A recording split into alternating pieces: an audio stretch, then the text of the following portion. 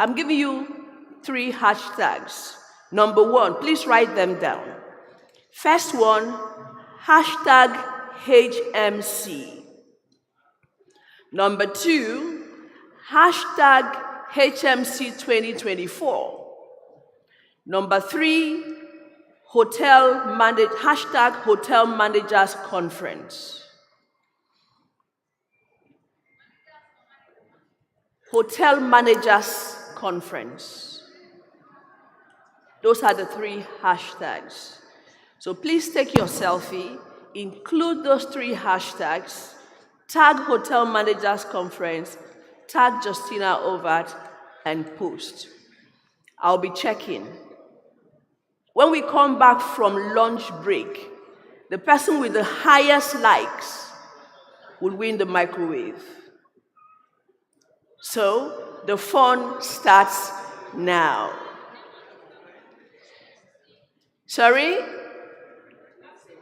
Okay. All right.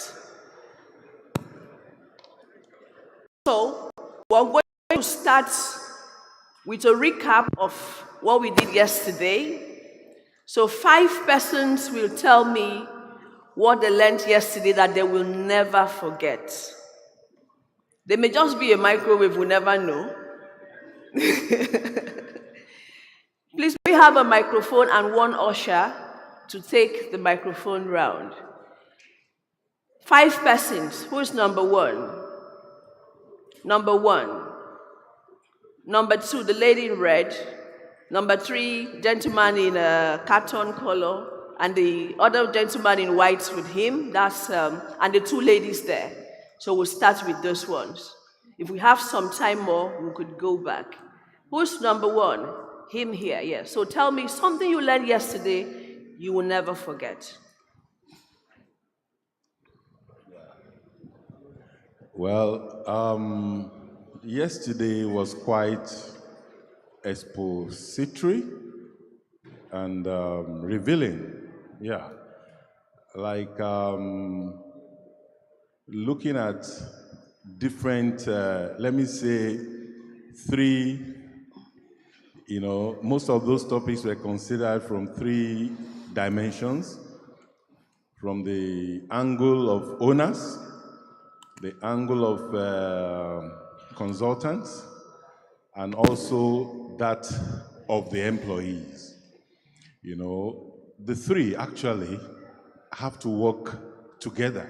That's right. As a team. And like I said, it was quite revealing.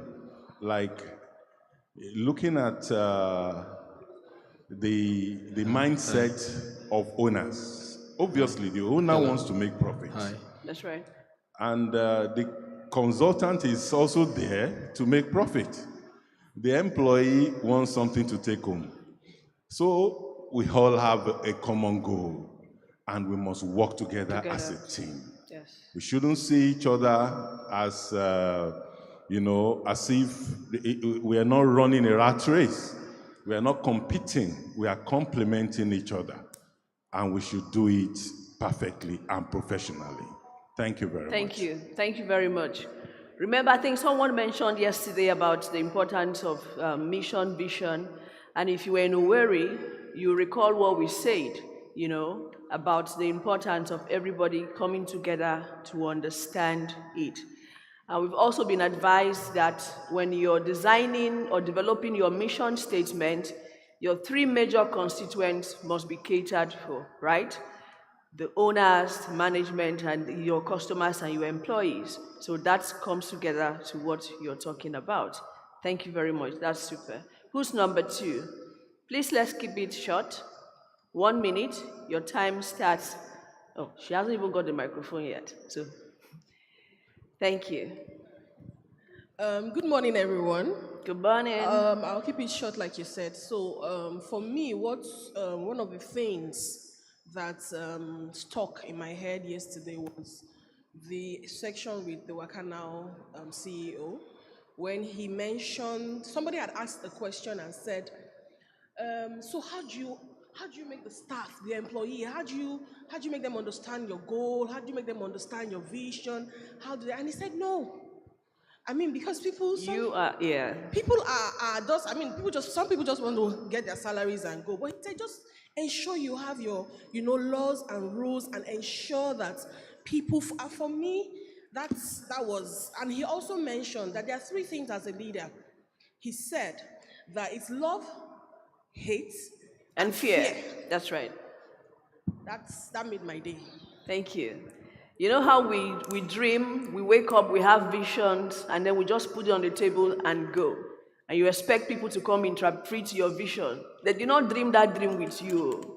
And then when your business disappears, you start blaming people. Thank you so much, ma'am. Who's number 3? Number 3 is over here. Thank you. My name is Matthew Adejo, and so much grateful that I am part of this conference this year. I tried it last year, I missed it. And this year I say, no how I will be here. The conference is so rewarding because having worked in the hospitality industry for quite some time, about 30 years now, I have learned so much, especially what the test we took yesterday. It opens our eyes, my eyes particularly, because you can't just dwell in general operations and you don't know much about the food and beverage aspect. In fact, all aspects of hotel operations are very, very important for any general manager to understand their terms, their concepts, and the operational methodology. I did enjoy what our tutor taught us yesterday. They were just new to me, as a matter of fact. And I'm sure most of us learned from there, meaning that I can dabble into food and beverage services, and I will do well this time. So thank you, HMC, for giving me that opportunity to be part of this conference this year. Thank you. Thank you very much. So that's how you people were passing those my quizzes yesterday. And now I don't even know who is going to win that dishwasher. Because you people came prepared. 100 over 100, 100 over 100. Can't people fail something, even small? Please try and fail today, because I need to identify someone who will win. Number 4, please. Yes, the gentleman in here. Good morning and a happy Sunday, everyone. Good morning. Okay, my name is Nestor Izuogo. I've learned a whole lot from this event since yesterday, but most importantly for me is the waiter's best friend, which I learned yesterday. So actually, I've actually been discussing that with my team since last night when we left here. Awesome. And some of the lessons learned from here.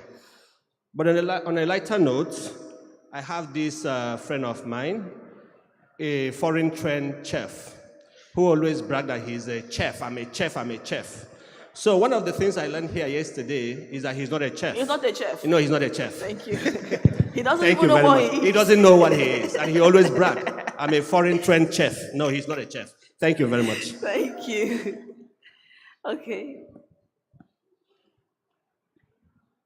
Yes, we have those two ladies there. Okay, one of my major highlights yesterday was the principle for delivering exceptional services to your guests, which are proactiveness, empathy, attention to details, creating high standard and good communication. And one of my major highlights also is surpassing your guest expectation is a great asset to your company. I'm really grateful for this platform, and God bless HMC Africa. Thank you. Thank you. Thank you. Yes, please. Good morning, everyone. My name is Emma Onyebuchi. So, I would say that I enjoyed yesterday. It was quite an experience, and I was happy and excited that I came. Then I learned a lot yesterday, and the topic I picked about was when they said, one of the tutors said that you have to be in your guests' shoes, to be able to experience what they experience, to be able to like change the things that affect the hotel and affects them and affects their experience. That's right. So I know where I worked before, it wasn't like that. We don't really think about the guests so much. We only think about our money and our money. So, and our space, like, did the guests destroy anything? You pay or you pay. So I learned a lot and it was a good thing. Thank you. Thank you. So now more than ever, the world is in dire need of empathy, not to talk of in the hospitality industry. If you just manage to slap somebody, the person may not get up, and then a guest comes to you and looking for that tender, loving care, and you start saying, if you break this, you pay. You do that, you do. Yeah, so come up with different ways to arrive at that same point, but using the proper words. We'll take the lady there in brown as the last person for our recap for this morning. Thank you. Good morning. My name is Maria. This is my first time here, and I must say I've learned quite a lot. Please, let's blow shekere for her. You know when you call radio station for the first time? Yeah, so clap for her, please. Okay, 2 takeaways from yesterday. I learned that it's a bad customer experience when a customer visits only once. That's right. Secondly, I learned from Mr. Femi Falebati, Falebita, that we should smile, greet, and then give a hospitality appropriate compliment. That was so instructive to me. Thank you. Thank you. You like it or not, hospitality is experiential. So if you're not selling experience and people are not willing to come back for it, then maybe you're selling a boarding facility or boarding school or boarding house or something. Even those now, people look for different ways to make it some kind of an experience. Please, a round of applause to everyone who has given us some recap of what they learned yesterday. I'm sure that everybody learned something, and please be sure to write it down. How is it going with the selfie challenge? How many persons have posted? Selfie challenge. Okay, all right, good. That's good. I would like to recognize the presence of the HMC convener's childhood friend, Honorable Tokumbo Toriola. He is the CEO, Folawale Consult. You're welcome, Honorable. Welcome. It's good to have childhood friends. Please, I'm looking for childhood friends. Anyone interested in being my child? I have to check your age, I compare it. All right, thank you so much. I'll quickly call on the convener to come up stage and appreciate some of our sponsors. After that, we'll go right into the keynote paper 2. Thank you.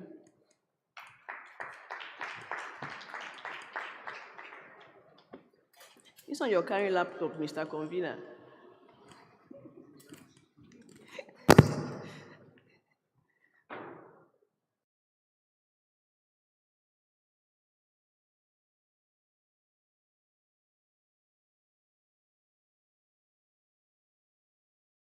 We are waiting. Okay. Good morning, everyone. I would love to say good morning in Kenya. Please, let's have the microphone to Lydia. Let's have good morning in Kenya. Please, let's pass the microphone. Then, Botswana, we want good morning in Botswana. We want good morning in Cameroon. We want good morning in Ghana.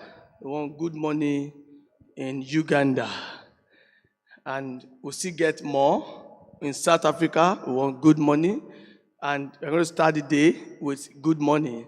I will say, you permit me to say good morning in Yoruba. Ekaro. All right. Good morning in Kenya. Habari asubuhi. Okay. Good morning in Botswana. Dumelang. Okay. Good morning in Cameroon. I will ask questions. You may win something. Bonjour. Good morning in Uganda. You might win something. So if you like, don't take notes.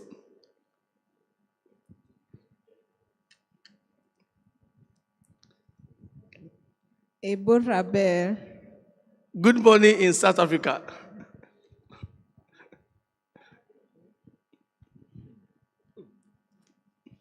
Goedemorgen, Sawubona.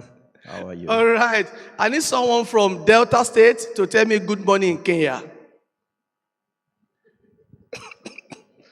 Okay, I need anyone that will tell me, a Nigerian that will tell me good morning in Uganda language. Okay, let's have you. I got this now. I didn't say Ebola. You can't Ebola or what? You can't tell me that. Okay, I need a lady that will tell me good morning in Botswana. Have you seen how you are? Don't disgrace me. Botswana. Nobody. Oh yeah, let's have you. Good morning in Botswana, and I'll start what I'm here to do. Okay, we have, where's our Ghana representative? Is he in the house? All right. I thought I had a Koambe. Is that correct? Okay, let's have good morning in Ghana, where we have our Ghana representative here. Is she from Ghana too? Please bring the microphone to the front. Okay, that's one of our country. Please go back. I'm seeing the other. Yes, non-Nigeria is there. I've seen one non-Nigeria there. Yes. Please, which country are you from? India. Okay. Please, can we say good morning in India? Namaste. Shubh Prabhat. Okay, let's have good morning in Ghana. Okay. Okay, there's another person there. Which country are you from? Philippines. Oh, Philippines in the house. Put your hands together for the Philippines. What is good morning in your language? But look, I have been here for almost 3 decades in Nigeria. But in Philippines, we say magandang umaga. Magandang wanda. Okay, let's have good morning in Ghana, our friends here. See, you can win television if you can say good morning in all the country here represented. You can win a plasma TV today. God will help you. Good morning in Ghana, our big friend, West Africa. Well, it depends on the language you want to speak, but the most popular language in Ghana is Twi. So I would say Mema Wanache. Mema Nache. Thank you. So we wrap it up. Thank you. I wish you luck. If you can actually tell me good morning in all the 10 African countries and other countries of the world, you might win a plasma TV. Terms and conditions apply. You see that word? Don't go there. All right. I want to say, I want to quickly appreciate all our partners. People were saying, oh, let's take a picture with you. Let's do this. Forget it. It's not me. It's not me. I'm not sure I'm doing 10% of the job. It's not me. Don't get it twisted.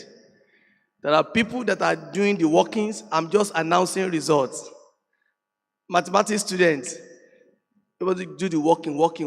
And you just go and peep and see results and just announce it. They say 2 plus 3.4 square root 5. Somebody is doing workings. You are waiting for what? The result. You just say, oh, it's 2.5.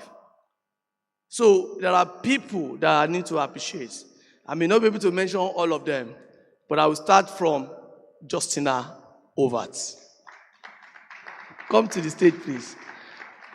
Please, in all you do, before you leave this world, get yourself a Justina Overt. I won't say more than that. See, you want to go far? Get yourself a Justina Overt. You want to become great in life? Get yourself a Justina Obert. Thank you very much. Please stay. Let's have Kingsley. Please wait, please. Please wait. Mr. Kingsley, yesterday, he was a acting husband to my wife. He just said, you cannot see Mr. Gbenga now. Whatever you want, ask me. In fact, he practically took them for the lunch downstairs yesterday. He said, come, follow me. Put your hands together for Kingston Hospitality. The worry man. Is Mr. Excel in this house? Excellence Hospitality. Amazing personality. Okay. Do we have Mr. Allen in the house? Mr. Emmanuel Job in the house? Please come forward, please. Do we have Mr. Fortune in the house? All right, please come, Mr. Fortune Okoro. All right, put your hands together for these amazing people. Amazing, great people, great mind. Great, I mean great. When I mean great, these are people. Do we have Ujime Udoita in this house? I was about to send him flight tickets, and while I was struggling to do that, he told me, I am in Lagos. I enter road. I said, what? You enter road? He said, yes, I'm in Lagos. Tell me when to come. Put your hands together for my friend of 23 years. Someone that received me in Akwa Ibom State, Ujime Udoita. Put your hands together for this amazing. It's Mr. Xavier in the house. I have a picture of him I would love to show. Xavier Udo, the big consultant on this project. Branding, printing, he handles everything. I don't know, I'm going to be waiting for this young man. If you don't mind, give him a standing ovation. Please, can you please stand up and receive, let's please stand up and receive Xavier Udo. He's the brand, in fact, he's the event manager. He has not slept for 2 months. He has been awake, trying to, in fact, all of you that you are doing pictures in that place, these are people. Now I want to bring to you, I will keep that one for now. You see this young man? Everything, you are looking pen, you are looking gold, all the branding, all the printing, all this stage, they conceptualize all. The area you are snapping pictures, they have to do it over and over again until they got it. But can I shock you? God gave me a friend, a young friend. And coincidentally, he actually married from my community. Please sit down. He married from my community. And the way we even met, I met him through his brother. His brother were together in SRK, BSF. And I was asking his brother that I need someone that can do my graphics. He said, he has a brother. So we exchanged numbers. All the projects we have handled together, from Idere Youth to Tojum to Hotel Managers Conference, has been amazing. I want to bring to the microphone, or let me say to the stage, the brand strategist of Hotel Managers Conference project, Ara Graphics. Is he in the house? I'm not sure. He's still working on our certificate. He's still working on the branding, all the logo you are seeing, the branding of the brochure, the branding of every branding we have posted. On this project, we created about 800, we created about 2,000 graphics for this project. You know, you are aware of that. We created about 2,000 designs. He did all that. Please remind me to really appreciate him. I cannot mention everybody. We have Matthew from the north. Is he here? He's a PhD student. Hello, are you here in this house? Mr. Oh, please come. These are my friends from Akwa Ibom State, and they've stayed true with me. They've stayed true with me. The numbers are many. Where's we've mentioned your name. Mr. Excel, please come to the stage. These are people that said, no, we will support you. Put your hands together as we welcome Mr. Excel of Excellenso Hospitality. That is the true nomadic hotelier. Bendita, where is he? She's busy. That one, LOC is separate. But Olga is amazing. Is Olga in this house? Where is she? Can't even be in the house. She won't be around. All right. I want to say thank you to these people because God has given In fact, God gave them to me. I can't even finish the list. These are people doing the workings. I'm just announcing the results. I want to say thank you. I want to say thank you.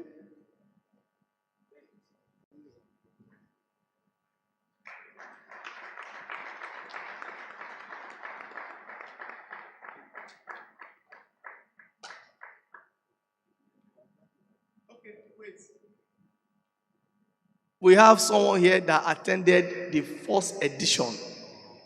The first edition when we did not even have an idea of how the project will look like. Emmanuel Joe. Take a picture. Right.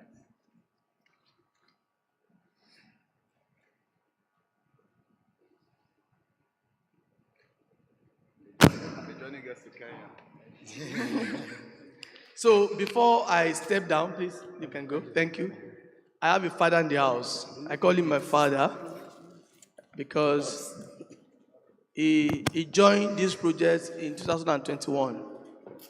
And he told me in confidence that I love this project and I will give you all my support.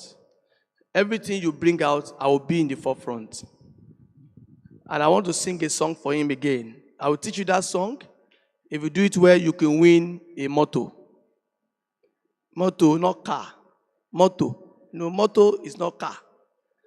Baba o, Baba o, Baba o. Ọlọ́run dá bàbá sí fún wa. Baba o, Baba o, Baba o. Ọlọ́run dá bàbá sí fún wa. I bring to this stage my father, my mentor. Every decision I take, I must call him first. And even if he's not free, he will call me and say, call me back. The first professor of hotel management and tourism in Nigeria, Professor Wasiu Babalola. Baba o, Baba o, Baba o. Olúwa dá bàbá sí fún wa. Baba o, Baba. Please come. Oh yeah, Olúwa dá bàbá sí. Ah, Baba o, Baba o, Baba o. Olúwa dá bàbá sí fún wa. Baba o, Baba o. Olúwa dá.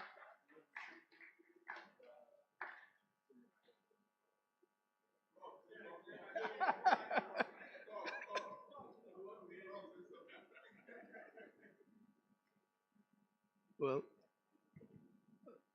thank you so much. Good morning, Africa. And it's wonderful to be here. You see, sometimes in life, you are only a reflection of other people. And the world may look so interesting around you. You don't mean the world. You are only the world to what it is to the people around you.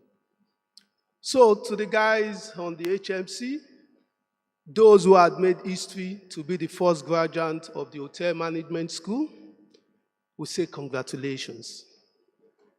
We want to say thank you, despite the pain, despite we turning 2 hours to 4 weeks, and despite someone having to hide in the market to attempt our examination, we say congratulations to all of us. This is hospitality, we'll keep to our words. And it's so interesting that one thing that has kept all of us, most of the people that have helped me through to where I am, I'll tell you, I was just nobody. But God planted some few people who are not afraid, not that because they are not great on their own, but because most of us are not interested in standing in the front, because we can be greater while we stay in the back and allow others to take the shine off us. I want to appreciate my mentor, The person I went to when I got tired of paid employment, and I said, today I want to be a consultant. And he looked at me, he smiled. He went to his chef and he brought a book, How to Be a Consultant. He signed on it and he said, this was the book somebody gave me and said I should go and eat. And I'm giving it to you. I have nothing else to give. Alhaji Dolan Bankole. It's not here. I'm sure it's on its way. But I'll tell you, there are some people who are there to guide you. Very simple, easygoing. They are not afraid, even if you are going to outshine them. They will tell you, your success story is ours. I want to appreciate, it's now, you know, there are usually immediate past minister, ex-minister, past minister. So this person has graduated from immediate past to past. That is Pastor Dayode Suba. I'm sure he should be somewhere outside there with his wife. When you see the wife, you see him. So I can't see the wife in the hall. So I want to say thank you. You know, sometimes you can be your father's senior. It happens. So I also want to appreciate my father, who I'm his senior, the current chairman of the Institute of Hospitality, Mr. Fali Bita. We met briefly, and it has been a wonderful experience. Thank you so much. Actually, I am his senior because I'm the immediate past. So please, I'm introducing my father, my junior, Mr. Femi Fali Bita. And I owe everything to two people, and I'm going to end with a story. The first person happened to be, he's not here, he has just penned down, retired, Mr. Iyade Adedamola. He was my lecturer, and when I returned back from my HND then, I was trying to become a chartered marketer. And he was the first Nigerian to be, the first hotelier in Nigeria to be chartered by the Chartered Institute of Marketing in the UK. And I said I want to also be chartered. And at the point, every one of us will have a dark side. I was cash strapped. Then lecturers are earning less than 6,000. I got to know because most of the time he sent me to the bank to collect money. I know when the salary drops. And this year I was supposed to write about 6 papers, 500 naira each, 3,000. And I went to myself, he said, how far to exam? I said, I don't have the money. And he wrote a check. He said I should go and help him collect money. I trekked like 2 hours, about 2 kilometers to the bank, 2 kilometers back. Because he said he doesn't have money to give me. Actually, he will not even give you money anyway. You have to go and come. And when I got in, he handed over to me 3,600. And I said, for what? He said, go and pay for your exam. Make sure you don't fail. I've never failed in my life. That was the first examination I failed. A course because I used another person's money. And the man said, you must go and look for money and do it because you can't waste my money. And I can tell you that singular thing changed everything about me. It's just a small 3,600, a fucking 3,600.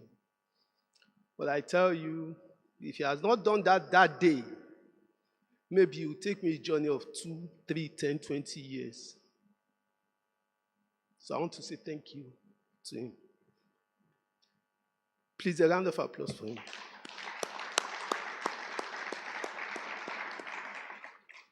And I also want to appreciate somebody so interesting.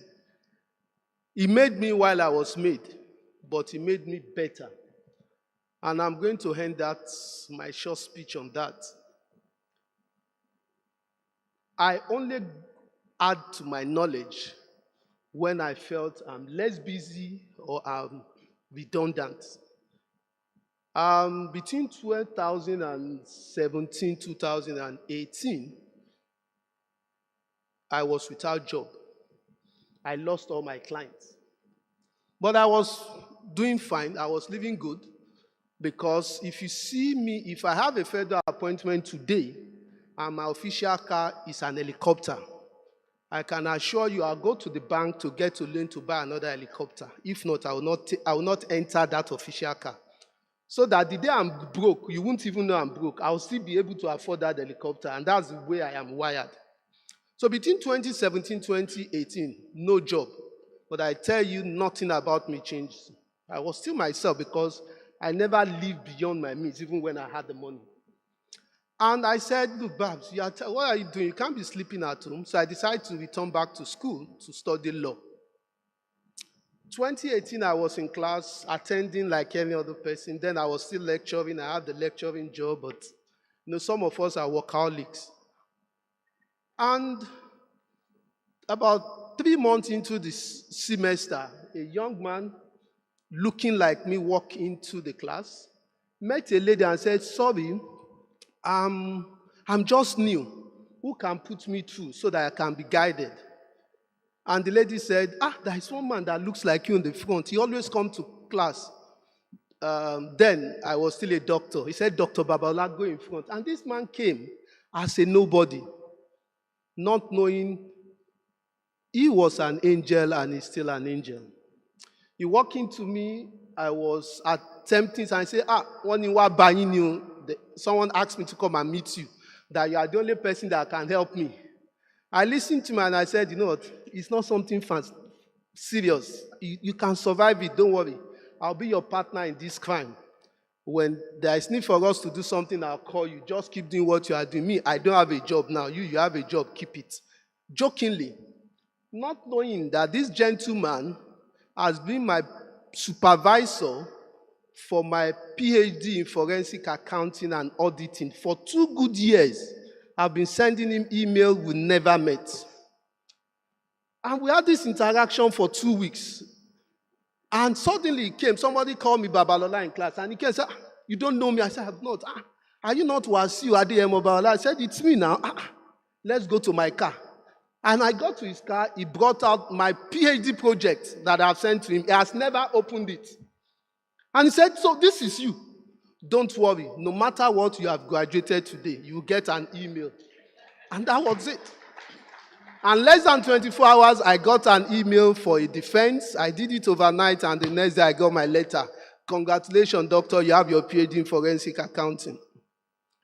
Now, this man was almost dropping. I was saying, no, Prof, don't worry, we'll do this together. We graduated. Yes, we graduated. He had 2-1. I had the first class. But when I said I was tired, this man used his money. He paid for my LLM, not in Nigeria, in the United States. And last year, both of us graduated with a distinction, Masters of Law, Estate Planning and Management. As if that was not enough. We're getting the letter. The next thing I saw, I said, look, you have a letter with me. He paid for my PhD form. And he said, this is where I'll stop. I've given you admission letter. Go and look for money to do your PhD in law. Now, I have to tell you this story because you don't know how influential the next person to you is. You are a GM today. You may be a contractor that will be on the other side of the table. Be fair. Do unto others what they want to do unto you. And please be yourself. Mr. Sunday, I've just told you the philosophy behind who I am to you. And it's not something fantastic because you are a bit, okay, I'm taller than you. I will do same to the next 1,020 million people I'll be meeting in this world. Congratulations.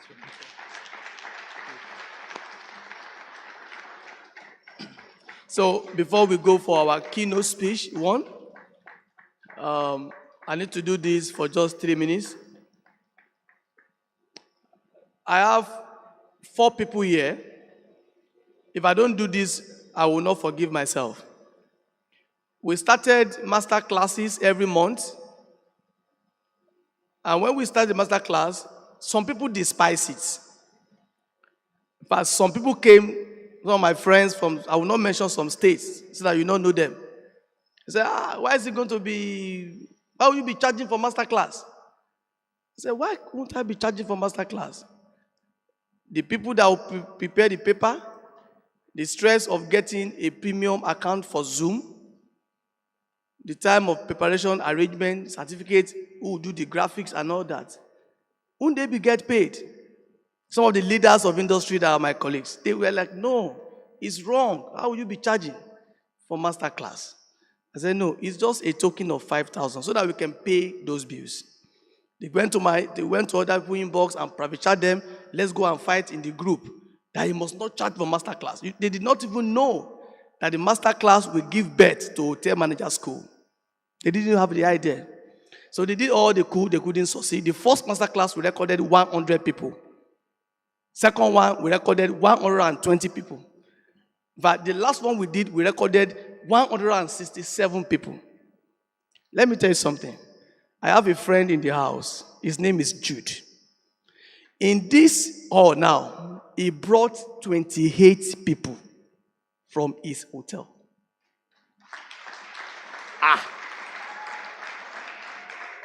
No be did you be that? How do you convince your owner that you want to bring 28 people? Yes, you have 5 branches nationwide. 28. Over 2 million. He now say, okay, apart from that one, I want to sponsor. I said, sponsor how? 28 people already. You still want to? He said, yes, I want Elomas to sponsor. He still gave me 2 million naira.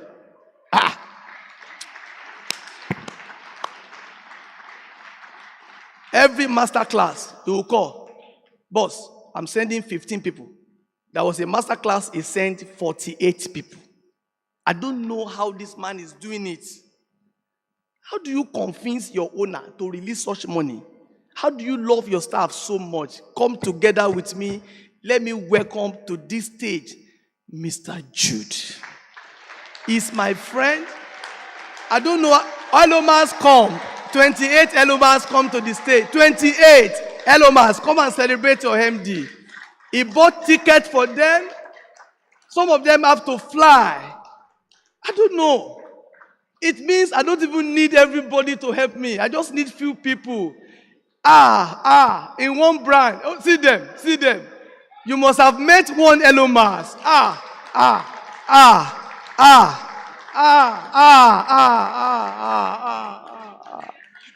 We got millions for Elomas to support this project. Millions. Some of you are struggling with 20,000. You are still begging me for discount on 90,000. Thank you, sir. We love you, sir. Sir, next year you bring all our staff. Don't push me. One brand. Yes, sir. One brand. Sir. Pull that stunt that he will support with his good office. This project must not die. And he defended this before the MD, before the CEO. And not that alone, he said he will still want to sponsor and have exhibition. How am I going to thank this young man? When somebody is struggling to pay 90,000, somebody is looking for how to help me. I will not talk. I love you. Thank you, sir. Thank you, sir. Thank you, We sir. appreciate you, sir. Amen. Amen. We have something to present to him. Where is he? Okay, that will be later. Let me bring it. Okay, bring it.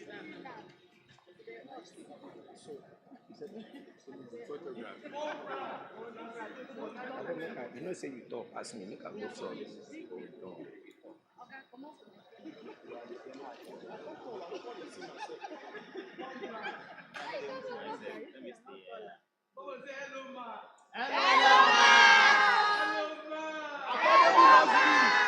Affordable luxury. Please, you can stand. You can go. Okay, wait. Sir, we wait for our boss. Yeah, there's something I want to say to you. Allow. After this, you go. One brand. One brand. You don't need everybody in this world. You don't need everybody. Just need one brand. Don't forget, you don't need everybody. Please, this is from your staff. He bought tickets for some of them to fly. Some of them are flying for the first time.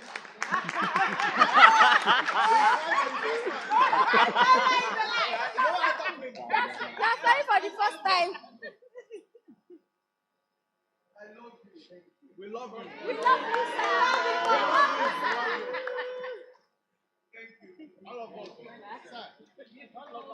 that one, sir. Happy hour.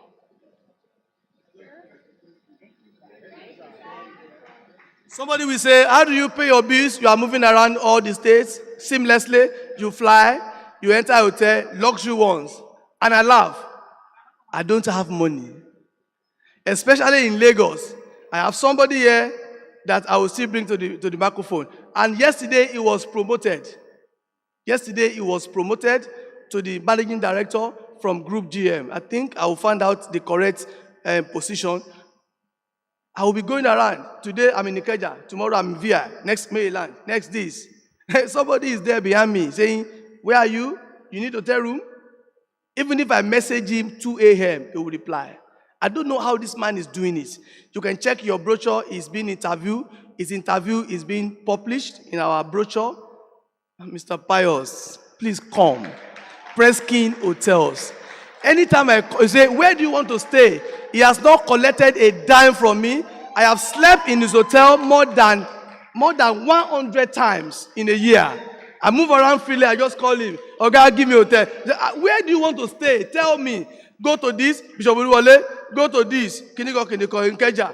I love you. They made this project easy for me. And he's here with his staff. Please come. Preskin, please come. We have 10 of his staff here. 10. Preskin Hotels. Be fast about this because we have to do some other things. Preskin Hotels. Please come. Let's celebrate this new promotion.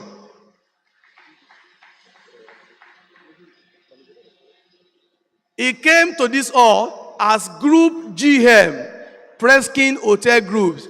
And yesterday, he got a promotion to become Managing Director, Preskin. Congratulations. We are celebrating this. Please come. This is now the Managing Director of Preskin.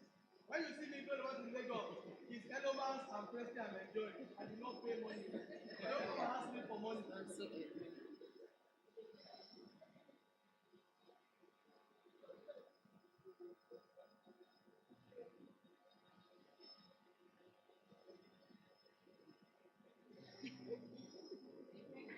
Okay, I think I will do it again. Please, I will do this again because I will bring Dr. Ebby here. There's something she did I didn't believe. From Port Harcourt, she bought flight ticket for 4 of our managers. 4, to and fro. Flight ticket of minimum to return 320,000. Put them in hotel, a night 55,000. She used her good office to help this project. And that will be my next edition of appreciation. But before time, see Dr. Ebby, my mother. Stand up. Thank you.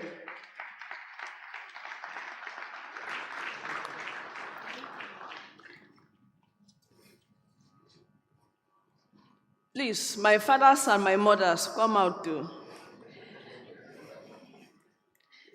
Funny thing is, I'm about to disown somebody, and he knows himself. He comes up here and tells people so many things and forgets to tell you that I'm his twin sister. As of this moment, I am no longer the twin sister to Professor Wasiu Babalola. Have people heard? Leave me alone, I have hot temper. Prof, I have hot temper, leave me alone. You are not coming to hold this fight. Thank you so much. Please. Okay, thank you so much. I recognized someone earlier, and I said, wherever you see the wife, you will see him. Ladies and gentlemen, Pastor Adedayo Adesuba. And his wife is right behind him. And the wife is behind. You see, when you see a successful man, the wife is always behind, not beside. And that was why he won yesterday, is the strategy. So please come with your wife. Let her stay behind you. You will win something today. That's the strategy.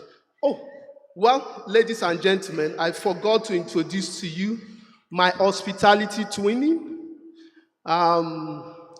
We met on the field. At a point, I was like competing with the husband. The man had to accept his fate. Although I am not yet a stepfather, But ladies and gentlemen, our compare, a super wonderful lady, JustinaOvat. You can have the stage. Thank you, Twinnie. How do you getting down? Thank you. Bribery and corruption.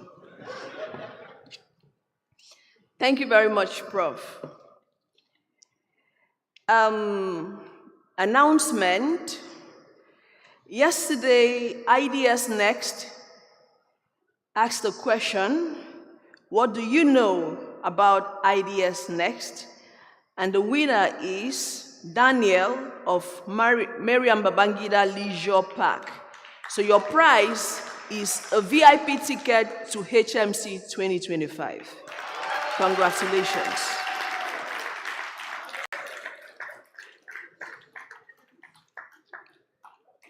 Please, Elomas. Elomas. I'm looking for work. Oh. What do you mean you know if you pay me? You've not even heard my price yet. That's how you people spoil somebody's shine. Ladies and gentlemen, we're going to be having our keynote 2. And of course, our speaker is already here. We'll be talking tech-driven hospitality, a gateway to excellence. Ladies and gentlemen, boys and girls, the Group GM Continent Hotels, Mr. Carl Haller. Welcome, sir.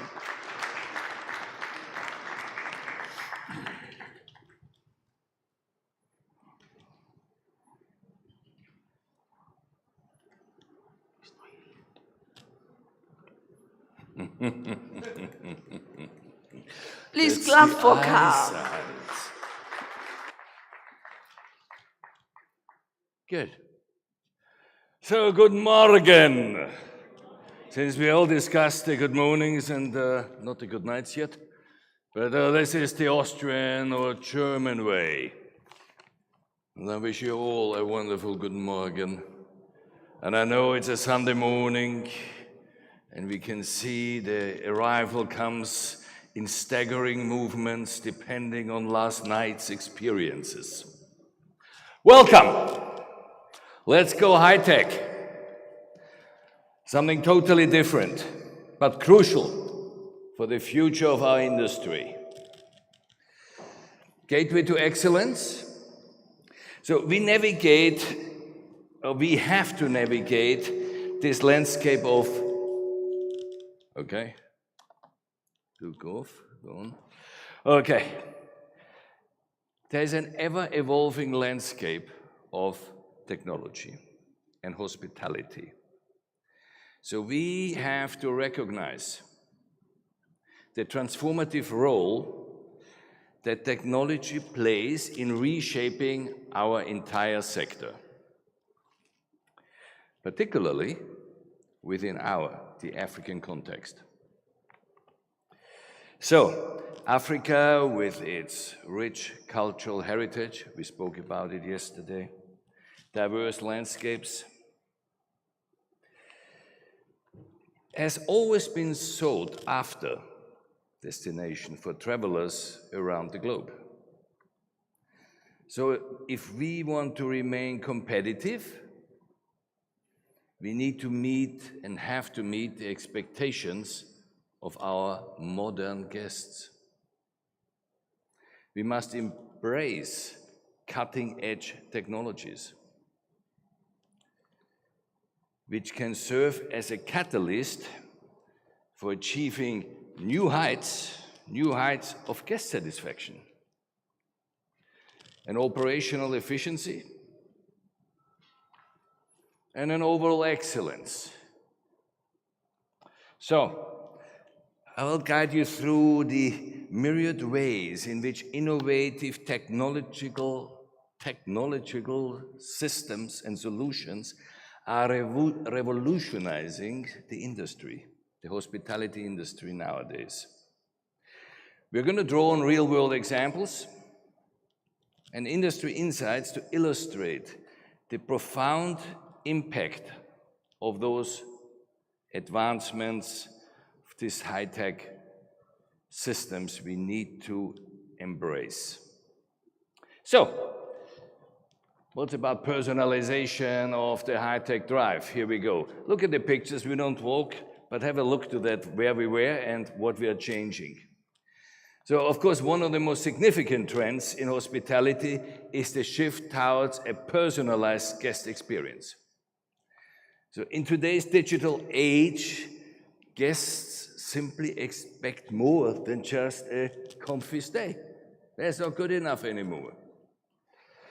They seek experiences tailored to their individual preferences and needs. So by leveraging our data analytics and artificial intelligence, the famous AI, we can gather very valuable insights into the guest behaviors and preferences. And of course, we can use this information to create a highly personalized experience. From customized room settings, tailored recommendation for local attractions, and the dining options. So for instance, imagine we arrive in a hotel in Lagos. The room temperature is already automatically adjusted to the guest's preference. Their favorite music is playing softly. And the welcome message is on the TV screen. So this level of personalization not only enhances the guest satisfaction, but it also fosters the so important guest loyalty. And what we're all hoping for, there was a talk about the one-stay guest only, the repeat guests. So then, when we go to the smart room technologies, there's another, it's very exciting when you look into these developments which we can embrace within our sector. And these technologies, they encompass a wide range of innovation. From a voice-activated assistant, an automated lighting, to the energy-efficient climate control systems. That means smart rooms not only provide the comfort and convenience for the guests, but they also contribute to our own, the operational efficiency and sustainability. So consider, that's Jambo to Kenya, the example of a hotel in Nairobi. They have implemented smart technologies. The guest comes and can control the lighting, the temperature, the entertainment system, with a simple touch of the mobile. Additionally, you have sensors that detect when the room is not occupied, and then they automatically adjust your energy consumption,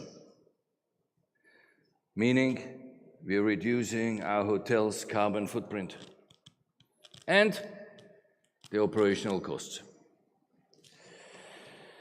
So that takes us to the guest engagement platform, the guest journey. So these platforms are transforming the ways we, the hotels, are interacting with the guests. They include the mobile apps, the famous chatbots, social media channels, and they enable a seamless communication and engagement throughout the entire guest journey. So, from the booking, meaning you make your reservation, to the check-in, to the post-stay feedbacks, they provide a very convenient and efficient way for guests to interact with the hotel throughout. So we have a luxury resort in Zanzibar. You use your mobile app and they offer you all these ranges of services. Room service, the spa booking, your diving or any other activity reservations you might want to plan.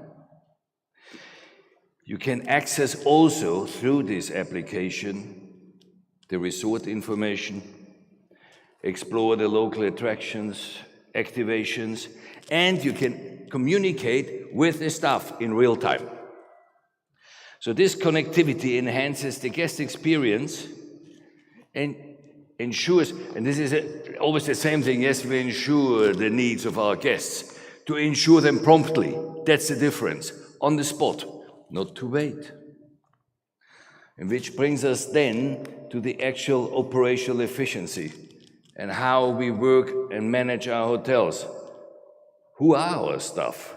Can they actually decide whether any guest demand or query can be addressed? Of course, this is beyond all the technologies. It's the integration of advanced systems and softwares. They can and will significantly improve the efficiencies operationally and the empowerment to your staff. So, you have PMS, the property management systems, you have the CRM, customer relations management, and of course, all the automated inventory management systems as well, to streamline your daily operations, they reduce errors, but most importantly, they enhance the productivity. So, we have a hotel in Lagos where your colleagues and staff members can use tablets to use it for real-time information, to access real-time information about the guest preferences, housekeeping schedules, or maintenance requests, directly, promptly. This level of integration allows our staff to anticipate and meet the guests' requirements and needs proactively, not just to wait. And again, it results in a seamless and very memorable stay. As we always talk about memorable experiences, the experience starts already after your check-in.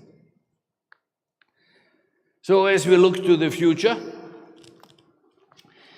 it is essential for our African hospitality industry to continue to embrace technological advancements. By investing into innovative solutions and fostering a culture of a continuous improvement, we can position us, all of us, we can position ourselves in the forefront of the global hospitality sector. So, in conclusion, tech-driven hospitality is indeed a gateway to excellence. So by harnessing the power of technology, we can create personalized, efficient, and sustainable experiences that delight our guests and set new standards for the industry. So let's embrace this information in a positive and open-minded way, change our mindset, show enthusiasm and vision, lead our teams accordingly, and together we can shape the future of hospitality in Africa and beyond. Thank you.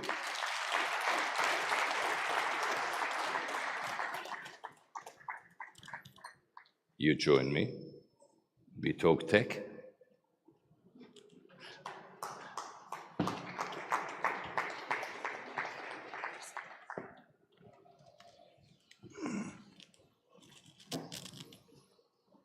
I should have chosen this chair before.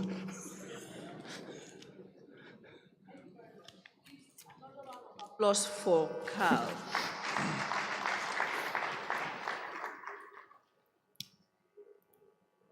We have, we can take 3 questions for him. Over there, over here. I'm waiting. Okay, there's one on purple, the lady over there, and one more person. Okay, let's start with you, sir. I think we'll get other people to join later.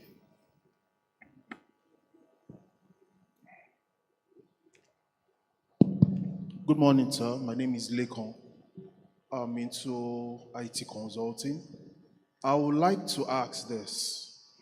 In a world of IT, just as you said, when you try to talk to an hotel owner that has little or no idea about IT, but has the money to build an hotel, and you're trying to ask him to put in 1 or 2 infrastructures for IT implementation, but he's finding it difficult to understand what you're saying, and he has a chief consultant, so to say, that has a limited idea of IT. How do you bridge that gap between them, based on your experience in hotel management over the years? Yes. I go straight. Yeah, owners are owners. They have the money. It's for us to manage the experience of an owner. That means if I go high-tech, I have to build it. I have to start telling stories to create understanding. So it doesn't come from one minute to the other. It's a foresight you have to go. It's not easy, don't get me wrong. But if this, and knowing most of the owners are very interested what the return is, has a return factor, then you need to start telling the story with captivating the actual monies which will come through. If it's a value-add system you want to push through, you have to take it further and see where your value-add will influence your occupancy or your rate, whichever way.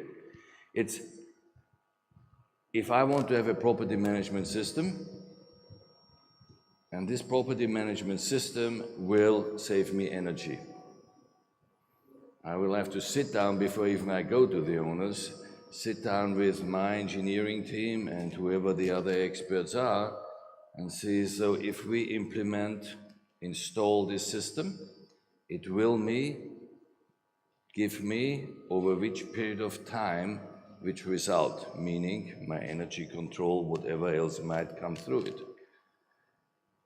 It might justify the initial investment because the heart attacks owners get when we present the first number.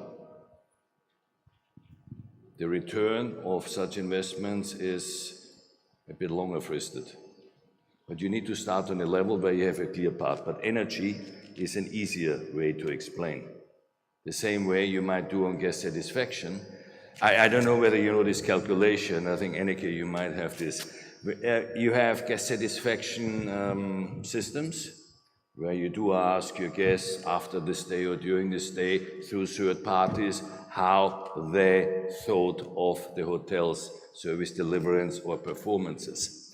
Now, there is a proven number that if you can increase your guest satisfaction ratings by a percentage, 1%, it will take your average room rate by a minimum of $1 up.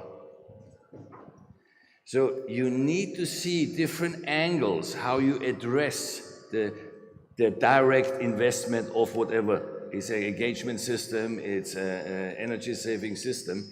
Somewhere, somehow, you need to find the sweet spot, and the sweet spot always goes for the owner to money. Answers the question somehow?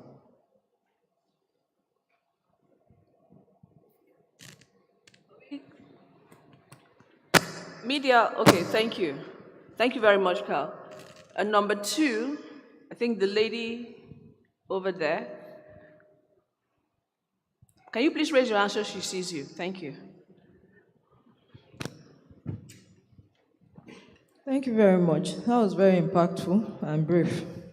But what I want to ask is, many hotels operating in Nigeria, they actually don't have this idea, and some of them are not making good profits.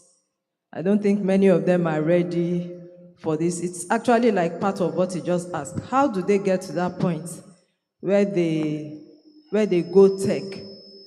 And is it something that would actually improve their profits if they work on it? Because many of them, the truth is they're actually not into it, and when you try to talk to them about a few of them, they are not actually buying the idea. So how do you get them to move from this point to the tech point? Thank you. So, number one, you need at least one person who believes in it within your operation. If you're all off the track and you don't want to do it, then you will not reach. So there must be somebody who believes. If you believe in it, you have to tell the story. In order to tell the story, what I do, I'm not a high-tech specialist. We have ideas, we have IDS here, we have LG here, we have specialists here. I look. Number one, I always do, and doesn't matter whatever, I Google. And I Google, what does this do for me?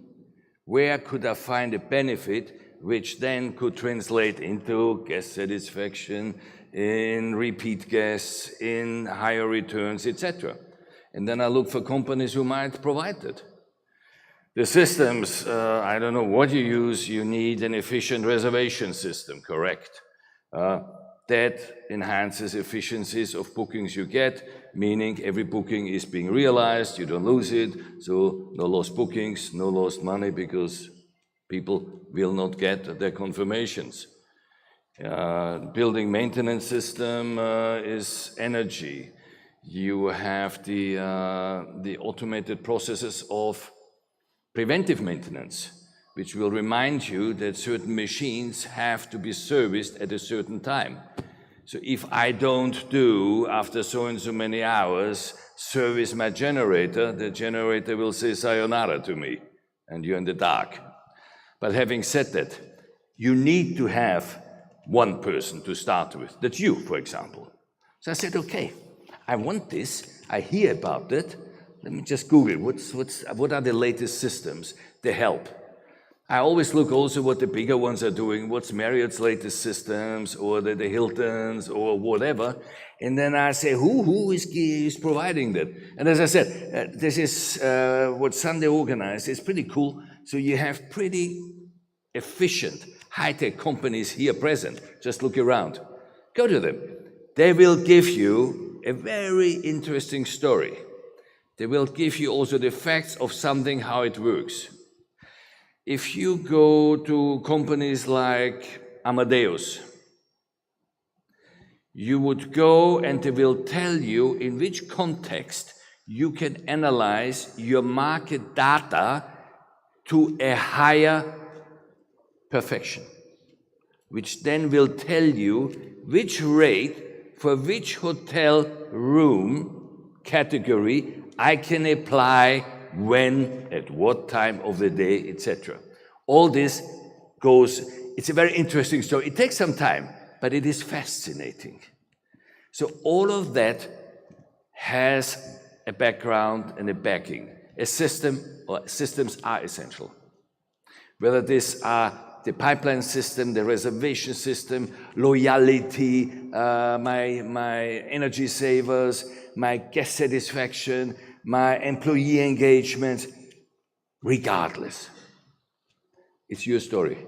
You lead, first Google, or give me a call. Thank you very much. Thank you so much, Carl. Putting emphasis on data-driven decision-making. Thank you so much. We have someone over there, but before the microphone gets, okay, she's already there. Please go ahead. I'll read this later. Thank you very much. Madam. Thank you, Mr. Carl, for this impactful presentation. My question goes thus. We see artificial intelligence and robotics being deployed overseas, and some of them are taking even the role of waiters, as in robotics take orders and they serve. And I know gradually this technology will encroach Africa totally. While I was coming in this morning, I saw just 2 receptionists at your desks, and it reminds me of how artificial intelligence and robotics would gradually take, the job of people in the hospitality industry. So, could you please shed light on what should hospitality workers begin to do from now? Because it's a question of time. Let me stand up. You got my soft spot here. I'm glad you saw 2 of our colleagues doing the reception, the others at breakfast. But number 1, AI, robots will never take over the function of a position in a hotel. That's right. We are, from what I said, we are personalized. We show empathy. We react directly, eye to eye. We know that a guest comes to you, to me, or anybody. They know why they are coming there. They're going to meet Mary or John, and I relate to it. Even nowadays, and it doesn't matter where you go, people have, is Mary there? I come. Can Joe solve this for me? Yes.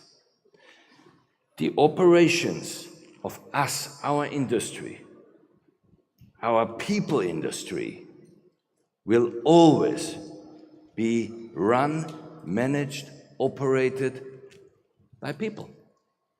No other way. But AI, I think AI is cool. The information, the data you can get, it's incredible. Some of you might be familiar with STR. That's sort of a competitive benchmarking, how you perform against a certain set of competitors you use. Now, AI on its own has 132 different sections they work on, get you intelligence from.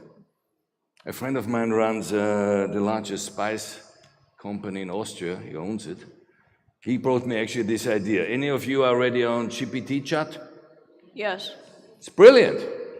What, do you think I wrote this speech myself?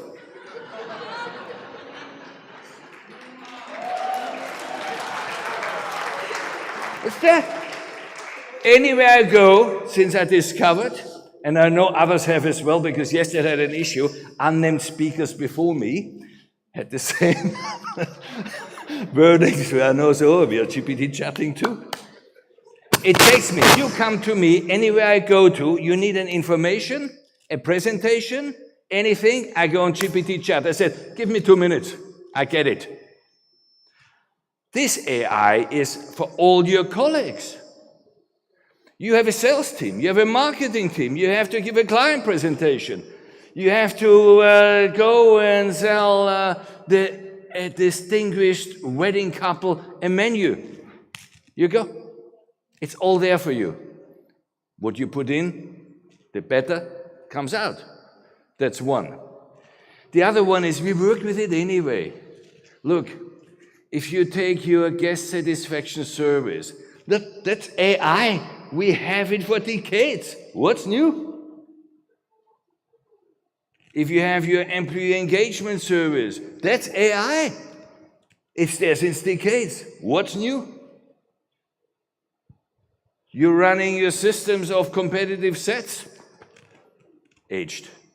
So, AI, the right usage to use the data and the analytics to the benefit of your operations, of your admin sectors, of your revenue or commercial sections, of your energy directions, and absolutely essential and vital. And it's evolving, and it's improving, and you can go with it. And if you can change your mindset, if you said, yes, I'll embrace that, I will not say, no, I don't know. We have done it always like that. Nah, that will cost money. You're already on the losing street. You need to go in and you have to show it to your team and to your colleagues, to lead this by example, to come to the lady there. It is you. You need to show the interest to do so. Nigerians have one amazing characteristic. They're hungry, eager to see new experiences, to go further, to learn more. They embrace it. I went to, there was a statement yesterday, Nigeria for the last 10 years, I think, has never been anywhere represented. So I went to Meetings Africa in Joburg the other day, and there was one day data, etc., AI, key guys around there, and I went to him because it was good. And I said, why don't you come over? So I run this and that, I do X, Y, Z. Come over, I fly you over, and let's start this AI. You know what he told me? I said, you don't need this. In Nigeria, you have the best data scientists. There's actually a company called Data Science Nigeria. I'm using them now. Brilliance. The brilliance is in our own garden. And so, again, the people, we have to do something else with it. So whilst we have the AI and enhancing, and you mentioned it before, there are people we have to develop. It's not just we give them another booklet or show them this and that. There has to be a development program which has to be stepped, processed, tiered, to go into the individual and the teams, and of course what you have in your vision, what you want to achieve within your hotel. That is the development. That is, if you wish, the counter-argument to AI is develop our people to grow, to enhance their knowledge, to fulfill their dreams and career aspirations, to give them this help. On one hand, it might put migration to a certain hold. On the other hand, it will then enhance the image of an industry, the hospitality industry in Africa, but here now especially for Nigeria, that people will consider our teams to come and say, you want to have a good front desk agent? Go to Lagos, or go to Abuja, or go to Calabar. They have good guys. They have really good. They have a different training there. They have a different spirit within the people. The spirit has to roll and has to move, but only can do if you change your mindset. Because, if I may, there's something which is really, really bugging me. When you go, so I went to the Arabian travel market, go there, we got cool things, it's there, there's interest for Nigeria. Everywhere you go within here, we are our worst enemies. Because we always say, this doesn't work, and that's not good, and this. But we tell everybody. Have you ever heard the Brits, or the Germans, or the Egyptians, or saying, no, we are very bad people. We are not very secure. We have a lot of electricity problems. Please don't come. No, they don't. Here, number one part, when you travel, you will not believe it. Security is not the key issue. Because proportionally speaking, Nigeria is actually a pretty safe country, proportionally speaking. Keep this in your mind. If I care, is my friend from Nairobi there? I can speak that. I lived there for a decade. Nairobi is not as safe as Lagos, and I can assure you that.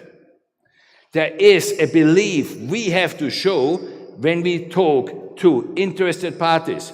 I go to a world travel market. I go to an association bidding. I cannot tell them, now don't come. You know, our security might be not up to your standard. No. We go. We have a good security. Look, we are 240 millions. What do we have? We are secure. The only question they would ask, how is your airport doing? Well, we're working on it. So we have every potential here. But if we don't become ambassadors of our own country, our entire industry is never going to fly off.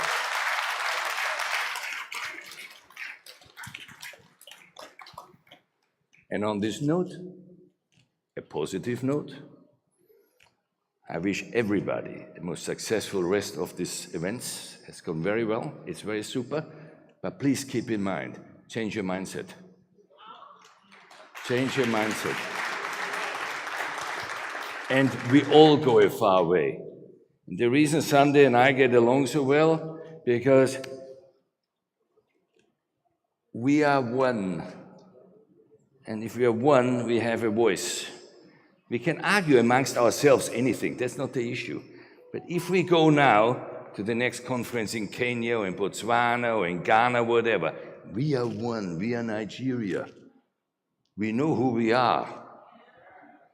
We are showing everybody this is one family, that's one voice, and we are simply the best. Just remember that. Eat the dust, here we come. But we can perform and outperform anytime. Thank you very much. There's one more question. So, this is from Bakari H.A. He appreciates you for the wonderful training, by the way. And then he asks, why is it so important to sign MOU with training institutions before admitting their students for internship, like the CWEST training? Okay, CWEST, I don't know. MOU, if I have an agreement with any school, that could be Lagos Business, it could be Wavecrest, wherever. Yeah, so you want to have an agreement, you have to sign an MOU that you have a common understanding what you want to do.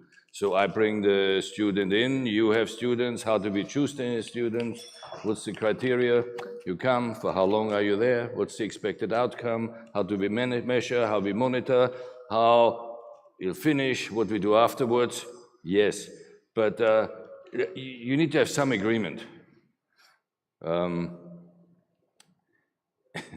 If I'm a football player,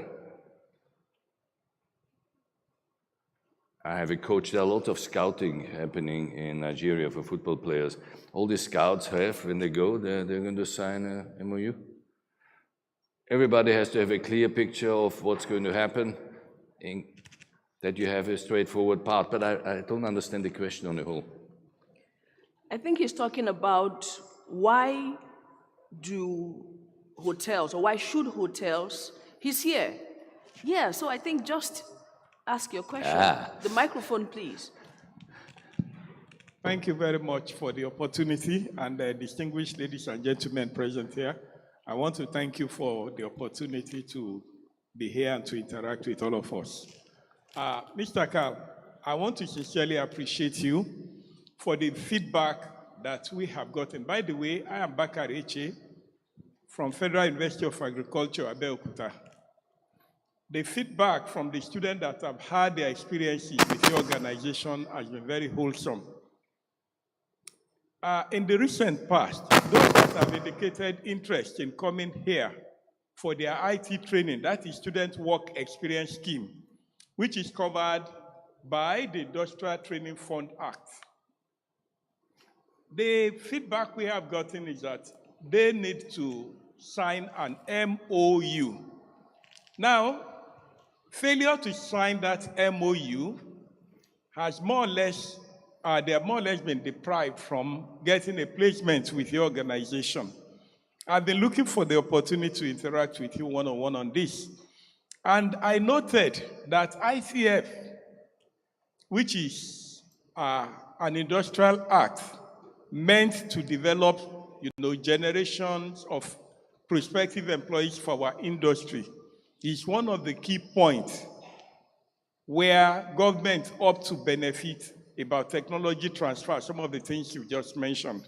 So I was just wondering, why is it so important for institutions like ours to sign MOU before students are admitted on IT? And if it is important, I think the engagement should be with the institution and not with the student. But that has not taken away our impression about the organization. And even before I'm meeting you now, I see my students, talk a lot about your motivational approach to encouraging them. Thank you very much for your response. Thank you. I guess I understand now. So the actual intern had to sign his or her own MOU?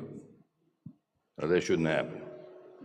So let's have a chat, let me know the details. It's the MOU is signed between the organization and the hotel or wherever they're going through, to which facility. It's not for the actual intern or student, him or herself. The only thing they sign is a paper that you are there now an intern, but not an MOU.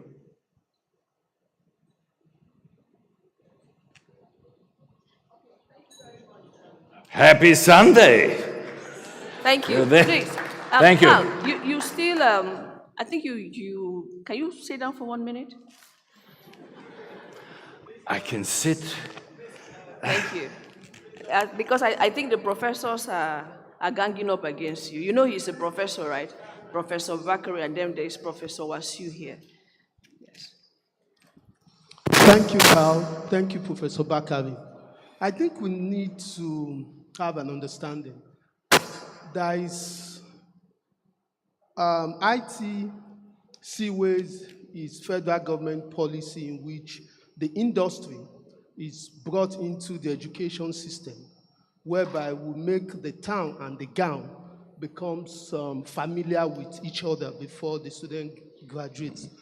But I think in hospitality and tourism, we're doing something not too good.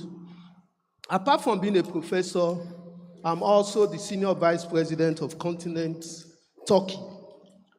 And what I did with my university is to get the industry sign an MOU with those organizations. And it's built the terms, okay? I'm going to give you a student after the student has done 48 months within the system. I will not send anybody that is below that standard. I will only send this, and the organization also gives. Some said, okay, if you give me up to 10 students, I'll give you accommodation. Some said no accommodation. And I can tell you, all the students in my faculty are 100% engaged. The school assigned them. They don't even go. I'll just do a no because I have an MOU. Now, while we were in school, because they are government school, nobody bothers. Mine, I'm bothered because I'm a private school. I need to take care of my kids. But the government school will tell the student, go in and look for where to work. And I think it's high time professionals here will let them know if they are not organized, we will not take them. Nobody, no law student, in fact, no nursing student will go to anywhere to do his or her internship without that university signing an MOU with that clinic or hospital. In fact, the institution will pay those hospitals for the internship of the nurses, MLS, doctors. So we are not saying pay us for your student to have internship. But I think as industry practitioners, we need to make a firm word. I will not take any student from any university who does not give me that recognition to come to me, sign MOU, so that I'll tell you, look, I will only take your student via A, B, C, D. He said no. And I think it's a very interesting. Thank you for doing that. And I've started doing it because I know it is wrong. I am there and I'm changing my own system. And I think we should all take a word from that. Because if we don't, we keep complaining those students are not too good enough. We should be able to do MOU and say, look, send me students, I want to interview them, simple arithmetic, simple English before I admit. You giving the student to move around the town and look, I think we should stop that nonsense. Thank you so much. Thank you, Carl, for doing that. I think it wasn't a question, he was just trying to add to words. So please, ladies and gentlemen, a round of applause for Carl. Okay. Thank you. Thank you. Thank you so much. Thank you. And thank you, Prof, for adding to that. Well, we were supposed to. Where's my quiz? You people want to win the dishwasher, Abby? Or should we change our mind? You don't want dishwasher again? You want dishwasher? Okay. Please, let's put up the quiz for tech-driven hospitality. Please log back onto your Socrative.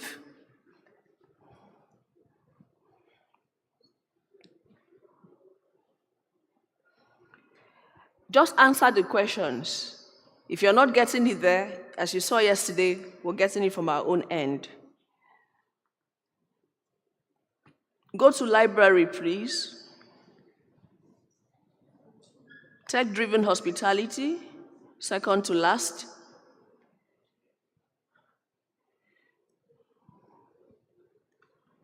No, go to lunch. Go to lunch. Lunch is over there, top left, yes. So quiz. Finish that activity, and then go to tech-driven hospitality now.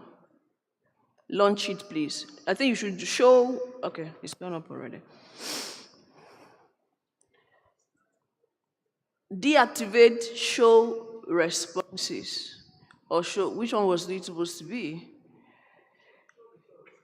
Yeah. Okay, remove show results too. Let's just see as the people are coming in.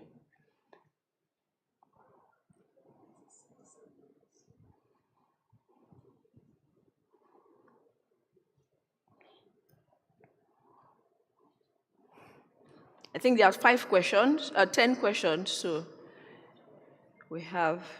While we're doing this, our next presentation is employee engagement and training, but Dr. Pinda is not available, but we're going to do something really short during his period, and then we'll bring back our lead speaker to complete that time.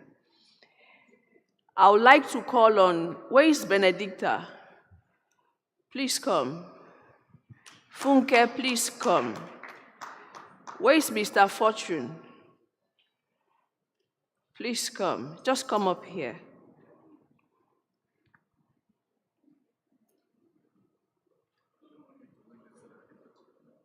Oh, you want to win? Please, just keep doing your. Sorry. I think we should have Jude too. Please come up. Please have a seat.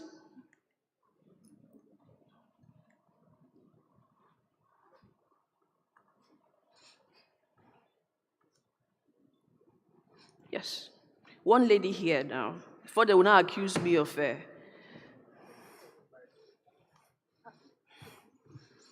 Thank you. So we're just going to be having a very short conversation. Please let me have time here. Just give me 20 minutes.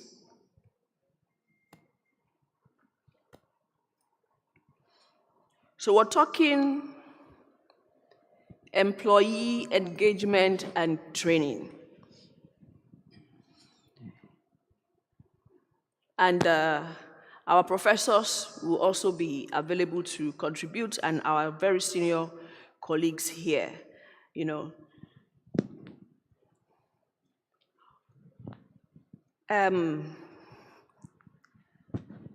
don't trust this stage so much. So Benedicta, wow. Good morning, everybody. Good morning. How can we, everybody here today, go back and get their employers, you know, to do what Elomas is doing? Not typically, you know, just how, yeah, because there's something he did. I would have asked him, you know, we'll still get to that, but how do you think he arrived at that? Then he can talk for himself, but what do you think? Okay, I think first we have to discuss or just kind of define employee engagement. Okay. So this would be how committed or how involved your employees are to the company and to helping the company achieve its goals. And I don't think businesses get there just like that. Elomas is a good example. There are different things you do as an employer or as a company that unlocks the engagement of your employees. And like she said, what do companies need to do? First, you have to recognize and appreciate the people that work for you. If someone is doing something really good, you have to let them know that what they're doing is good and then show some sort of appreciation. And as we discussed at Owerri last year, there are so many different ways you can appreciate employees. Are you giving them extra leave days? Are you giving them some perks? Are you celebrating their birthdays? There are so many different ways. So recognition and appreciation is one. Training is another way to get employees to be committed and involved in what you're doing as a business. And I think for Elomas now, if they have an employee, if I worked there, it might, I don't know what the other things are that are going on in the business, but it might be very difficult to leave a company like that. Because if you come in at a certain level, you are going to be exposed to so many different trainings that will take you to another level. So that might just be one way. Training is a very, very important thing that you can do as an employer to get your employees committed. I think the other people will speak on the other one. Okay, thank you. So, Jude, now you have brought 40, how many? 28. So how do you convert that? They are here now, they will learn. How do you ensure that what they have learned, they are able to put it into? What measures do you put in place to ensure that what they learn from HMC, the hotel benefits from it? Well, as we are sitting here, it's different from the real operations. If you are here, I always say, I will give you opportunity to learn. I won't condemn you on things you don't know or things I've not exposed you to. I'm exposing you to certain things so that when you come back home, you will realize that my approach to you when you were not taught will be different from when you've been taught. So everybody here knows I must not behave the way I behave on Friday when I get back to work. So you've been given a tool, which is learning new things to operate. And to them, they know it is even better for you not to attend. Because if you attend, you're owing me. I must see it in your performance that you've attended something, that you listen to Mommy Gio, you listen to other persons that are very good. So if I call you and I say you are attending the training, you're in trouble already. So it is also good after giving them the training, you give them opportunity to perform.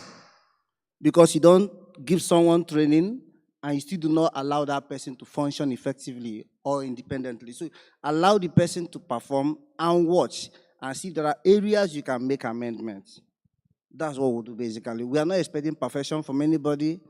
Someone said yesterday that nobody is driving your dream for you. They don't know your mission, they don't know your vision, they don't know your mission statement. You own it. They are only meant to do their job. Give them the job description and let it flow. Your dream, you can battle with it at home. Thank you very much. Thank you, Mr. Jude. So, Funke, you have a microphone here.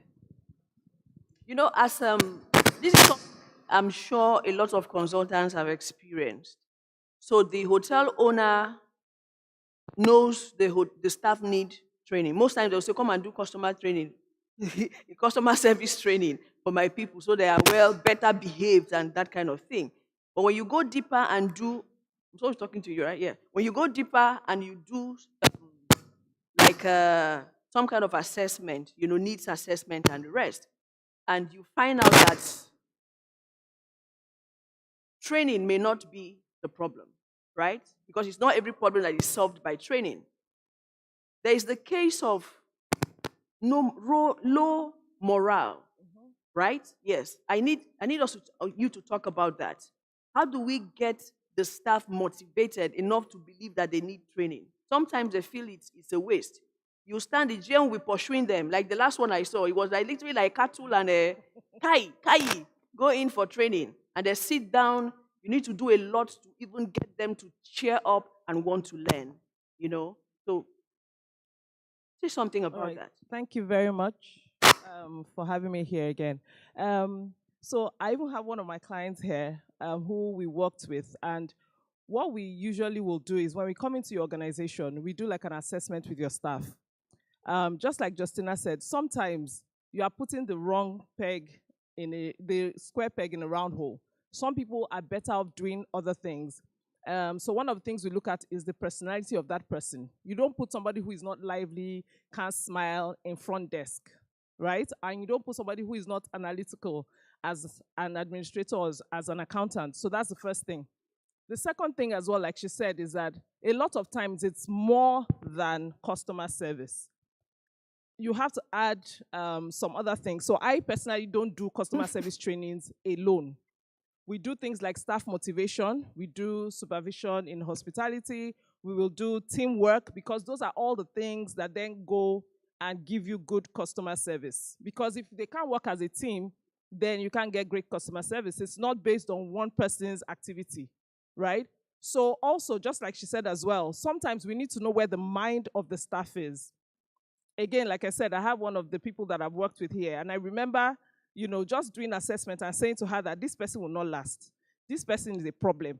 This person is spoiling the minds of the other people. And everything that I said, she can attest to it, was exactly what happened at the end of the day. Because sometimes you're talking to the staff and you can see the one who is saying, the management is not good, they are this, they are that. And then you're talking to them, you see the one who is saying, I'm just passionate, I want to learn.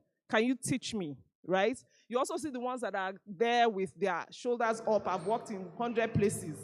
In fact, be wary of all those people. Be wary of the people that have their mindset in a certain way, if you know what I mean. People that are willing to learn and are happy to say, this is what the organization wants, this is what I will give. And I'll end with this as well.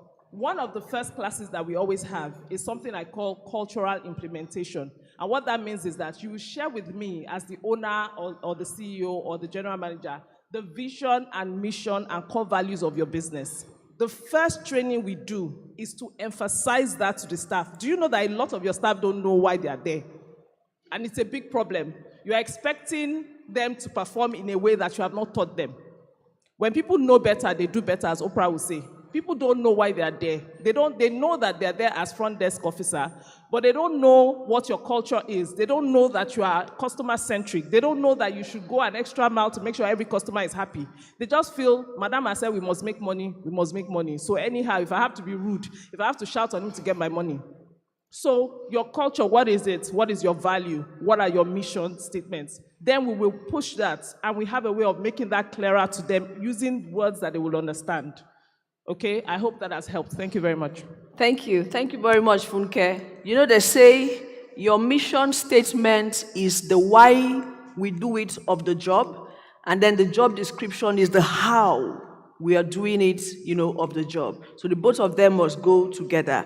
Develop your mission and extract your job descriptions from there so everybody understands what they are doing there.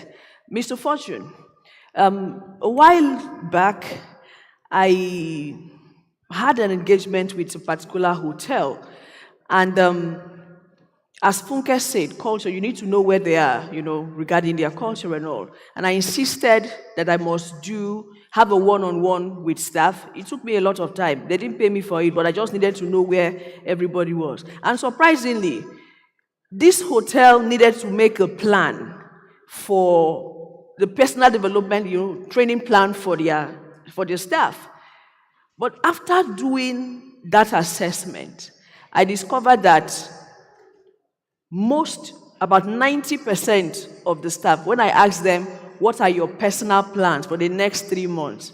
90% of them, so they are jackpot already. But the hotel was making plans for them.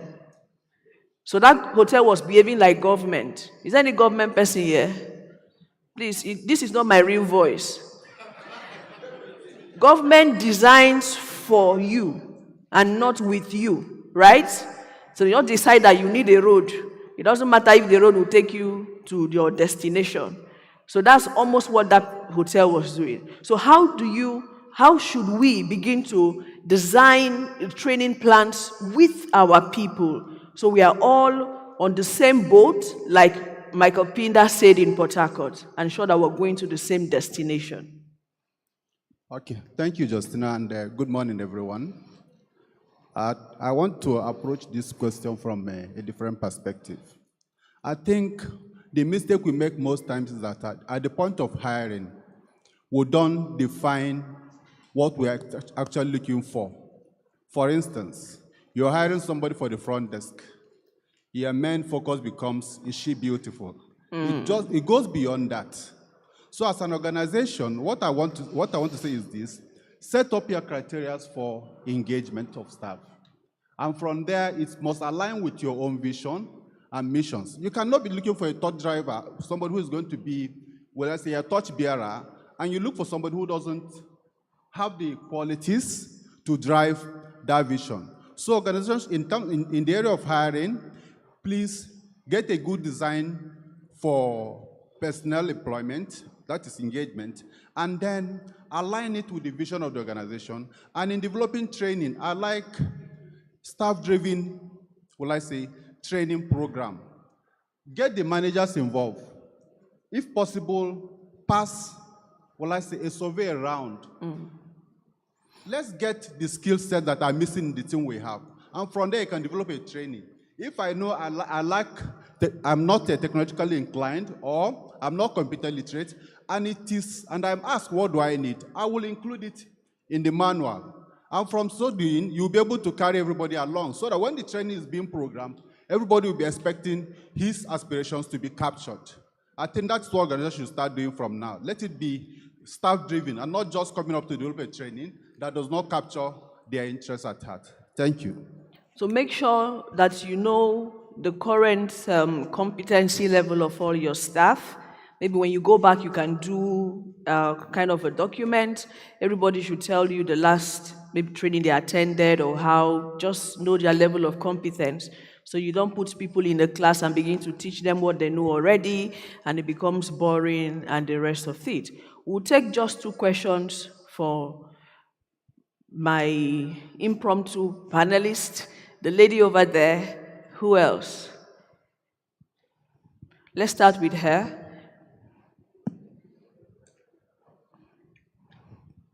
Please put your hand up so she can locate you.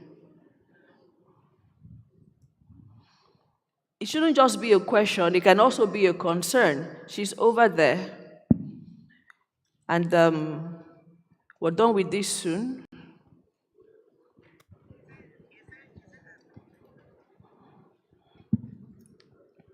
Good morning, everybody.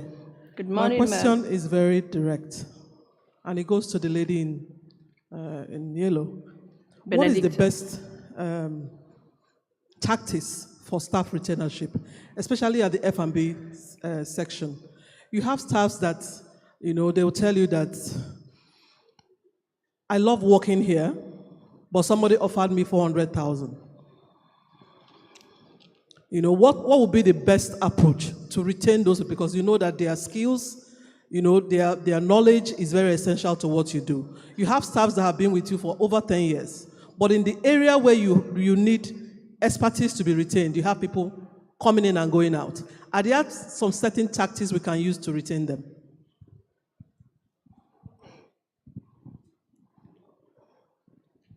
Hello? Okay. That's an amazing question.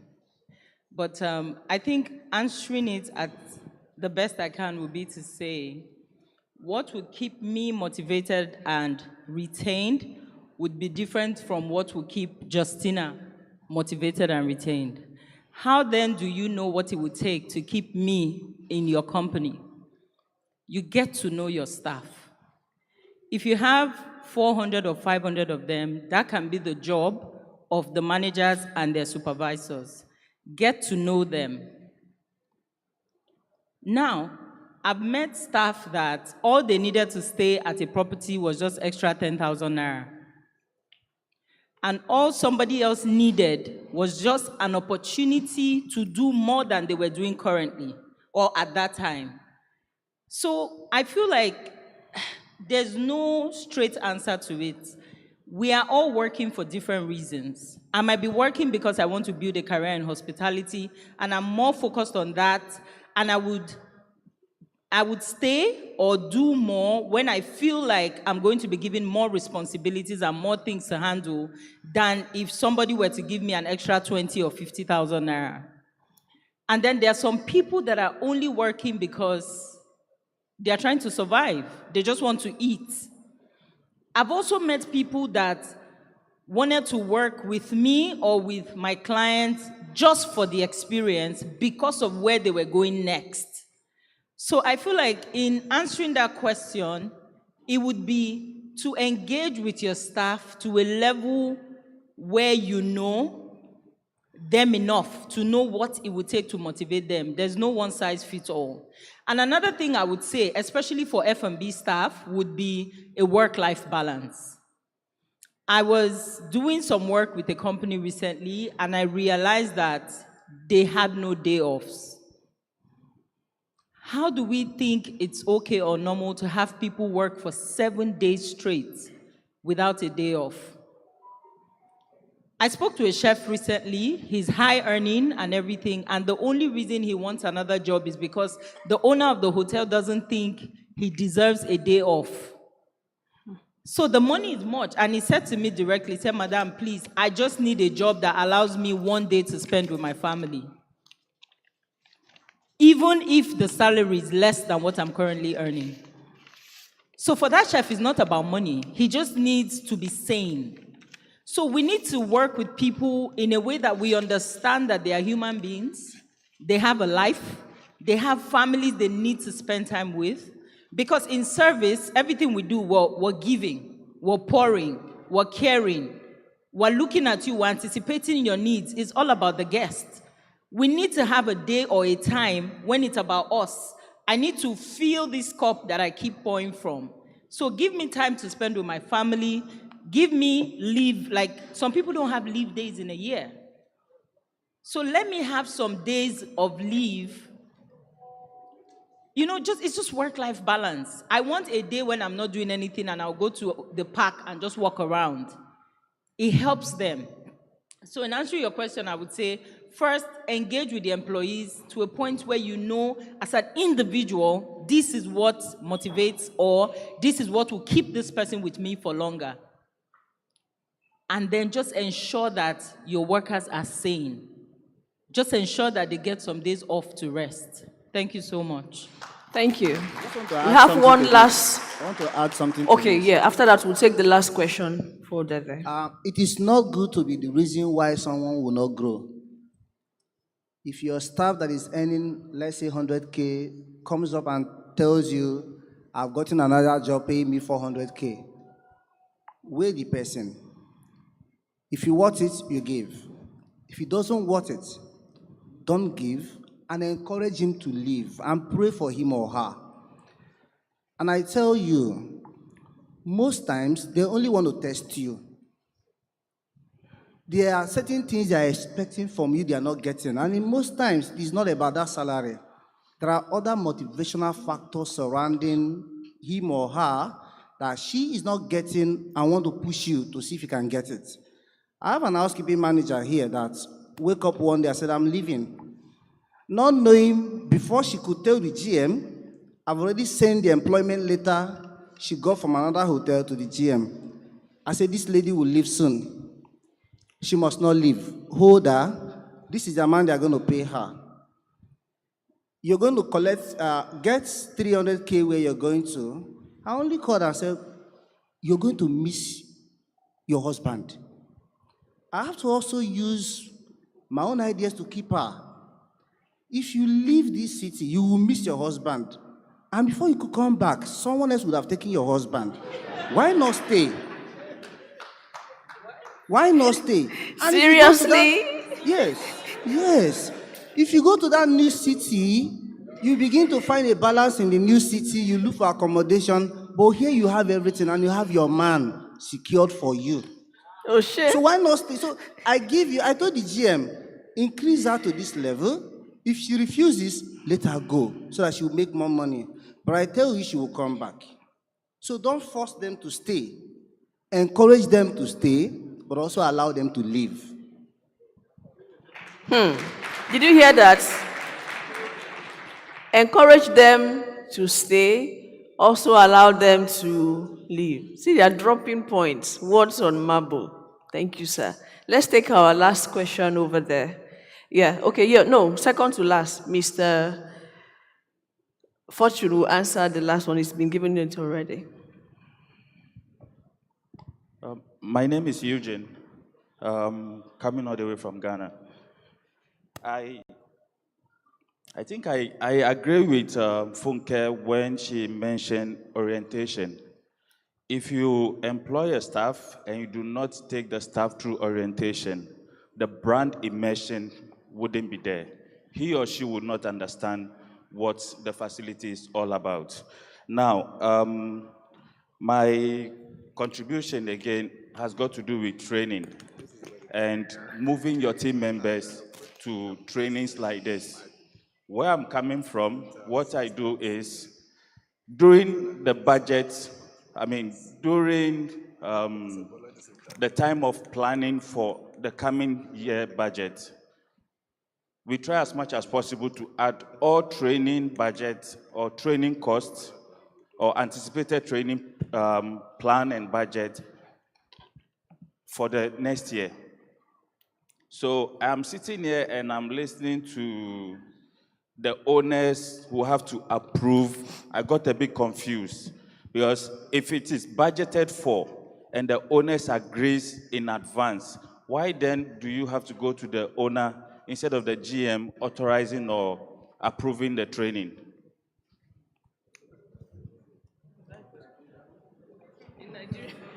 I understand this is Nigeria. This is Nigeria. In which context now?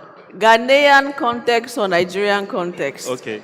From what I was saying is a Ghanaian context. But like I said, I'm sitting here and I'm a bit confused. Probably the owners are always involved in the daily operations of the facilities here.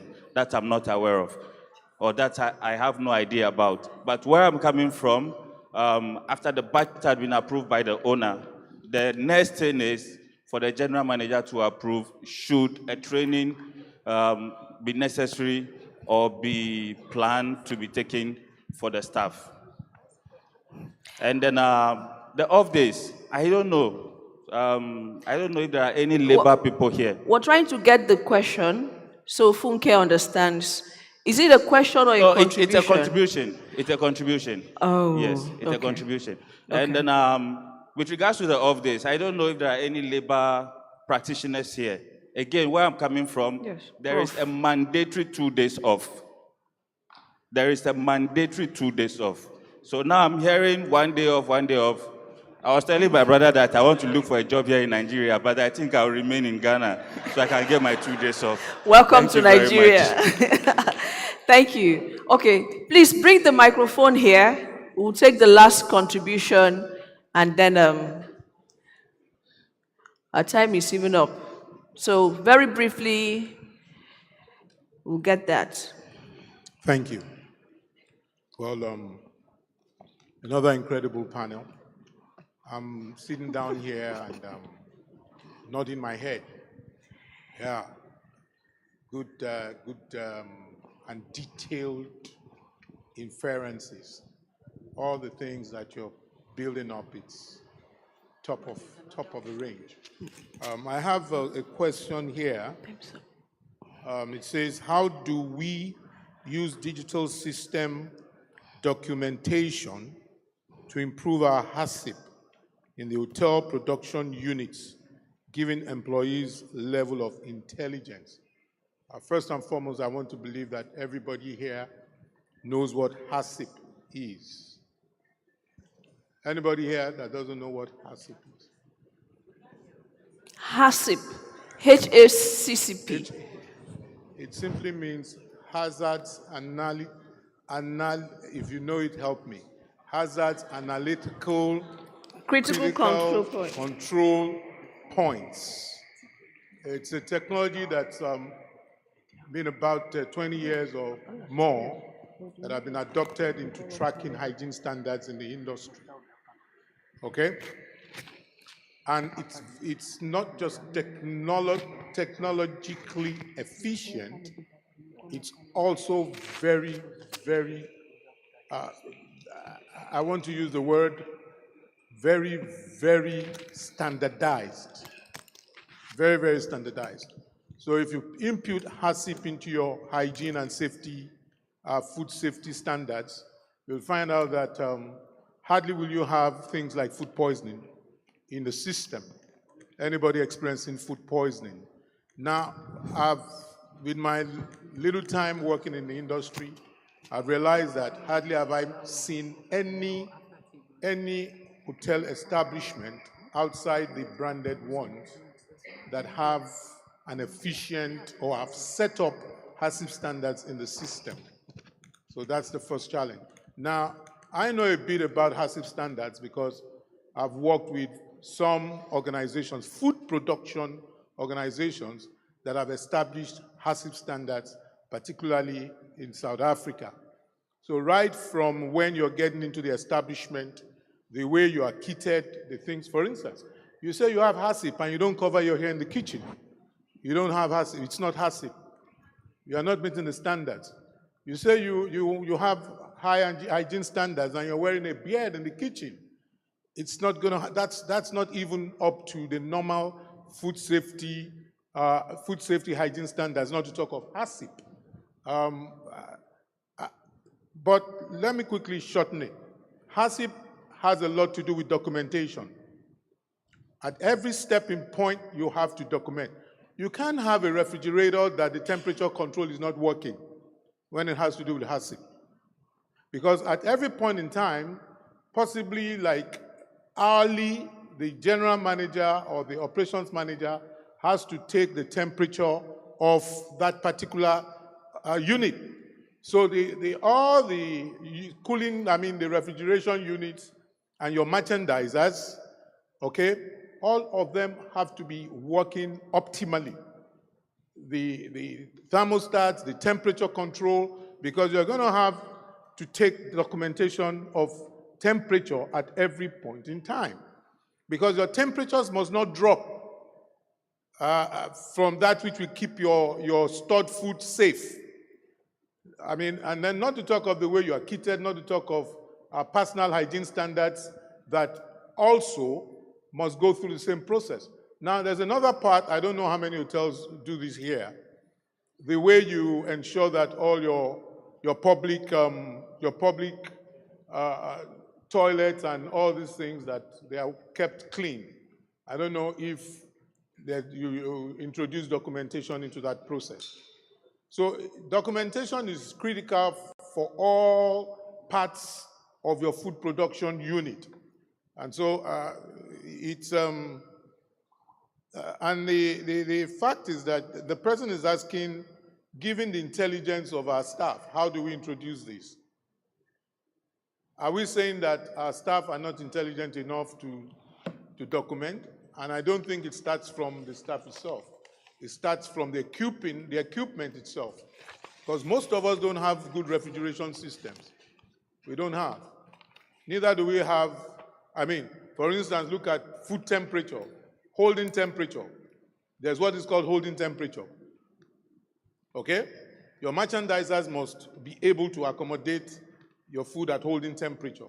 Holding temperature, when you're looking at dropping, if frozen food should go way, I think it's about minus 18 degrees to keep your food frozen. Refrigeration is between about 1 to 4. 1 to 4 degrees centigrade. And you have to track that. At every point in time, you must have documentation. Now, the problem is not intelligence. The problem is the equipment itself. So it has to start from there. Once we can get the right equipment in, then we can begin to train our staff to be able to monitor efficiency across the line. I don't know if that answers the question. Because I know Yes, that sir. our people are they're very, very intelligent. I mean, that has been proven over time and over time and over time. We don't have managers or operatives that are not intelligent. If you guide them properly, if you educate them properly, if you train them properly, they will definitely express themselves properly. I don't know if that answers my question. Yes, sir. Thank you very much. Thank you so much for your contribution. Please, let's clap for him. I want to thank my... You want to say something? Okay. My very impromptu panelists for their cooperation. We just didn't want that topic to go without saying anything. And I think they've done really well. Please clap for them as they return to their seats. Ladies and gentlemen, from enormous challenges facing the industry to issues of adaptability, all the way to managing disruptions, how can the hospitality industry survive? I bring up next Lydia Akunja from the Department of Hotel and Hospitality Management from MOI University, Kenya, to talk about resilience in hospitality for the next 20 minutes. Thank you very much.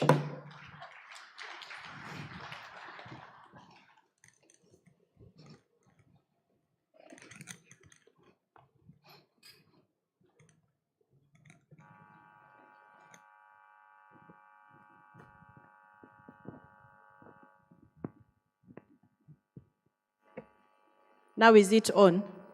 I'll request the timer, please stop. Stop the time fast.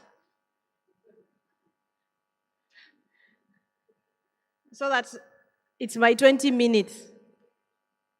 Now, can we all stand up, please?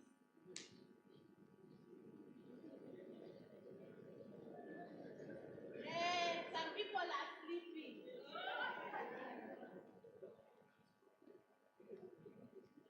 Stand up and make sure you have enough space next to you because I don't want you to hit anyone.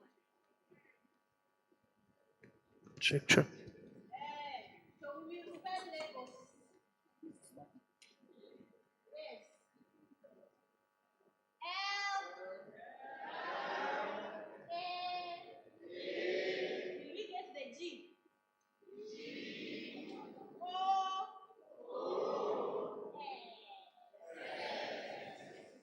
Have a seat.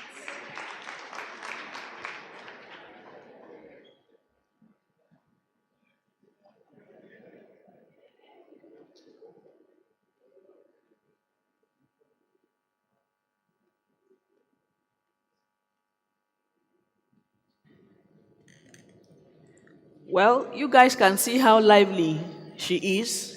So we want to give her the opportunity to jump around the stage. She's in Lagos. She already spelled Lagos. Should we tell her? Should we tell her? We'll tell her later. Let her finish first. My time is going and is it on? Can you hear me from the back? All right, thank you. So, like you've heard, my name is Lydia Akunja, Moi University. President Moi was the second president of the Republic of Kenya, so my university is named after the president. You have a pen and paper. Please write these questions. You never know, I could give you Kenyan shillings if you get the questions right. So who am I? Not me, you. Who are you? What am I doing? Where am I going? And what value am I adding? So, who are you? What are you doing? Where are you going? And what value are you adding? And it's interesting because I've been sitting here for the last 1.5 days, and everyone is talking about owners, consultants, GMs. So if you're an owner and you're here, answer those questions. If you're a GM and you're here, answer those questions. If you're a consultant and you're here, answer those questions. And why is that important? Our focus this morning is going to be on resilience and adapting. Those two words, for me, resonate in two aspects: responding to and adjusting to. Responding and adjusting. I'm not seeing my slides, so I'll use my laptop, okay? So how do you choose to respond to a situation? And how do you adjust to that situation? If you don't know who you are, what are you responding to? If you don't know where you are at, what are you adjusting to?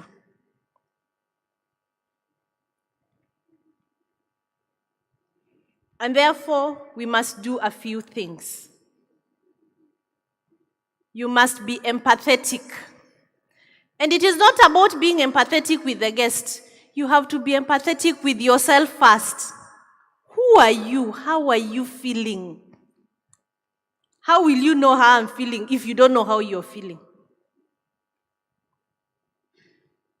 Effective communication. So I'm talking about the 5 aspects of emotional intelligence. Because for me, emotional intelligence begins with the person first, before you can take care of the person next to you. So if you are an owner, where is your emotional intelligence at? If you're a consultant, where is your emotional intelligence at? And if you're a general manager, where is your emotional intelligence at? You must be balanced. Then you can be able to inspire your team. So that vision that we were talking about and you dreamt, and then your millions of naira metamorphosized into a hotel. Until you have understood that vision yourself and know who you are, then you'll be able to translate it to your staff.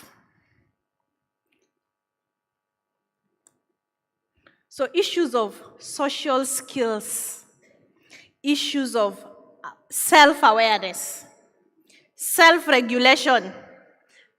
If you're like me, some of us respond to everything and anything. You come, I give you pepper. You bring your wahala, I give you my wahala now. True or false? You cannot live like that. You've had the analogy of, the dog that stops. If you stop to throw a stone at every dog that barks, you never reach your destination. Emotional intelligence. Now we can start. They've taken my 6 minutes. All right. So, like I mentioned, for me, resilience is about responding. All right, thank you. And adapting is about adjusting. So the capability to respond to change is what resilience is. And that can be influenced by factors inside and outside. And that is why you must know yourself. So COVID-19 happened. Did you cause COVID-19? No. That is an external factor. But you must be able to adjust to the effects of the COVID-19 pandemic. If your husband slaps you in the morning, African men don't slap women.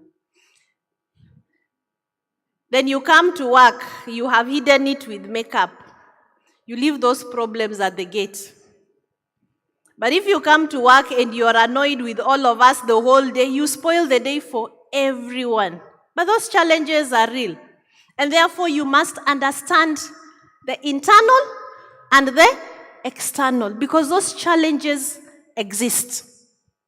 And you must be ready to adjust to them. So when we talk about resilience, we must acknowledge that crisis will exist, and we must be ready to change when those challenges happen. Otherwise, you will be rolling in the mud and wallowing in misery and feeling pity for yourself, and then how does that help you? So you must be ready to change. So, next slide, please. So, how do you build yourself back better? You are here. It has happened. You have gone through it. You can only come out of it better. Because if you remain the same, it means you did not learn. And those crises and challenges are meant to help us learn. So if Kenya Power and Lighting Company, no, yours is called Nigerian, that one, is not giving us power, it is a challenge, we know it is there. What are you doing about it? Look at ways to cut on your costs. Find better, power saving sources. So you talk to LG.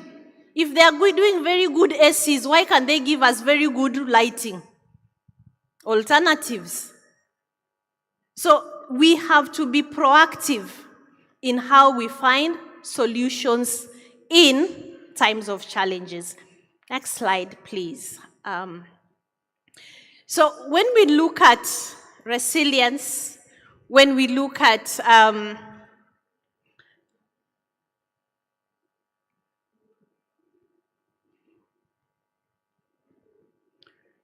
you must be able to have a vision.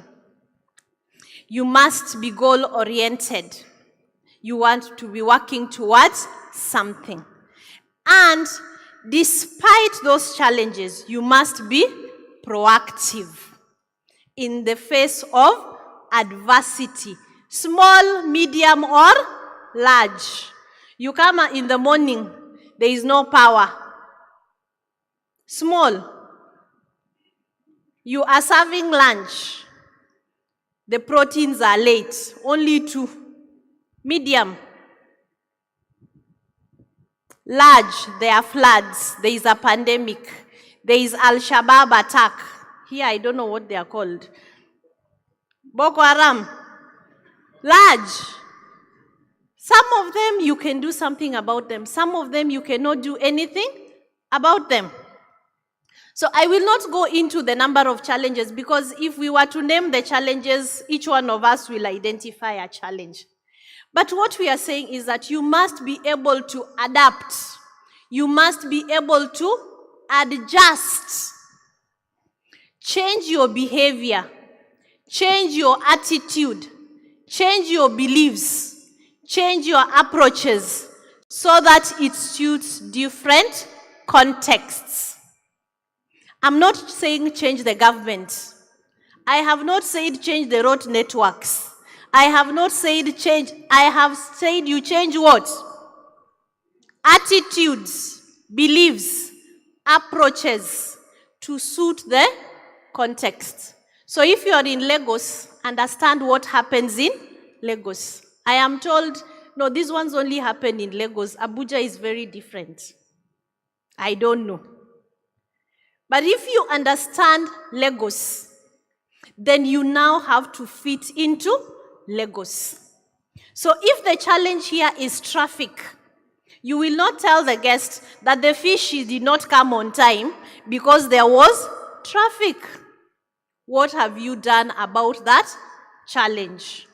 And how are you adjusting your behavior, your attitude, your beliefs, and your approaches?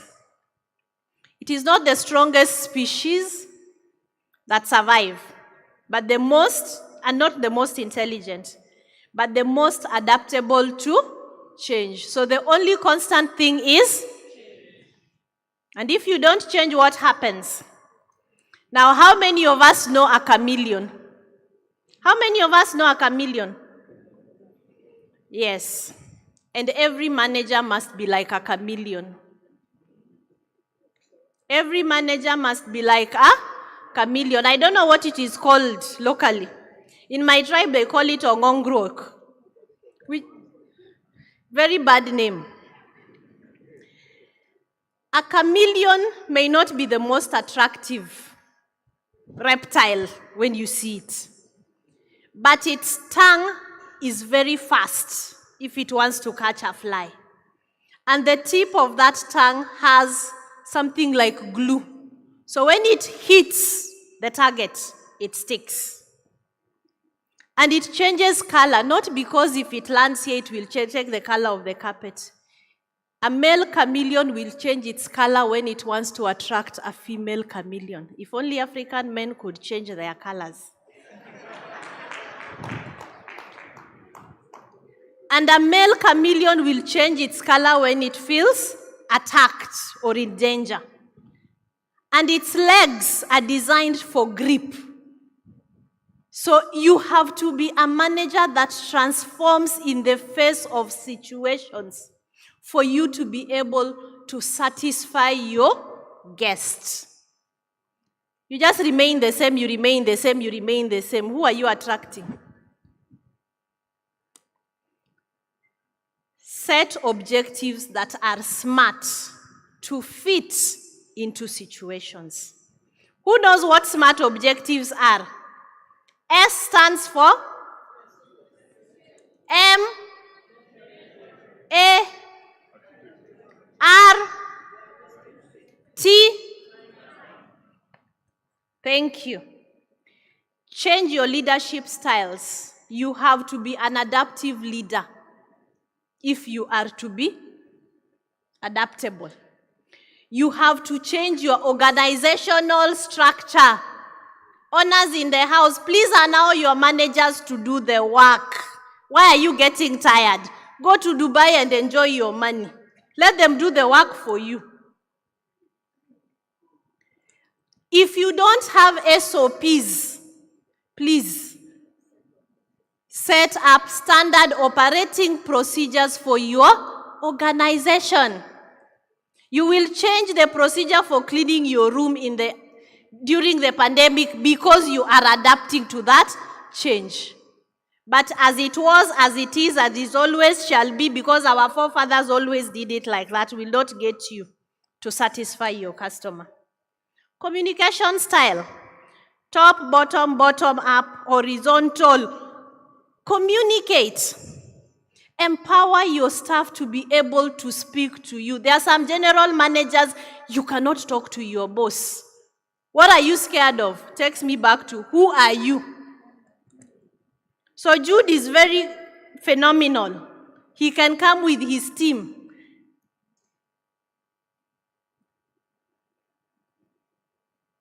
A manager is a juggler.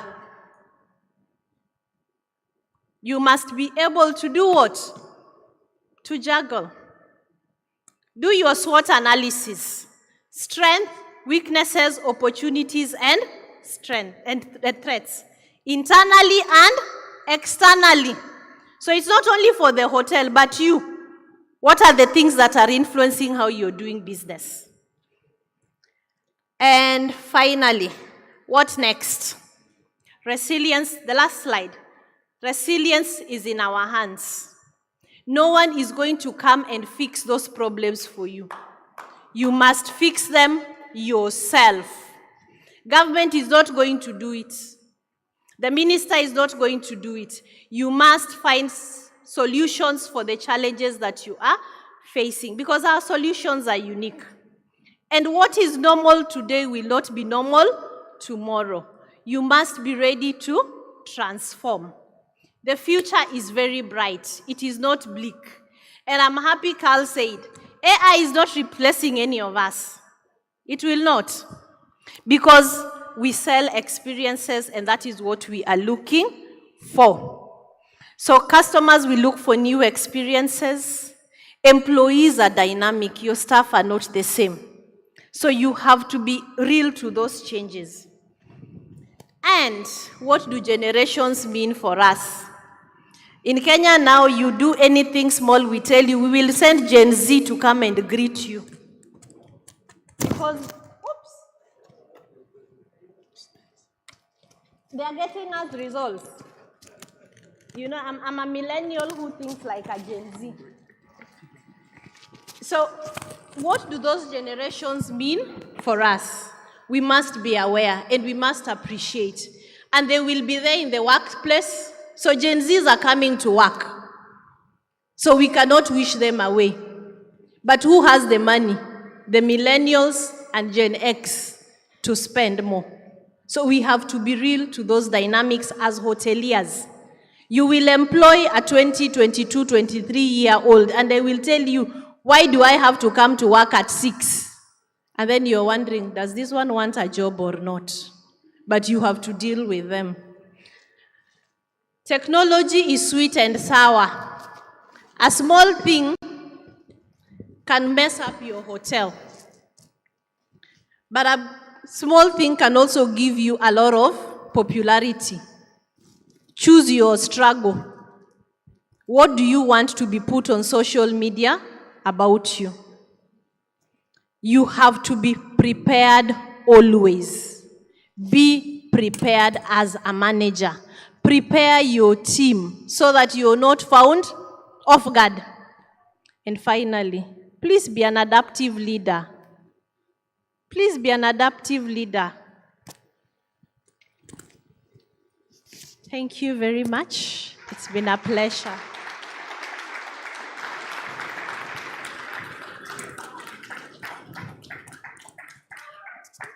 Thank you. I think Lydia deserves another round of applause.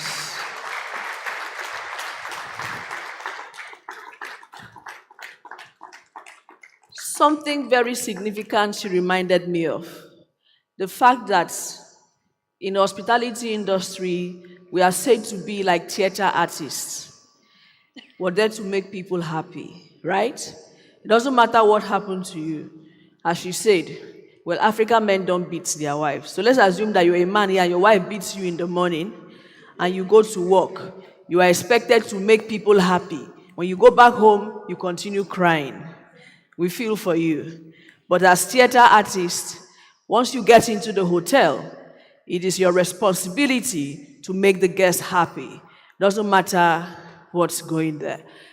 I've had bad situations where an employee of a hotel tells me, please, ma'am, I'm not in the mood. I am under my period. Yes, she said that to me. It shocked you, Abi? It shocked you. That's why it shocked me too that day. And I'm still in shock. Like literally still in shock.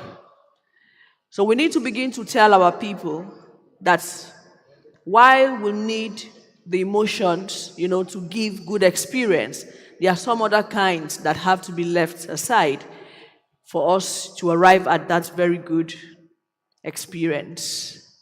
So, please have a seat. Thank you. 3 questions for Lydia. Who's number 1? No questions. Wow, awesome. Oh, okay. 1. Where? 2. Pardon me, I think my glasses need to be upgraded. And 3. And 4. So, we have 4. Please just go straight to the point. Ask your question. Please change this timer to 10 minutes. Q&A for Lydia is 10 minutes. Please change it to 10 minutes. Okay, good afternoon, everyone. Good afternoon. Thank you so much, the speaker, Madam Lydia, for a wonderful lecture. Okay, my question goes this way. In your closing statements, you made mention that leaders, managers should be prepared and they should also prepare their team, all right? And then my question goes like this. What do you do when you have trained your staff consistently standing on SOPs, being adaptive, and then the problems are still recurrent. At that point, what do you do? And remember, they also said that the way you treat your staff, that is the way they are going to transfer that treatment to your guests. So how do you juxtapose the two? You are doing all you can to train, to prepare them, right?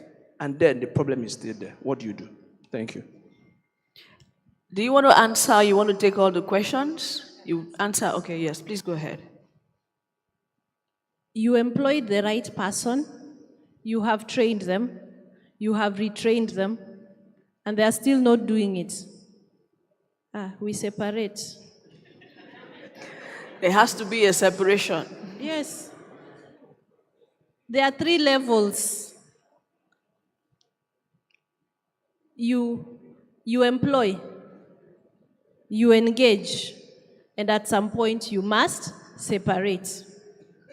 So when and how you separate is dependent. Somebody might get a better job, they want to leave. You bless them and release them.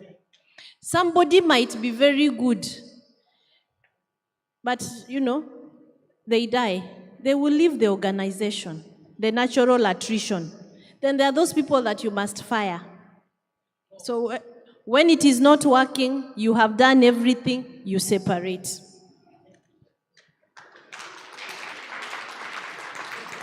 It's as simple as that. Who's the second person, please? Good morning, everybody. Okay, good afternoon, everybody. The last part of the SWOT, that is where my question will be coming from. As a hotel manager, I analyzed my SWOT and I discovered that my major weakness is that the major road that leads to my hotel is very bad. It's not motorable. That is the major weakness. And you talked about resilience and being adaptive, that we should be the one to solve it. So I want to know, to be proactive as a manager, are you saying I should tie the road that leads to the hotel? So I want to know, I just want to learn more, because that is the major reason, that is the major weakness I have, analyzing my SWOT for that hotel. Thank you, ma.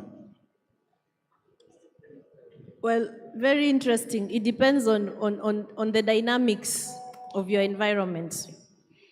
Where I come from, I don't know, you know what maram is? The soil that is mixed with stone. If you pour that on a bad road, and I'm imagining here, it's not tarmacked, it has potholes. That one you can get away with. But when I said who you are and what are you doing, I also meant you must also be strategic. What is stopping you from negotiating with your local government? Sometimes you must lobby. Sometimes you must lobby. So, and in Kenya we have what we call them MCA. So they're very immediate local. Call them. We've created employment. We are bringing this much in terms of taxation. If you make this road, it's going to increase by this percentage. So sometimes you also have to learn to ask for what you need as a manager. And I know you will tell me this is Nigeria. This is Kenya also. This is Africa, and Africa is our business. And if we are going to begin to fix the hospitality industry in Africa, we must have the courage to begin to push just a little. So the MC, and I wish the minister was here, sometimes you must negotiate a little. Negotiate a little. Call them for a cup of tea. Some of us don't want to give complimentaries. So if you have that local representative, call them for a cup of tea. Give them tea on the house, juice or soup. And then have that discussion. It's worth trying. Yeah, thank you very much. And in Nigeria, I know for a fact that a lot of states have hoteliers association, and are beginning to make efforts to have conversations with government about this kind of things. In Cross River State, we're now talking tax for service. You know, government will pay the taxes and government must provide the necessary services. So I don't know which state you're in. You may want to associate with the Hoteliers Association there and find out what they're discussing with the government at the moment. That could help too. Number 3, please. Okay. Good afternoon, everyone. My name is Ezekiel and Marshall. My question is 2. First one, I will need you to explain more on when you said technology is sweet and sour. That's number 1. Number 2, is it possible, for example, if you have 30 or 20 F&B staff or front office staff, is it possible you get 100% productive out of all of them? Is it possible?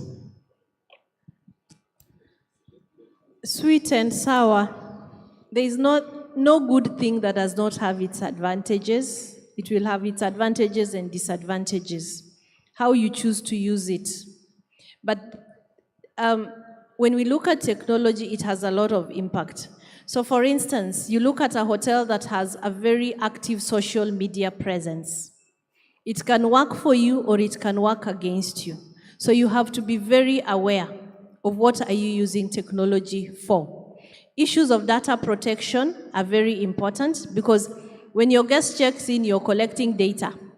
Are you protecting that data? What are you using it for? In Kenya today, we are having a very interesting conversation. We have an MP who checked into a hotel, and Gen Zs demanded that he is thrown out of the hotel because of comments he made. And one of the questions is, how did the Gen Zs know that he was checked into that hotel? You know? But again, at what cost was the hotel going to keep him in that hotel? Simply because of technology. Because no one went there physically and saw that he was there, but somebody posted it on social media. So, sweet, sour, you choose your struggle, but you have to be very careful with technology. 100% productivity, to be honest, highly unlikely. Very highly unlikely. I'm a teacher and I will rarely get everyone scoring 100%. Some of them will score 0.2 and I begin asking myself, did I teach them or who taught them? I begin doubting myself. And you know, my colleagues who mark in the house, prof will tell you, who taught them?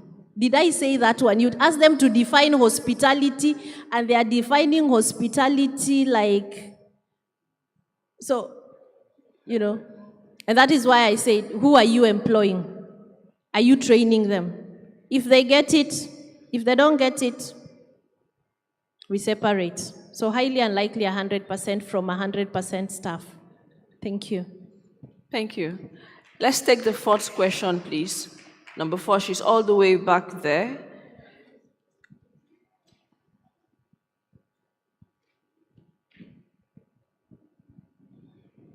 Good morning. Good morning, everyone. Good My morning. name is Nzemeka Happiness. Ma'am, thank you very much for the wonderful teaching. I would like to ask a question concerning what you said in regards to, you said every manager should be like a chameleon. Now, coming to our African perspective, when you are described as the person that have the chameleon nature, you are seen as a bad person. Anything somebody talks about you is on the note of you are being bad. Now you're teaching us that as a manager, we should learn to have that chameleon nature. Okay. Ma'am, I also like you to emphasize so that I can understand better. You said as a manager needs to be a juggler. I would like to have more knowledge on that word. And lastly, ma'am, as an hospitality personnel, the word hospitality connotes that we are giving out a service that has to do with humanity. Now, I want to ask, in the field of hospitality, between the work and the worker, who is more important? Or should they be given a balanced platform to express themselves? Or is just only the worker, that is the guest, that is more important than even the person that is serving the guest? Because most times the way we prioritize our guests, even when they are wrong, is not really nice. Let me give an example. When a guest becomes physical to a staff, maybe by slapping, even when the staff is right, what should the staff do? Should we say our guests are kings and queens and let such person go? What should we do, ma? Thank you.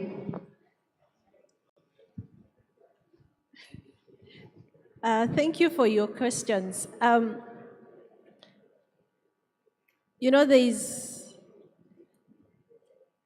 the most important guest, the most important customer in any establishment is its employees.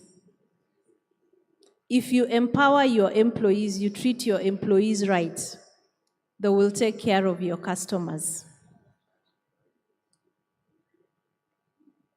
So when we talk about progressive management, focus on building your staff. Half your problems are solved. You're already halfway there. When we talk about empowering your staff, a guest is served a cup of, forgive me for using tea, because tea is very common in Kenya, and we serve our tea hot. If the customer is brought tea and they say that tea is not hot enough, do you need to be there as a GM to change that cup of tea? No. Allow your frontline staff to be able to make frontline decisions. At that moment of truth, that first interaction is very important. So staff empowerment gets you there. And unfortunately, for a very long time, we have been wired to imagine that our feelings don't matter as service providers. But the awareness that your feelings matter and influence how you interact with your guests is an important approach today. When I talk about a manager being a juggler, you must be able to do several things at one time, because the buck stops with you. And that is why, for me, don't call yourself a GM if you're not a leader. Leadership goes beyond titles. You have to, in Kiswahili we say, lazima ujitume. You have to send yourself. No one is going to send you. You have to be able to get it done. So if you want to sit around and wait for things to happen, then you don't deserve to be in a leadership position as a GM.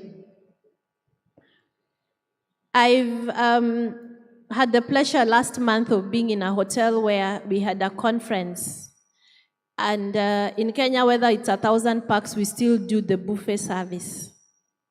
And the general manager of one of the largest resorts in Kenya was clearing tables with his team. Clearing tables with his team. If you didn't know that he's the GM, you would not have known. You cannot say that the table is not properly set when you don't know where to place the soup spoon.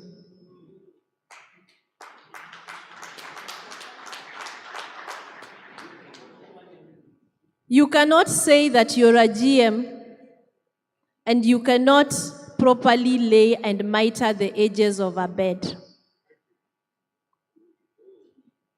And then, of course, we now take it to the next level. We are talking about strategy. Where are you sourcing for your employees? What does your job description say? What is in your job specification when you want to fill positions?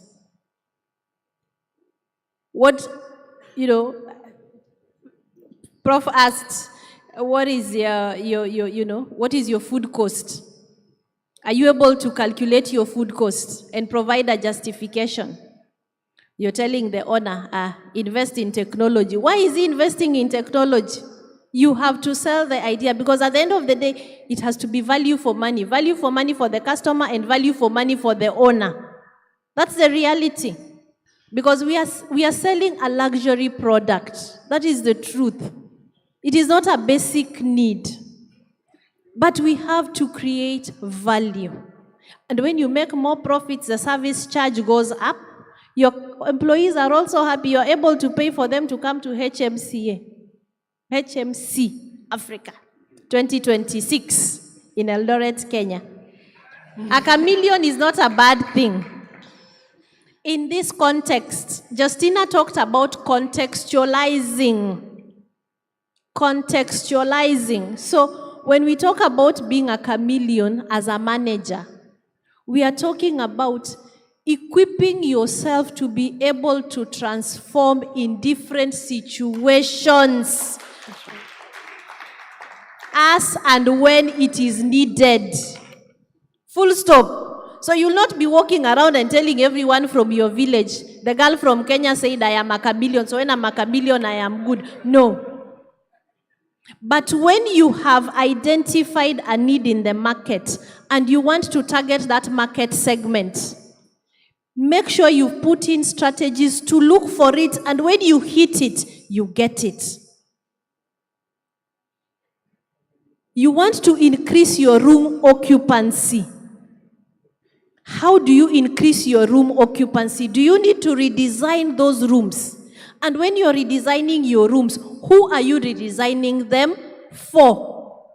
So if you're redesigning to attract business clientele, have you put good internet connectivity? Is there a reading table? Now you are transforming from the color green to the color orange as a chameleon. You're not saying, this is how we've always done it. It should remain like that. Thank you.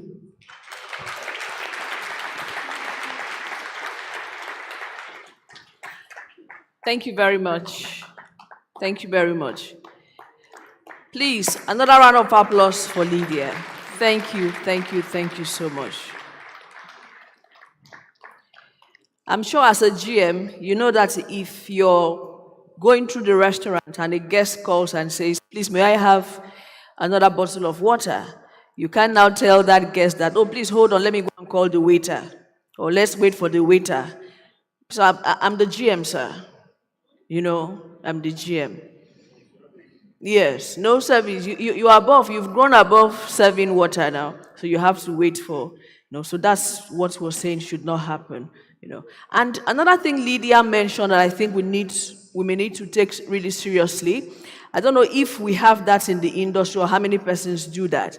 I think we should have, I don't know what the SOP for employee safety is. Because most times people ask you, so I'm working for you. If a customer slaps me, what should I do? What should happen? What should happen if a customer slaps me as I work for you? Prof, please help me. Because remember I'm looking for work. I told you people. So I want to know if customers slap me now, what should I do? Well, thank you so much. First and foremost, if you get to that position that the customer slaps you, my friend, you're at fault. Because I won't just walk to you and slap you. Probably you've offered something. So there are some things you see from the customer that you say, ma, let me call my manager and take a walk. People of God, calm down. It's not every situation the customer will slap. It's probably you have attitudinal issue or you made one or two comments. As the frontline staff, you are the first person. The mere that the man is taking the best room does not mean you must give him the room. There are some things you observe. Sorry, man, can I call my supervisor? 2 steps backward, you find. But now let's assume he slapped. Now I'll tell you the life situation I've been in. We opened an hotel in the southeastern part, and because the guest was on the list of the state, slapped my front desk. I was in the room and she called, "Oh, calm down." I got in, no problem, because when you are on the list of the states, you are the state, Abi. So I told the staff, you can go to the staff quarters, the staff room, go to the back end, because the fact that the guest is still seeing the staff, that means you are giving room for more aggressiveness. That's right. So at that point, I am in charge. You can't slap me. Now, I calmed the guest down, and I asked, and I realized it was entirely his fault. But he wasn't admitting. But I just go in. Then before leaving, I did a mail to all my hotel with his picture. This guest is blacklisted. That's right. That's right. Now, as God will have it, we opened Continent Hotel Akure 2021. This same guest happened to be among my guests within the first 3 months. And so interesting, the same stuff that happened in the southeast is now in Akure. So immediately she saw, she just put a call. The guest that slapped me, I said, fine. Now this time around, he is also on the list of the governor. Sorry, of the states. Anyway, let me use the states. So what did I do? I just asked them to give me that list. And I asked Eric his name. Now, he was supposed to stay in the same room with the wife. And I said, when they ask you, tell them the wife can check into this hotel, but this man cannot. If they ask you instruction of me, not even the GM, me, tell them it's Prof that said it. So let them ask who is. You know, when you tell people Prof, they want to expect somebody with white hair, white beard like Wole Soyinka. And good, they think, this man working with so many security, blah, blah, blah. And they said, sorry, we can't take it. Your wife can go, but you can. Okay, I want to see the person. It doesn't matter. I came down, and I said, sir, from our system, we observed we're in so-so-so state, so-so-so period, and you assaulted our staff. You can't say, sir, we have the proof because it's on the system. And I wrote it, so I am the proof. And he calmed down at that point. Now, we didn't press charges because this is an hospitality establishment. We don't want our name to be in the press. But if you misbehave now, I'll press charges. At that point, because he happens to be a lawyer, and I said, look, you are even my learned senior. Must they hear that a junior lawyer is suing you? You can't be. Now, at that point, he calmed down. And you can see from the action, even the way he relates with his wife, you can see he's ordinarily, that's the kind of temperament he has. So at the end of the day, he had to calm down. I had to take him out of the others. I said, sir, let me respect you. I'm my learned senior. Even the fact that the customer is wrong, you need to respect him. That's right. Because you see, most of us as GM, we don't do what we call owner's education. That's why we don't always understand our owners. You need to put him to your shoe, enter his shoe, then the two of you will understand. So we went to the dining, and he said, my learned colleague, what can I do? I said, sir, my hands are tied. I said, no, I must sleep in your hotel. I can't go. Well, I said, well, maybe it's something difficult, but I don't know if you will do it. I said, what? Can you just apologize to her? He said, where is she? I said, she's the one at the front. She has forgotten her face. I said, she was the one at the front desk. And the man went in, hugged her, and he checked him. And the next day he was leaving, he wrote something at the back of his card. I'm sorry, with a cash of 100,000 naira to the staff. Now, it is not necessarily, but the fact remains I'm thinking if I should allow people to slap me. We have changed the perception of the guests as to what hospitality is. And I'm sure we have changed how he's going to relate to every person he sees behind the counter or serving him. Thank you so much. And you know, again, Prof, from my own experience regarding, as you're talking about most times the employees being at fault, there's this thing with non-verbal communication, right? So as a GM, I experienced, something like that. And in this situation, the GM's office, Mr. Ikene, you know where GM's office is at Tinapa? Very close to the front office, yes. So I was called out, and the first thing you should do is to separate that angry guest from the rest of the people. So I took him to my office and tried to, find out, sent the employee away, so it will not be my word against your word kind of thing. And he said that your staff was rude to me. Apologized, did all the service recovery mechanism I could think about, and he went back to his room. When I called the staff to my office, she said, GM, I swear to God, when that man was speaking, I didn't say anything. I said, no problem. Just tell me what you were doing while he was speaking. This is what she was doing. Yeah. So, she didn't say anything, but she said a lot, right? So most times, we should look into non-verbal communication and teach people. And the final thing I'm going to talk about this before we go for, are we ready with the tea break? Yes, I think tea break is ready. I just want to point to consistency in service delivery. And that's consistency online, your digital footprint. Most persons are very professional when you walk into the front office. But your digital front office, your guests are being ignored there. They send you messages no one is answering. They send you DMs, there's no response. Or you send someone a DM, they say, hi. Hi, how? If I come to your front office, is it hi you will tell me? No. Let's do something better. Thank you, ladies and gentlemen. Breakfast is served.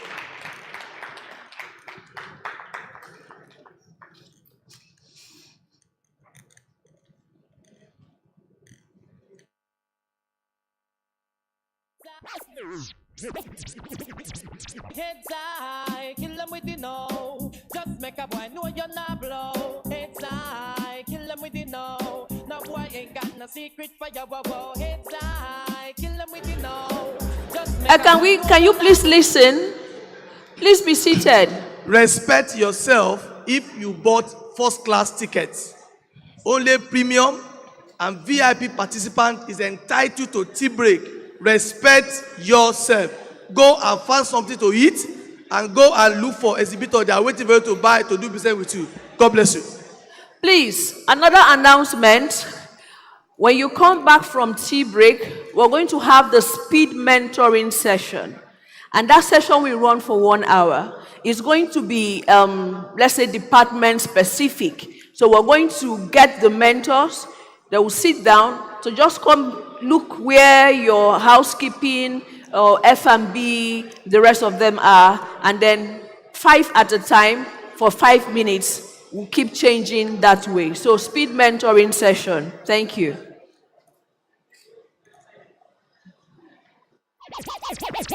Heads high, kill them with the no. Just make a boy know you're not blow.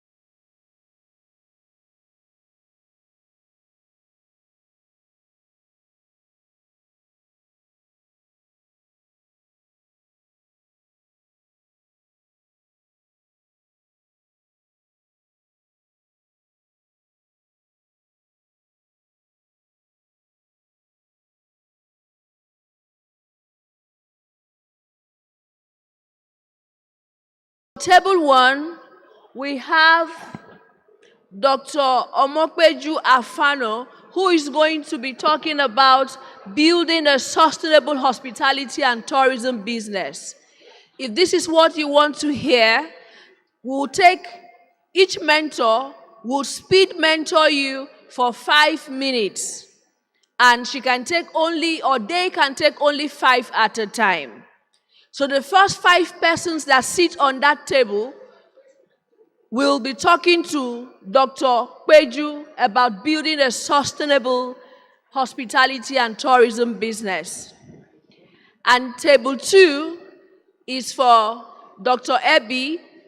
So the first 5 persons that sit on table 2 with her will be talking navigating policies and compliance in the hospitality industry. And table 3 is for Chief Francis Ogosi, talking about revenue management for a thriving hospitality business. Table 4 is Mrs. Koya. She'll be talking about enhancing employee engagement through effective reward system and engagement. Table 5, which is here, 1, 2, 3, 4.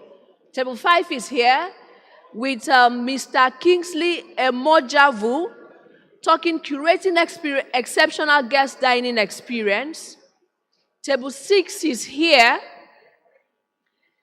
with Mr. Adedayo Adesuba, talking engaging the 5 senses for a holistic hospitality service.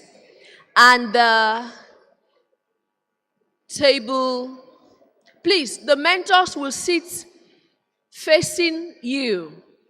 So that chair there is for the mentor. Yes, the mentor will sit facing you. And table 7 over there is for Mr. Excel Opwaru, who will be talking about creating exceptional guest experience for the front office. So please, let's have, Amarachi, let's have the timer, 5 minutes per session. Once 5 minutes goes off, we'll tell the people seated to move out so the next people can come in. So please look at the screen and pick the session you want to join from table 1 to table 7. Table 1 to table 7. The speed mentoring session starts now.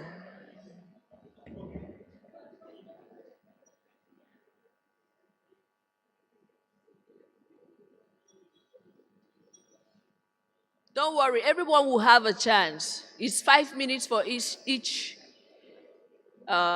group. Mr. Francis, you are on table 3. Yes, sir. There, sir. Yes. Kingsley, yeah, that's table 5. Yes. Table 6, can I have it back, please? Control, the screen is off. Mr. Dyer, I think you're table 6. Where? No, Beju is table 1. Mr. Dyer is the mentor for table 6. Can we please have this back on the screen?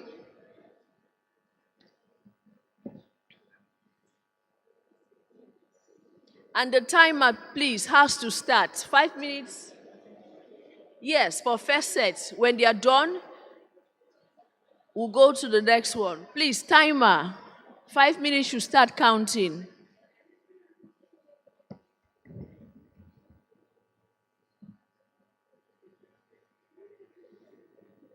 Please, the idea is that you have a conversation around the topic and ask the mentors anything at all.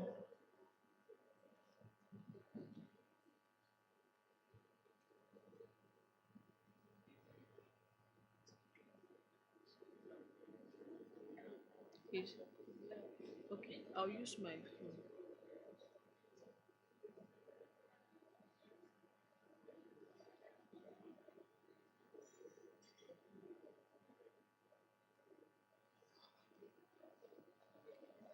Please, the time has started.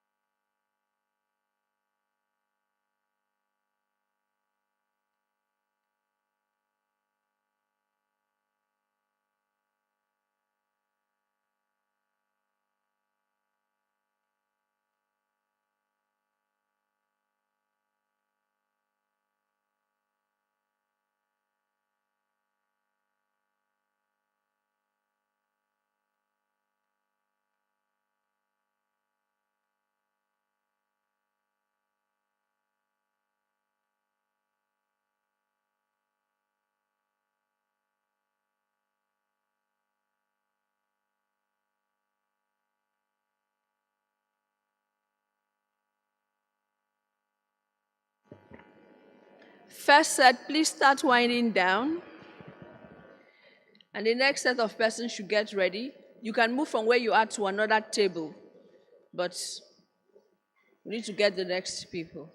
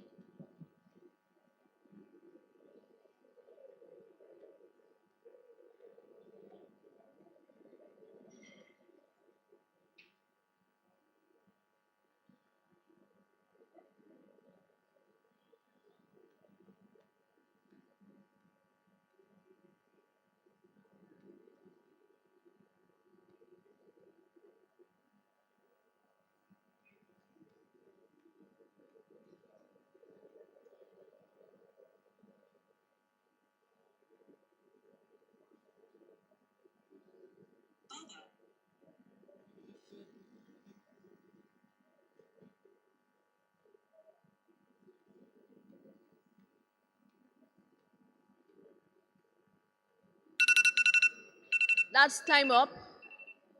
Thank you. Thank you, group one, or first set. You can move to the other table. Thank you, thank you. Let's move it along, please. You can move from that table and join any other one you're interested in, but let's keep moving. Please, Mr. Francis, thank you. Madam Ebby, that set is done. Dr. Peju, that set is done. Francis, Kingsley, please, once the timer goes off, that set is done. Mr. Dayo, thank you. Mr. Excel, your first set is done. Next set is coming in now. Please. Timer, please start rolling 5 minutes.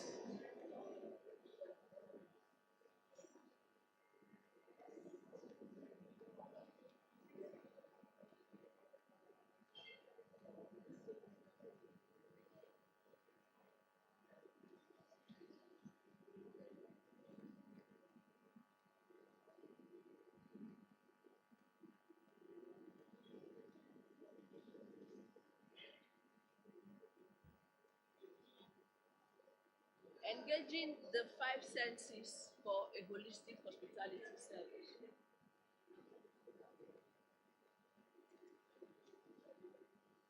Please, your 5 minutes has started.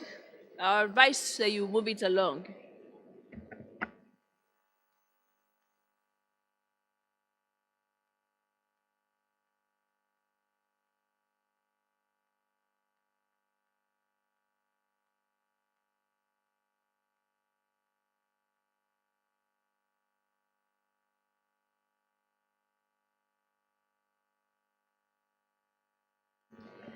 I think maybe to make it easier, if we can just create lines in front of so that the next people who are going to sit down are available. But if you can take a chair and join any group and it's possible, you may have to do that. Let's see how we can move it along faster.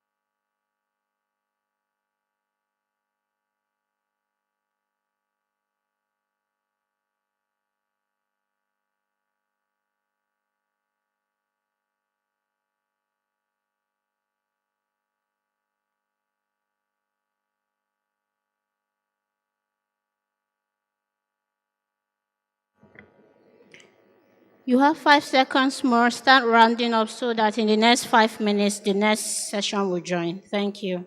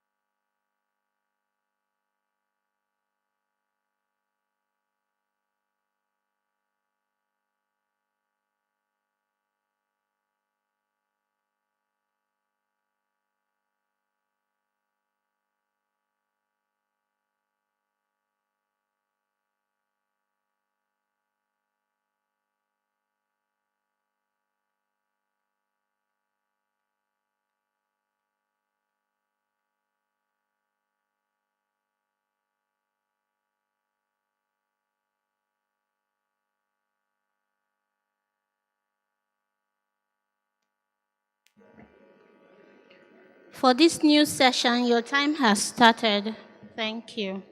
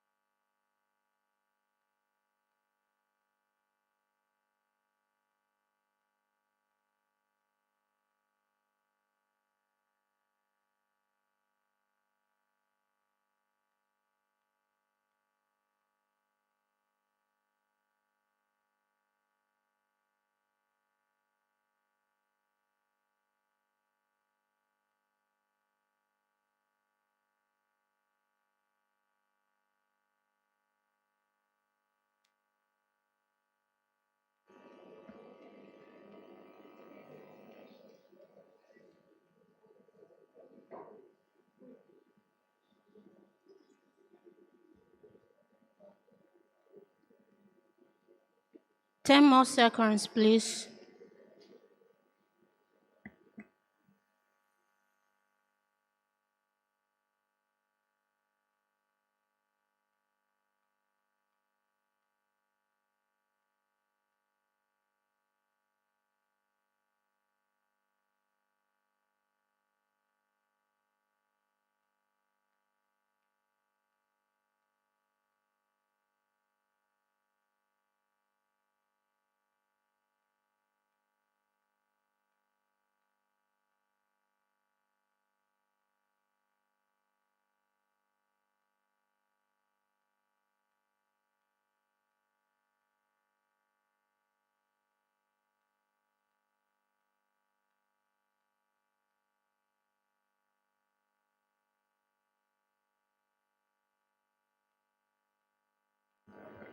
Thank you very much, Group 2. Let's have the next group, please. Kindly just stand up for the next persons to sit down. We don't have time. Start rolling the next 5 minutes, please. Put up the next 5 minutes. Thank you.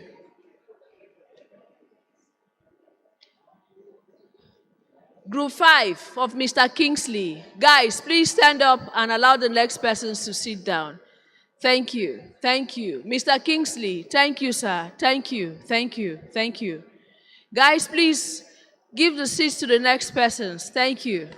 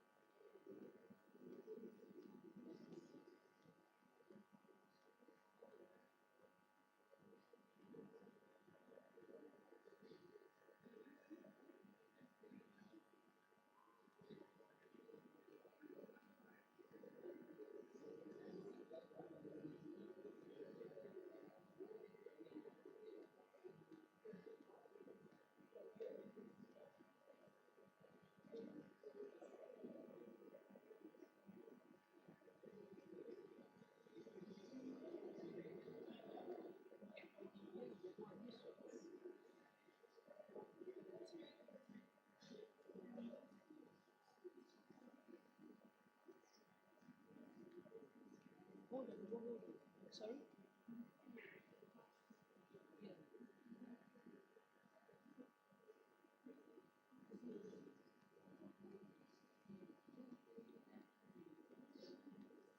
No, she can't, yeah. Because we already have the line up. Hello? Go ahead.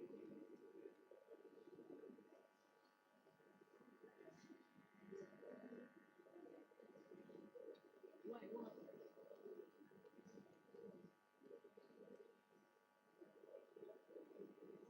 She could not get it. So it pitch time. Pitch.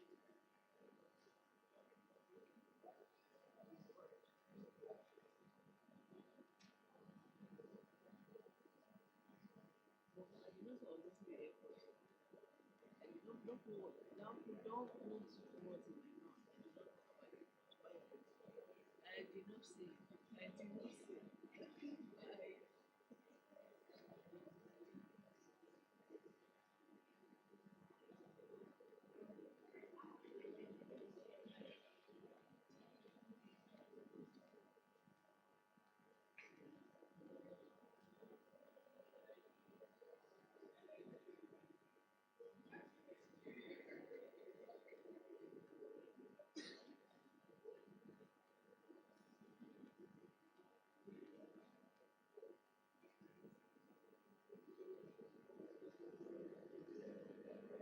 You have 40 seconds left.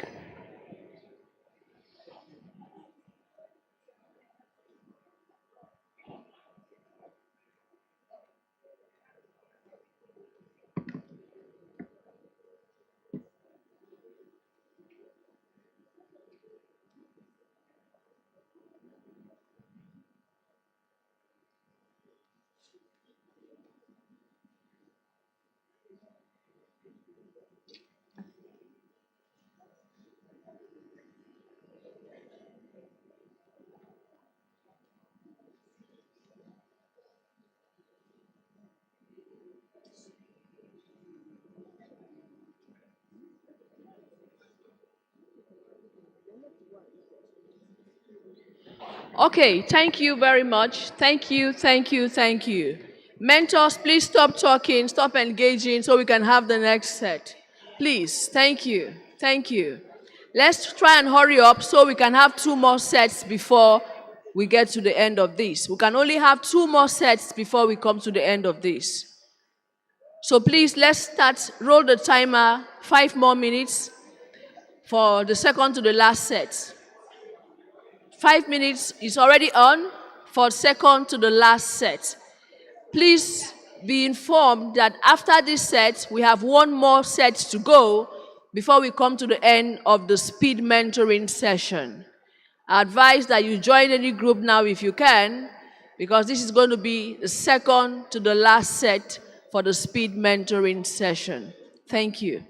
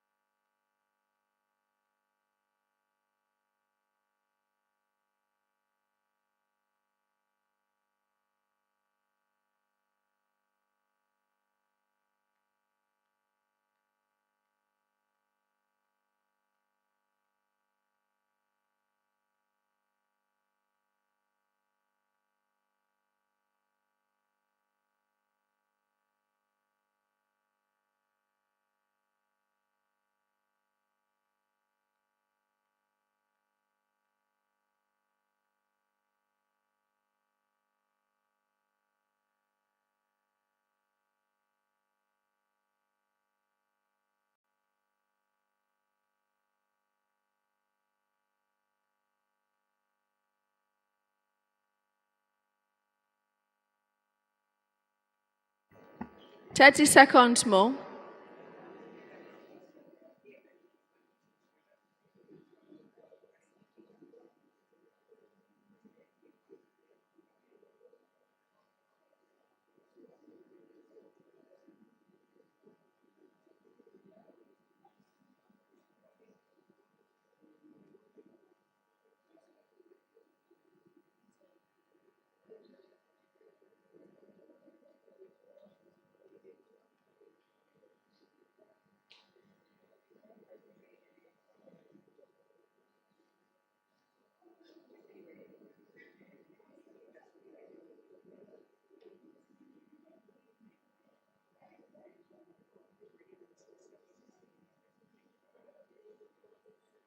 Okay, thank you. Time up, time up, time up. Mentors, please stop speaking.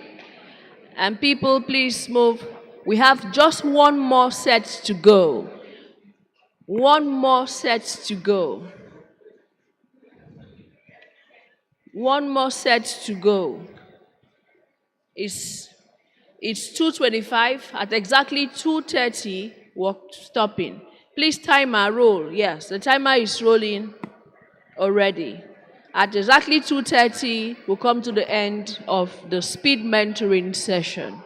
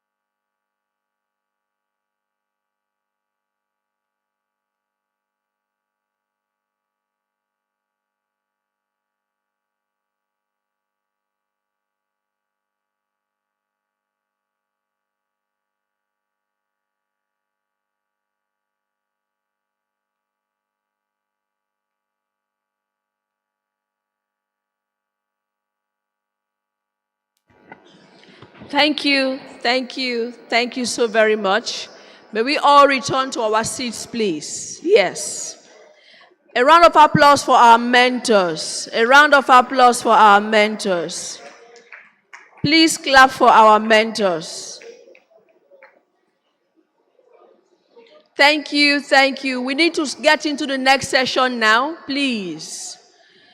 We need to get into the next session now, so please get settled in so we can commence.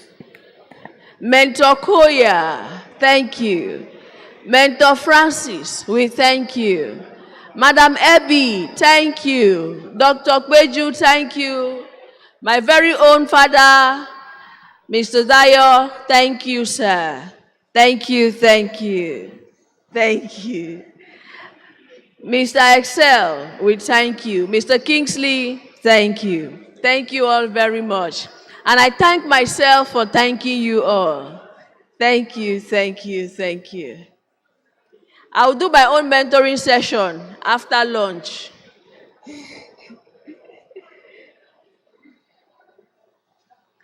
Please, can we settle in so we can get into the next session?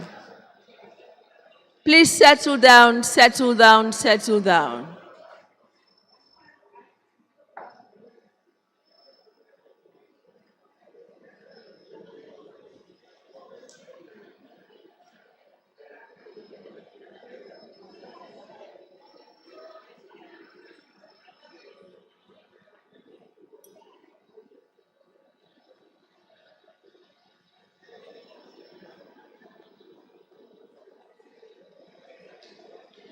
Okay, are we ready? Mr. Excel.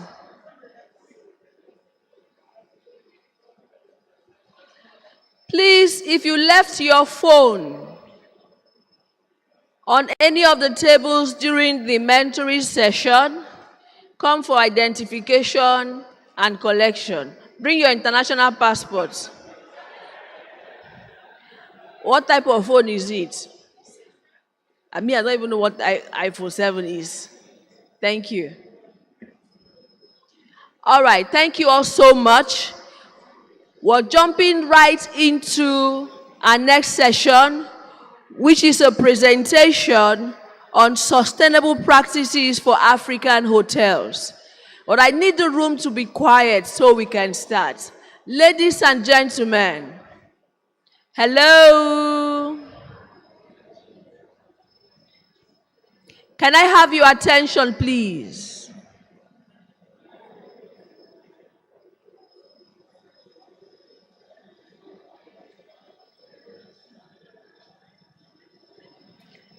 So, I'm going to call on our next speaker, Mr. Ekene Nnabuihe.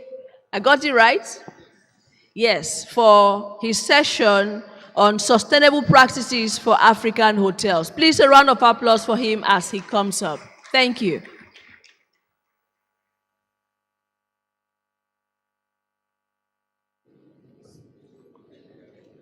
Thank you very much. Thank you very much. I hope I'm tall enough for everybody to see me. Okay, thank you very much. And good morning to everyone here. Today we are talking about sustainable practice in African hotels.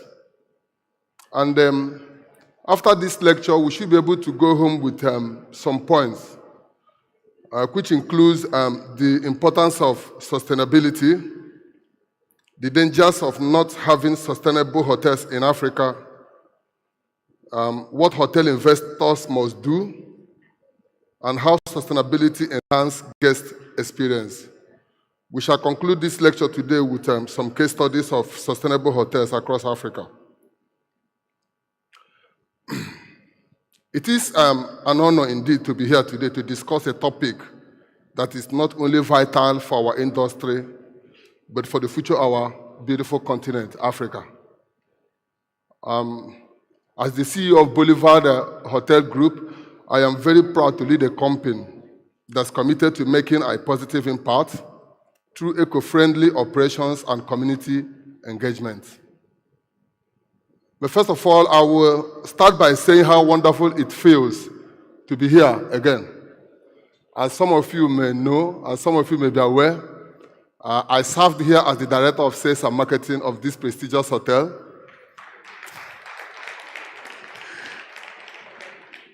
Returning now as a guest speaker filled my heart with immense pride and gratitude.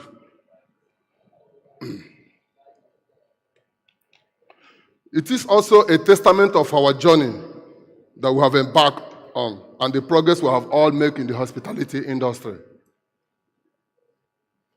I want to take a moment to express my appreciation and gratitude to my esteemed senior colleagues gathered here today. Mr. Karl Haller, the General Manager of Continent Hotel in Nigeria, Mr. Tunde Oluloye of Patterson Hospitality. I also want to express my gratitude to other of my senior colleagues who are here, including my former boss at Imo Concord Hotel, Emmanuel Nele, Lucky George, my senior and long-time media ally, Francis Ogosi of Blue Bike Hospitality, as well as Sunday Olubenga, the organizer of this event. Your guidance and support has been instrumental to my career, and I'm very humbled to be here to share my perspective on sustainability.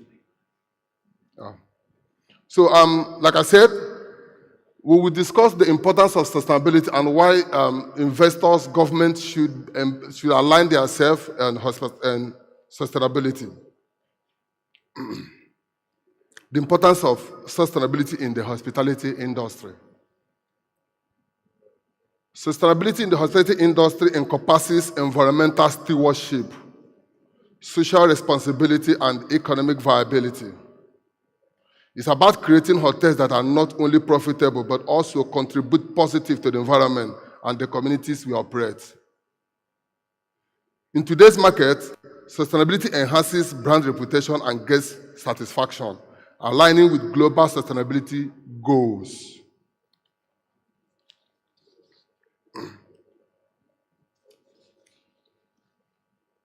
So, like I said, there are dangers of not having a sustainable hotel. Includes one, environmental degradation. Without sustainable practices, hotels contribute significantly to environmental issues such as deforestation, water scarcity, and pollution. Economic instability. Unsustainable practices can lead to a higher operational cost in the long run, increased energy and water consumption, waste management issues, and potential regulatory fines can strain a hotel finances, making it less competitive. Negative social impact. Hotels that do not engage with local communities or respect local cultures can create social discord. This can lead to conflict with local residents and harm the hotel's reputation, reducing its attractiveness to socially conscious travelers.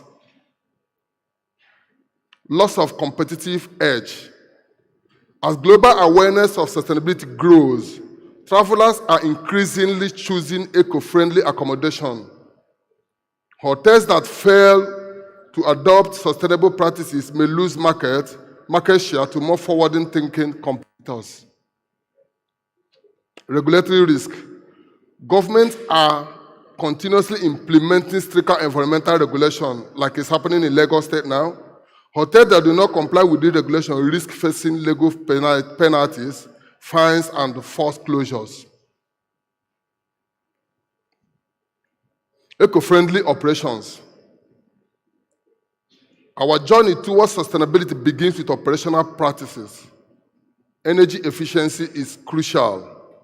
By implementing energy-efficient lighting and appliances and utilizing renewable energy sources, we can significantly reduce our carbon footprint. For instance, Boulevard Owerri Hotel has successfully integrated solar panel, reducing energy costs by 20%. Water conservation is another key area. Simple measures like installing low-flow fixtures, rainwater harvesting system, and grey water recycling system can make a big difference. A busy hotel can see a reduction of 30% in water usage through these initiatives. Waste management is equally important. By focusing on reducing, reusing, and recycling, we can minimize our environmental impact. Our Lagos property has a comprehensive waste management program, including composing organic waste, which has cut down landfill contribution by 40%. Sustainable building design is essential. Using eco-friendly materials and achieving green building certification can enhance the sustainability of our operations. We are currently in advanced discussion with a hotel in Kigali built with sustainable materials and has received the LEED certification. Sustainable landscaping involves native and drought-resistant plant species and organic gardening practices. The Kigali Property Sustainable Landscaping Project has created a large eco-friendly environment that conserves water and supports local biodiversity. Community engagement. Supporting local economies is at the heart of our sustainability strategy. By sourcing locally produced goods and services and creating job opportunities for local residents, we contribute to the economic growth of the communities we operate in. Our partnership with local farmers has not only improved our supply chain, but also uplifted our local community. Cultural preservation is another critical aspect. By promoting and integrating local culture and heritage into our hotel experiences, we provide guests with unique and authentic experience while supporting local artists and cultural initiatives. Our hotel designs incorporate local art and host cultural events, fostering a deeper connection with local culture. Social responsibility means engaging in community development projects and partnering with local NGOs. Our hotel can collaborate with local organizations to support education and healthcare initiatives, making a tangible difference in the life of community members. Enhancing guest experience through sustainability. Educating guests about our sustainability practices and encouraging them to participate is crucial. Providing eco-friendly amenities and services such as reusable water bottles and biodegradable toiletries enhances the guest experience. Sustainable dining options include locally sourced, organic, and sustainable food and beverages choices are becoming increasingly popular. Reducing food waste through mindful practices is another way we promote sustainability. Wellness and sustainability go hand in hand, incorporating wellness programs that promote sustainability, such as nature walks and eco-tours, and providing eco-friendly wellness products and services are a key component of our approach. The role of government in building sustainable hotels. Of course, we can't do without the government, so there must be some kind of role for the government in making sure that we build a sustainable hotels. And the government can participate by policy and regulations. Government can establish policies and regulations that promote sustainability in the hospitality industry, such as incentives for green building certification and penalties for non-compliance with environmental standards. Incentive and subsidies. Providing financial incentive and subsidy for hotels that adopt sustainable practices can encourage more business to go green. This could include tax break, grants for renewable energy installation, and funding for sustainability training programs. Infrastructure development.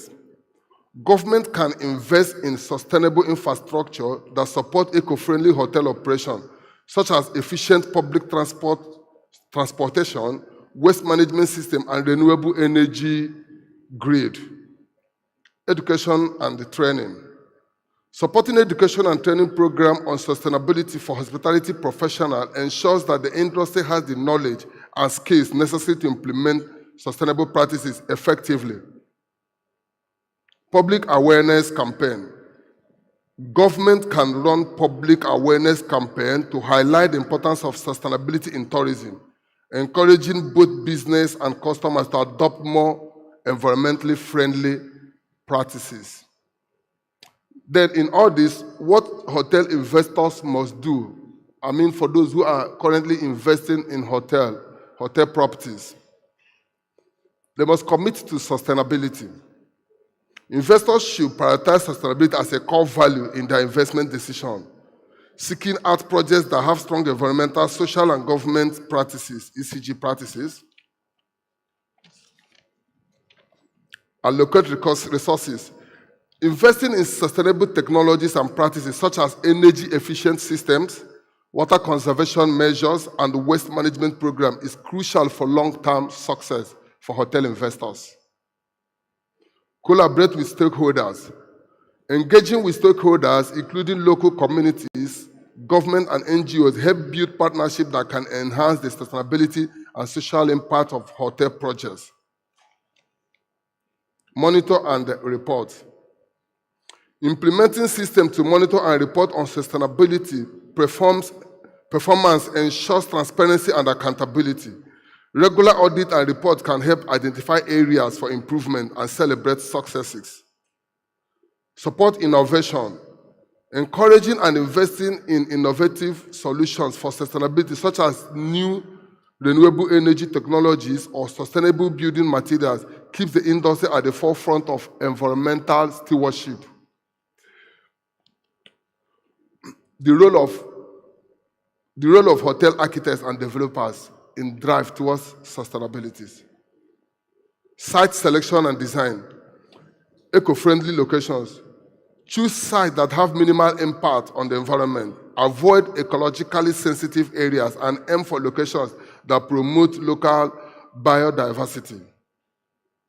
Utilize passive design principles to maximize natural light and ventilation, reducing the need for artificial lighting and mechanical cooling stroke heating systems. Sustainable materials. Local and recycled materials. Use local source and recycled materials to reduce transportation emission and support local economies. Select materials with low environmental impact, such as bamboo, reclaimed wood, and recycled metal. Energy efficiency. Insulation. Design buildings with high-quality insulation to maintain temperature and reduce energy consumption for heating and cooling. Renewable energy. Integrate renewable energy sources such as solar panels and turbines and geothermal system into the design. Energy efficient system. Use energy efficient lighting, LED and HVAC system. Implement smart building technology to optimize energy use. Water conservation. Install low flow toilets, faucets, and shower heads to reduce water consumption. Design systems to collect and store water to use in irrigation and non-potable application. Incorporate grey water recycling system to reuse water from sinks and showers for landscaping and flushing toilets. Construction waste management. Develop a waste management plan to minimize and recycle construction waste. Create buildings that can be easily deconstructed and materials reused at the end of their life cycle. Sustainable landscaping. Native plant species. Use native and drought-resistant plants in landscaping to reduce water usage and support local ecosystem. Green roof and walls. Design green roofs and living walls to improve insulation, reduce the urban heat inland effect, and provide habitats for wildlife.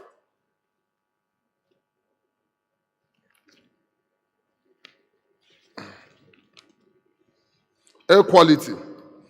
Ensure good indoor air quality by using a non-toxic, low VOC, volatile organic compound materials and incorporating plants indoors.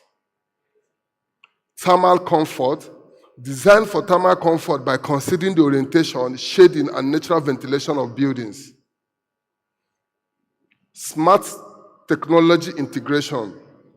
building automation system, implement smart system to monitor and control energy, water usage, and indoor environmental quality. Guest engagement, use technology to engage guests in sustainability effort, such as apps that can attract energy by usage or provide tips for reducing their environmental footprint during their stay. Some of the case and success stories of a sustainable hotel around Africa. Number one, Hotel Verde, Cape Town, South Africa. Hotel Verde, Cape Town, located near Cape Town International Airport, is known as Africa's greenest hotel. It was the first hotel in Africa to achieve a double LEED Platinum certification. The hotel uses geothermal heating and cooling, energy-efficient lighting, and renewable energy sources, including solar panels and wind turbines. Hotel Verde has implemented water-saving fixtures, grey water recycling, and rainwater harvesting system. They also have a living green roof that helps manage stormwater and insulate the building. The hotel follows a zero waste to landfill policy with extensive recycling, composting, and commitment to reducing single-use plastic. Built with sustainable material, the hotel features environmentally friendly architecture that minimizes its ecological footprint. The hotel has achieved a 35% reduction in energy use and 37% reduction in water consumption compared to conventional hotels around. Impact. Case study number 2, Chumbe Island Coral Park, Zanzibar, Tanzania. Chumbe Island Coral Park is a private nature reserve and eco-lodge that combines tourism with conservation and environmental education. It is located on Chumbe Island off the coast of Zanzibar. The eco-lodge is entirely off-grid, using solar panels for electricity and solar water heaters. Rainwater is harvested and filtered for all water needs, composing toilets and grey water recycling systems that are used to minimize water use. Waste is meticulously sorted and recycled. Organic waste is composed and non-organic waste is taken to the mainland for proper disposal. The hotel includes a coral reef sanctuary and a forest reserve.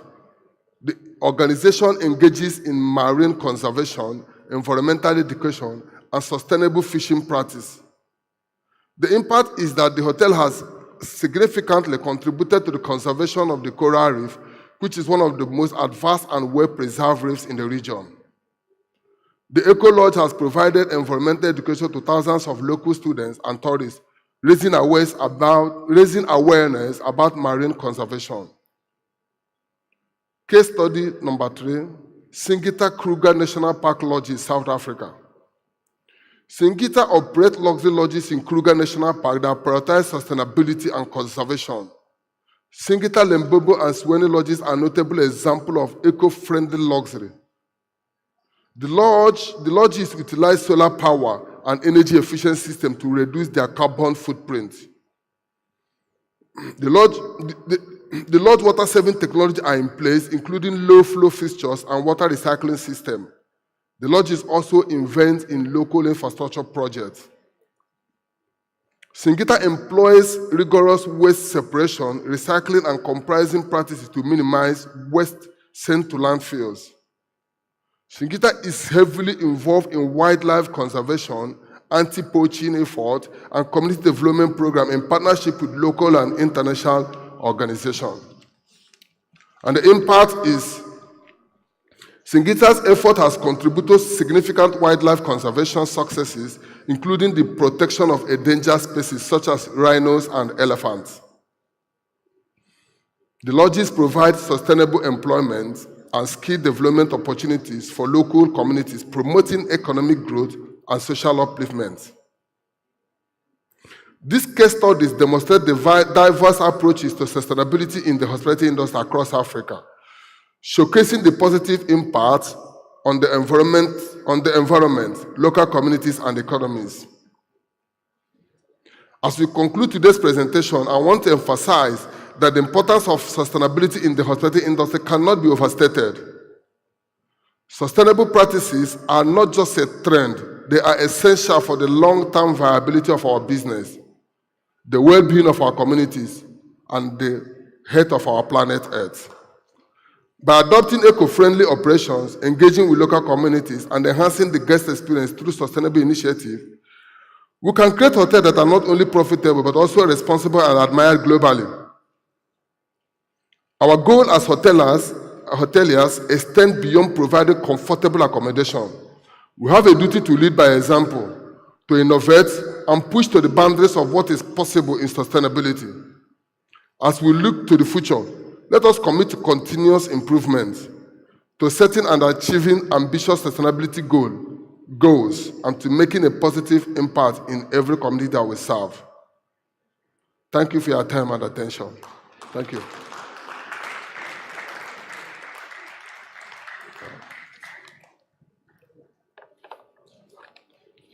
Thank you. All right, for questions.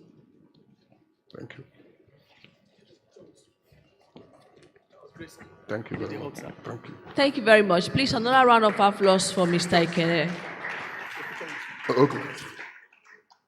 Mr. Ikene, okay. The dangers of not having a sustainable hotel. Who remembers the first thing he said? What was the first danger? Yes? Environmental degradation. Number 2. Sorry? Economic instability. Number 3. Thank you so much. Number 4. Primary 2B. Thank you. And number 5. Please, another round of applause for Mr. Ikene. Now you have been told the dangers of not having a sustainable hotel. You may think that you can take it for granted, but today you know the dangers. I'll take only 2 questions because of time. Who's number 1? They say that my glasses are not seeing up to, so I'm trying to increase the... Number 1? Number 2?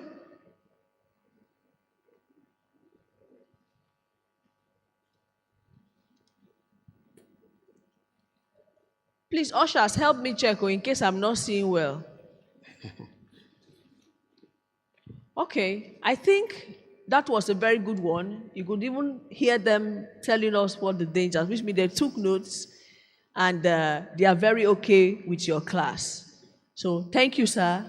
Thank you very much. And please clap for yourselves, wonderful students. Wonderful students. Thank you. Thank you, sir. Thank you so much. The very last thing we're going to do before we go for lunch, I'm already seeing lunch packs coming out, so my smile just increased now. Where is our convener? He has 20 minutes to appreciate some sponsors, but I want to please recognize the presence of Mr. Dominic Akinjide Fagbemi of Dominic Akinjide Fagbemi Foundation. You're welcome, sir. Welcome, welcome. Please, let's clap for him. Thank you. Okay, Mr. Benga, over to you to appreciate some sponsors.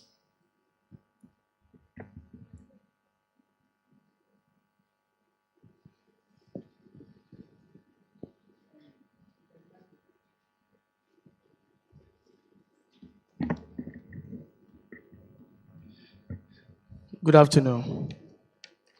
Good afternoon. Please don't be tired because tonight is going to be an Africana night. It's going to be a very massive night. It's our gala and award night. When you go back to your destination tomorrow, you will go and rest. You can take a day off, work, because I tell you, I'm not leaving this hall till about 12 midnight. Yes. I made a very beautiful outfit tonight, and I will be rocking it. Did you come with your attire? Africana. Don't wear tie here. And when you are coming, I don't want to see this. The conference is ending soon.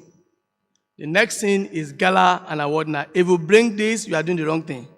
The conference has finished.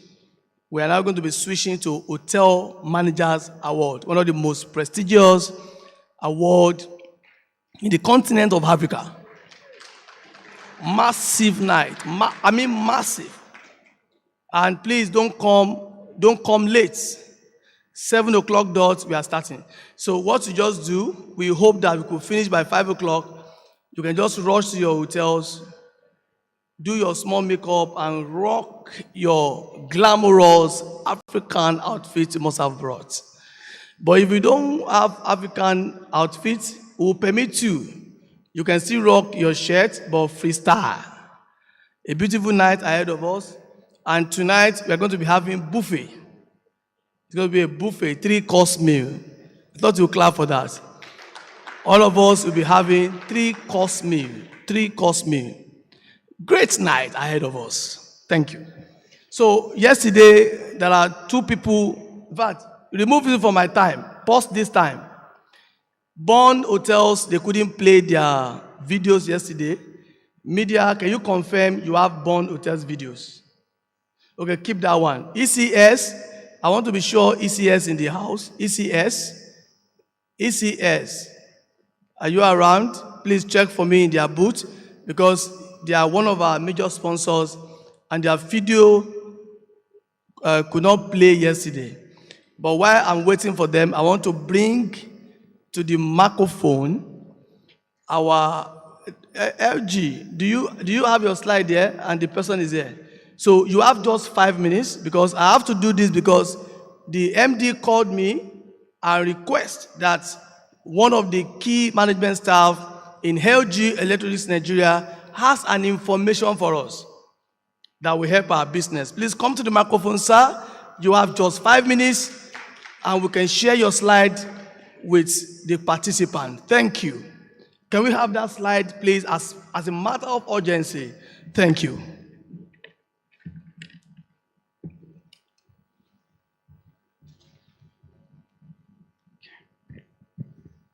Hello, good afternoon. Just a quick introduction about myself. My name is Sharad. I work for LG Electronics Africa, and it's been just 30 days for me in Nigeria and quite new here, and looking forward for a very wonderful journey.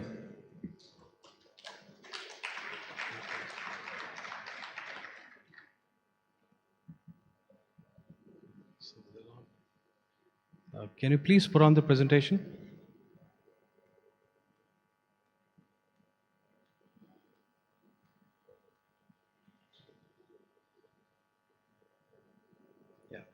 So at LG, today we're going to talk about our commercial products, which is of course laundry. I represent home appliances. We're going to talk about commercial laundry products here. And we'll start off with the slide. The next slide, please. Yeah.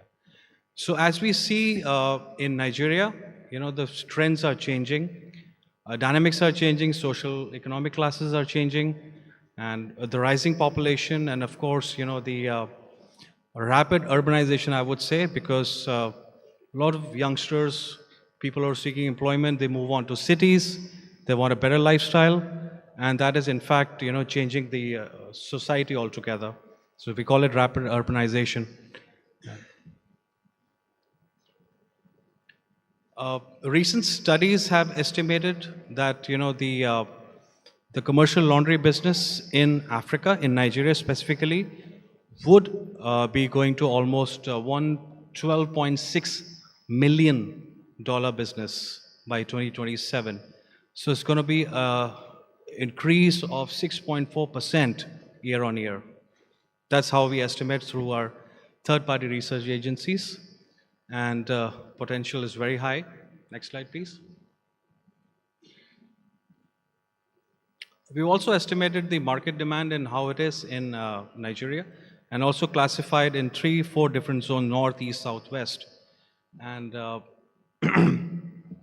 so cities like Lagos, Kano, all these contribute a major factor to the commercial laundry business. Now, I'm not talking only about laundromats, but also the number of alabafo, the washerman, the separate own alabafo. Yeah, alabafo.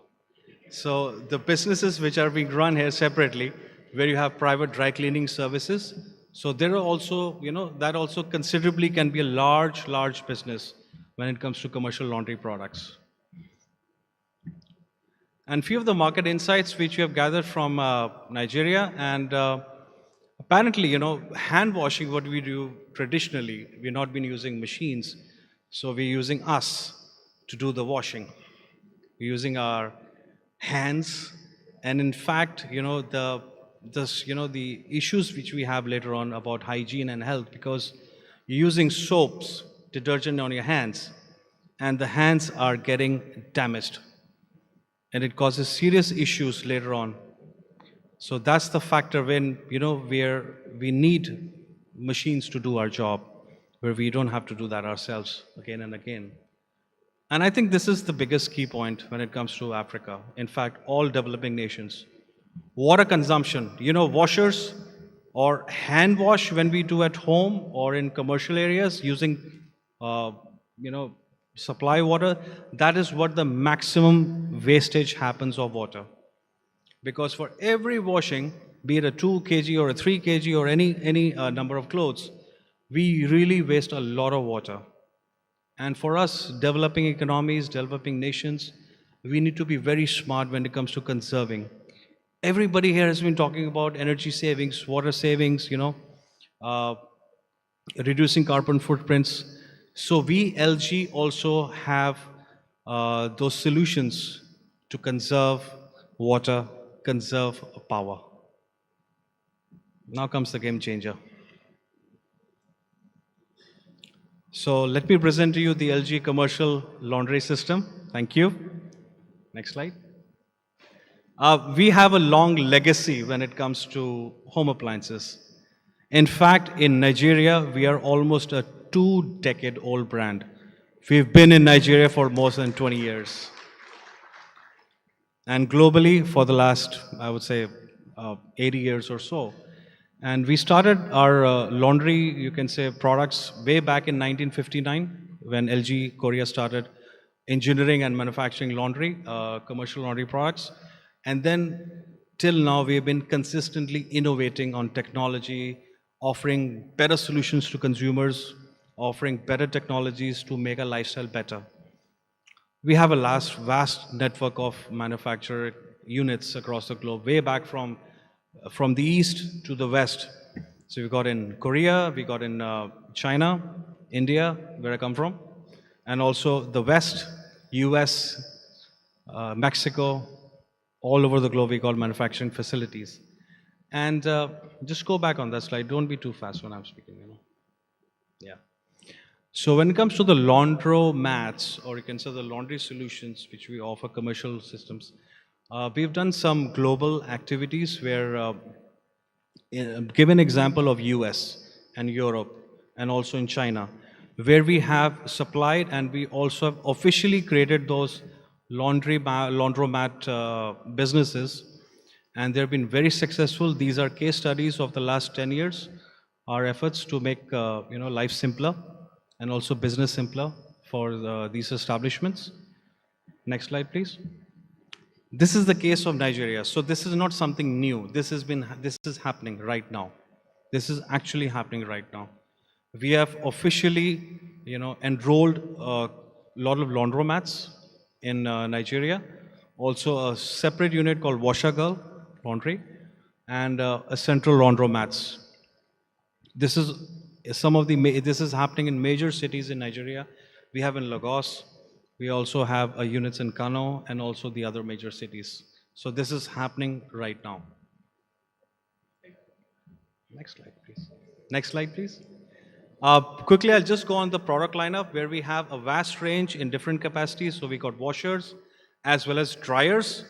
You can stack them in your facilities, washer in the bottom and also the dryer on the top. Next slide. Yeah. So our LG offers solutions, product solutions in various aspects. we got durability, we got efficiency, we have better hygiene solutions, we have got smart solutions. So we were talking about, in fact, Mr. Carl, the GM of Intercontinental, was emphasizing a lot about smart solutions. Some of the gentlemen, the audience said that, will AI take over, or AI is it harmful to us? No, it is not. We have to use AI smartly. That's where the technology comes in. In our LG, we have that smart solutions, which is basically an AI system, which helps the washing, the drying better and more efficient. Next slide. Thank you very much. I wish I could talk more today, but definitely in the future we'll have more sessions. And please visit our booth. My team member, Mr. Samuel, he's the business manager for commercial products. I really wish, please come to our booth, visit us. Thank you very much. Thank you. Thank you so much. How many of us have visited IDS Next booth? I have visited that booth. Let me see your hand. I've had a conversation with them. How many of us know Eco Hotels? Do you see how seamless their system is? As big as that place is, they are the tech behind that project. Mr. Manasseh, come, please. I met this man 10 days to the event. 10 days. You notice that we've never heard about RDNS in our platform. We don't talk about them. 10 days to the event. 10 days. And he's not in Nigeria, and he told me he loved this project. He's representing the company IDS Next, and their software is what serious hotels are using in Nigeria. I mean big, because they are competing favorably with big PMS in the world. And he told me that I would love to sponsor this event, and he offered me an unresistible figure. I won't lie. I said, within 10 days, what do you want to achieve? He said, no. This is a futuristic project.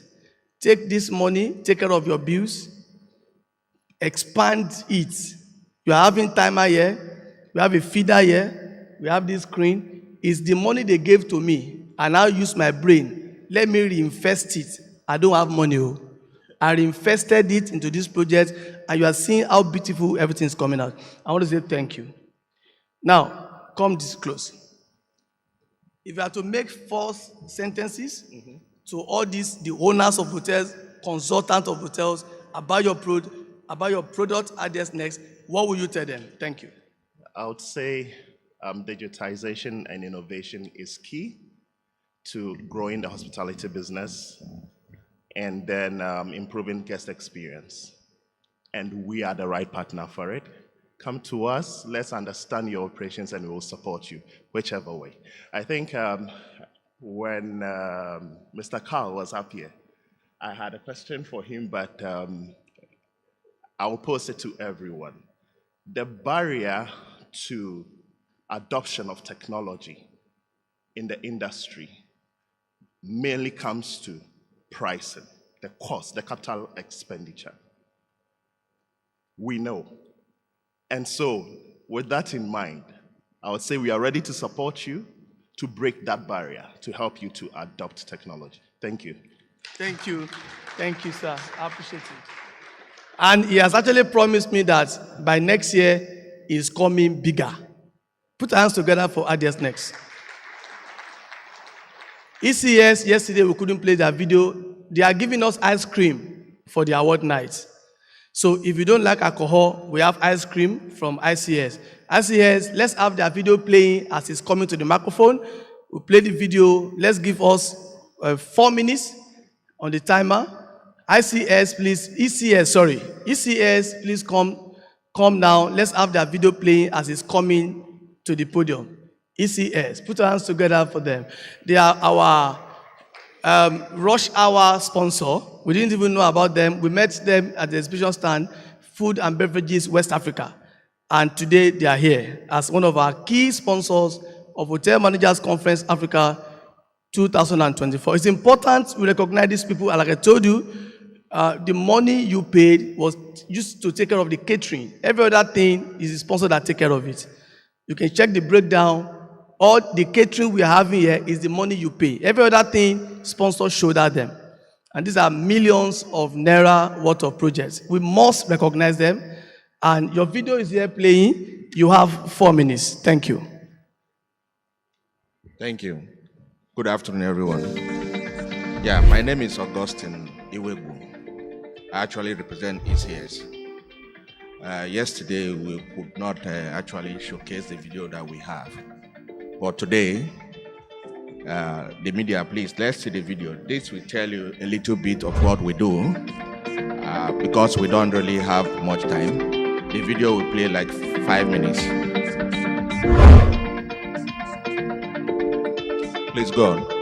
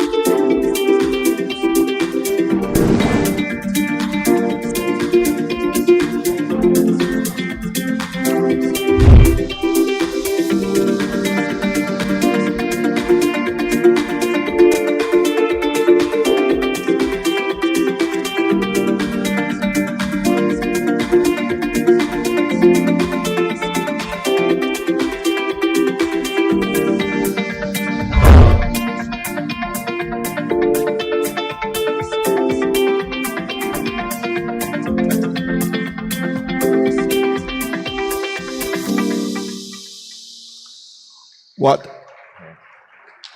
Thank you. What actually showed here today is exactly what we do. We are into supermarket solution, food packaging, ice cream, and warehousing.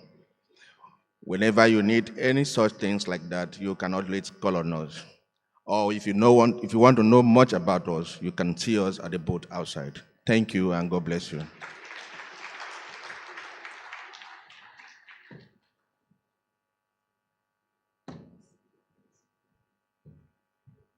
I love the video. Well put together. Thank you. So yesterday we couldn't play Bond videos. Please, let's have it playing as they are coming to the stage. Thank you. Bond Hotels. Bond, our pride. Our African pride. Bond Hotels.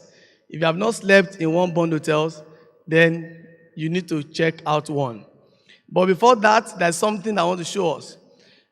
Please stay by my side here. During our going around for sponsorship and all that, we have some hotels that really helped us.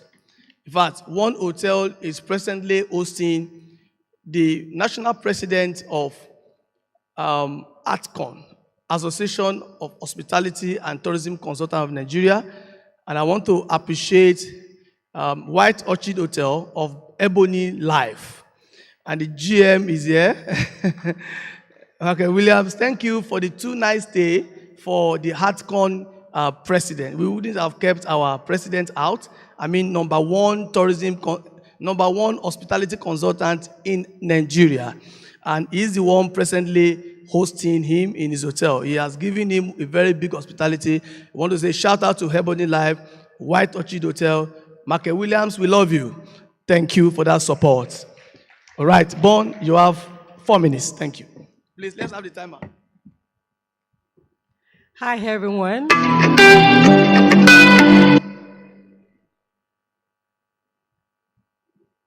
Okay, can we have the video, please?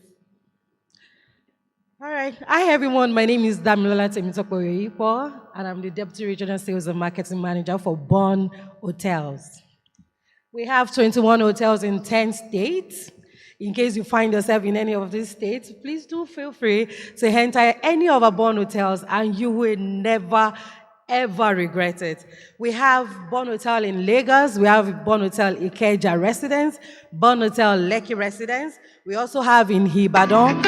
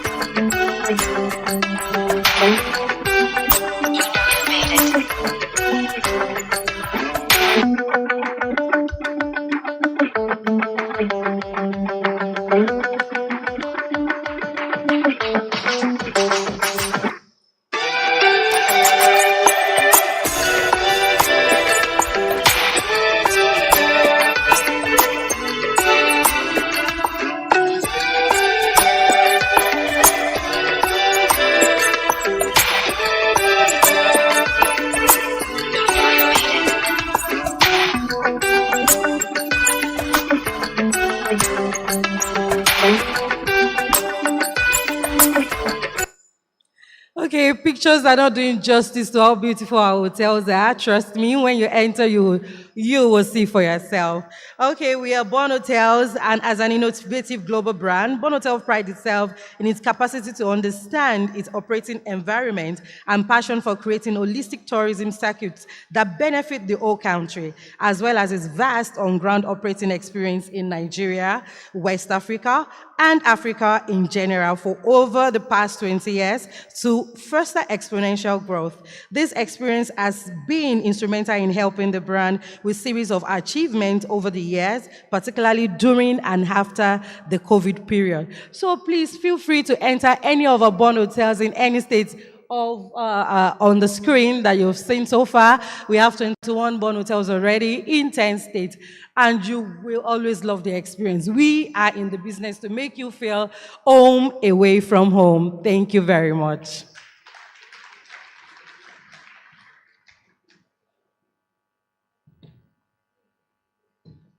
Damilola is such a detailed administrator. I think because when she told me, I said, accounts, no. Because you need to see our correspondence over the last 3 months. She's amazing. And I want to believe that in the next 3-4 years, people like this will become massive icon in the hospitality industry. Put your hands together for Damla of Bond Hotels. I have this Ferry brand that they were the first person that gave me money even before we produced the profile. Do you know, as in, we've not even done the profile for the conference, and he called me and said, please, I know you need money to move around. I've seen you in Owerri, I've seen you this. Collect this money first. I have $1 million at that time. When the brochure comes out, we will now see how much is the least sponsorship, because we are small now for now, but we are big in what we are doing. I have just 3 minutes for him because it is important I do this. Someone that could give you money even when he has not seen the package. They are busy rooms. Put your hands together for busy room for that thought. Do you know what it means? You've not even seen. Busy room, are you here? Busy room, please come. Put your hands together for this young CEO. He's just an amazing man. He has not seen what the package looks like. I'm talking about January. Let's clap for him. He just called me, and that was the time I needed to pay for something. The money came in. The first sponsor to give me money for this project is Busy Room, and I want to thank him for what he has done, because without him, we will not be able to start preparation on time. Thank you, sir.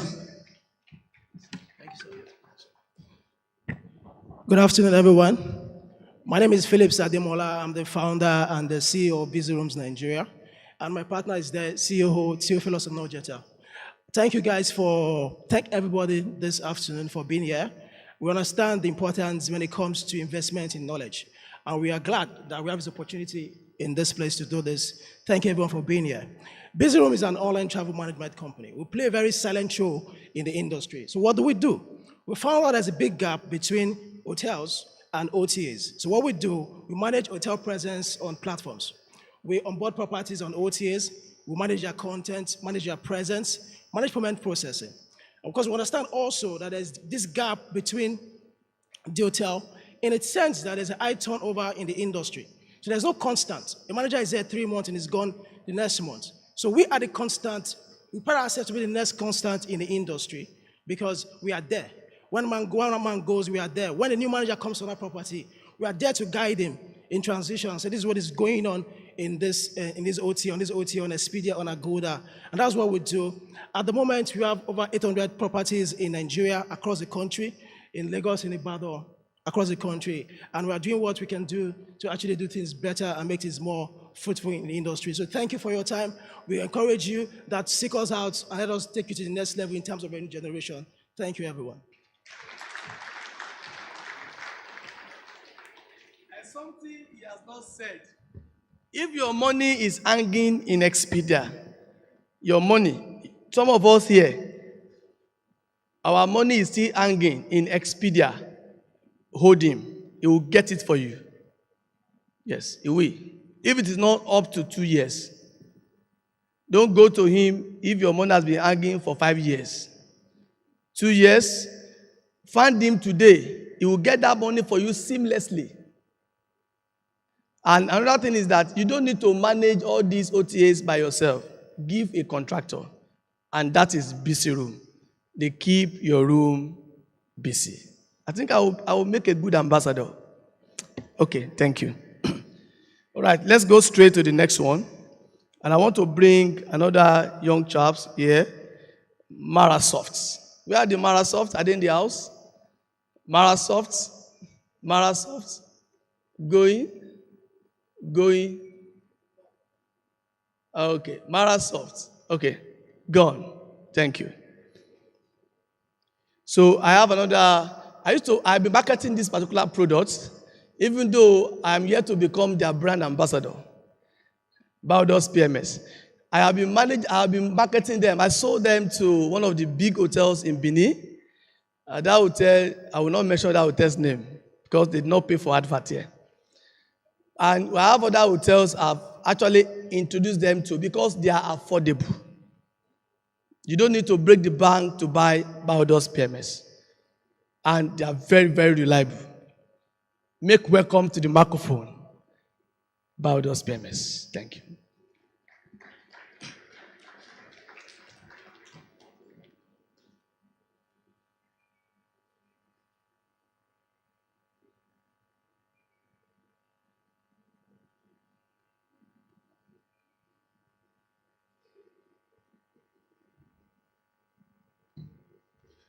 Good afternoon, ladies and gentlemen, our fathers and mother. My name is Timothy Ojo from Biodos PMS. Biodos PMS is a Nigerian-made property management system. We have over 15 years of experience working in the hospitality industry. We have over 600 installations across Nigeria and West Africa. Our software is actually designed to actually handle every aspect of the hospitality industry. We have modules that caters to the guest management module, which caters to the front office system. We have the point of sale system that handles your restaurant and bar. We have the inventory system that controls things like your inventory, your recipe, requisition, bin card, and everything that you need to do in the hotel. We also have what you call third-party integrations that actually secure and streamline your services. For example, we have door lock integrations, which actually connects your PMS to your door locks, and we have integration with over 20 door locks like Vision, VinCard, Pro USB. Most of the door locks used in Nigeria. We have integration with all those solutions. We also have integrations with what we call reservation services and OTAs. We know that the journey for a guest actually starts from when they make reservation, which means on your own platform, even if you don't have a website, we have a link that we give to you, which you can actually market on social media to all your customers. They click on that link, they go to the platform, they make reservation.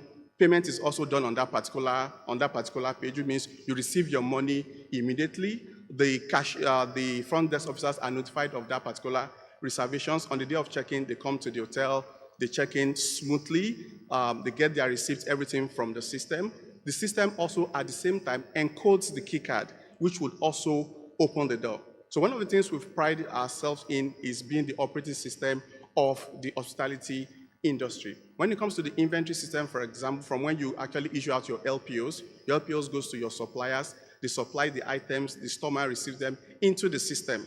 Once you receive into the system, it becomes visible for everybody across the hotel. The people at the bar can make requisition for their drinks. The kitchen can make requisition for their food, all on the system. And once the barman gets those requisitions, confirms availability, and those items are actually issued out. And at the same time, the vendors are notified whenever there's a depletion in the quantity of items that you have. And that's why we use what we call the minimum level and also the reorder quantity. All these things are automatic and they are built into the system. For the point of sale system also, we have integration with a lot of devices like your touch screen system, your printer, your printer and your kitchen printer, your kitchen order display. We have integration with all those systems. For our accounting module also, all transactions from the front office, from the store, from the restaurant, all immediately goes to the accountant, which means that the accountant just needs to sit in his office, get those figures, and actually does his auditing. It doesn't have to do double posting. There's no integration there's no need to work on Sage, then you have to transfer it to Opera, for example, then you need to take it to another inventory management system. It's an all-in-one solution for the hospitality industry. Like I said, we've been operating for over 15 years, and we also believe as time goes on, we'll continue to improve. Thank you very much.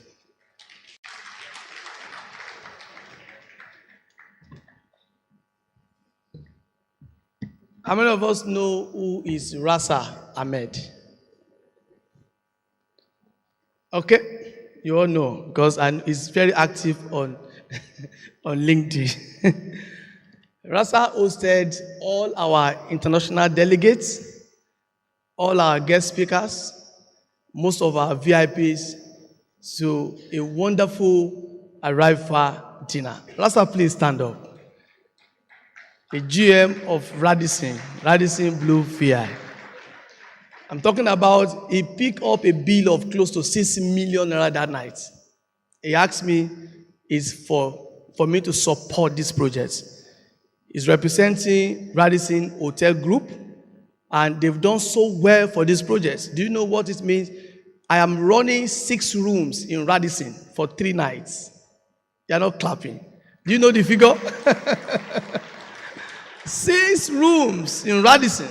6. Full body. Amazing offer. You see, I'm not sweating because I have people that God raised. One of them is Rasa Ahmed. Thank you. I love you, sir. So I called Microsoft. They are my young friends. They are doing amazingly in tech. Just gotten their license from CBN, and I love what they are doing. These are guys that are doing tech and to help our business. He has discussed with me a product called Loyalty Products. Your guests can load the card and be spending the card, using the card to buy. Let me bring to the microphone for just 3 minutes the CEO of Microsoft. He's my young, sharp, but they are into tech, big time, and they are here to help hospitality sector. Thank you. Good afternoon, everybody. Good afternoon, HMC. This is our second year with HMC, and it has been quite fantastic. My name is Emmanuel, Managing Director for Microsoft Pay. Just as he said, recently CBN licensed. So for the hospitality industry, right, this is one of our major markets. Right. Now, why do I say it's one of our major markets? One of our major markets because we get to have some of the highest transactions coming from hospitality in Nigeria today, actually in Africa today. Now, so one of the things that we have done is what we like to call the Microsoft Loyalty Card. So basically, right, we discovered that from hotel to hotel, from industry to industry, a lot of people are trying to build some form of loyalty. A lot of people are trying to build some form of reward system for their customers. A lot of people are trying to build some form of transaction enabling, environment for their customers, right? Now you discover that some people get it right, on the transaction part, but then it's a bit cumbersome, on the, funding part, or for people to sign up to it, or maybe for people to actually even understand the benefit that it comes with it. So what we have done, right, is to build a solution that any business, any hotel within the hospitality industry can plug and play, pretty much, right? So it comes in as a card, right? Now the card is fundable, right, by anybody. So it's you want a situation whereby customers can easily fund the card. I don't own English today. Oh, I'm at Lagos Continental. Oh, I'm at Radisson. Oh, I'm at, names of your beautiful hotels, right? The card is branded with your brand, branded in the name of your hotel, your designs, your logo, right? Customers are able to fund and then store value directly with you, right? And then this enables them to have access to, the bulk of your facilities within your, facility, right? And then it doesn't just stop there, right? You're now able to have direct engagement with your customers. For example, knowing what they're buying, what they're spending, how often they're coming, right? When was the last time they visited? When they visit you, what are they always up to? Do you understand? What is the grade of this customer? You also want to be able to know those customers who, came into your facility and then maybe they were like me a few years ago, started with a bottle of Coke, and then all of a sudden they're ordering for 5-6 rooms, right? As Mr. Venga would say, right? You want to know that there has been a growth, right, with this customer. Or you want to see a customer who was, doing so much before, and then suddenly there was a bit of, decline in their transactions. Maybe he has gone somewhere else or something, right? So basically, our solution basically helps you to have a full-size view of all your customers, right? See where you are doing well. See where you're having like a decline in sales, right? And then obviously, for some of you who like to also hold reward programs, like you have 10% off, you have this, or maybe for December period, or maybe for within this date and this date, we're going to be having 15% off on this particular solution. Maybe it's activations that you guys are doing, partnership with certain brands and the rest, right? It's easier for you to run those programs on the card, right? And then give your customer not just the full, cultural experience of your facility, but also a full-blown loyalty experience. Thank you very much. I appreciate it. Please contact him. Let them develop a card for you to have that experience. Thank you. How many of us enjoy the tea break? The tea break, you enjoy it. Be sincere. Let me see your hand. Our patroness put that together. On cost. Just, I want to support this project. Let me handle the tea break. A renowned catering company, big time industrial catering company. And I want to recognize Courts Catering. Ma, can you say hi? Give us a hi. Please stand up, Ma. She's the live patroness of Hotel Managers Conference Africa. If you want to be a patron, you can apply. Terms and conditions apply. Don't be patron for mouth. Now, patron with a show body. The Lord bless you for us and keep you. And I want to say this.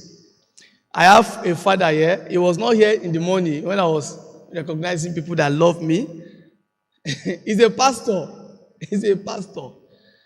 And he has put 40 years in this industry. Even if it is 2 a.m., if I call him, he will pick the call and advise me. I almost made some blunders in the course of this preparation. I almost made some blunders. He will tell me, no, it can't be like that. Do it this way.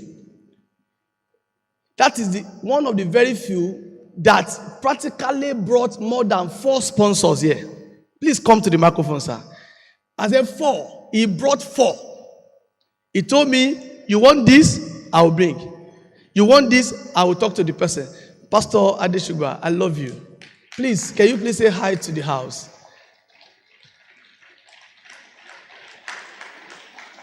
Have you now seen why this project cannot fail? Because God raised people that I'm resting on their shoulder. I love you, sir.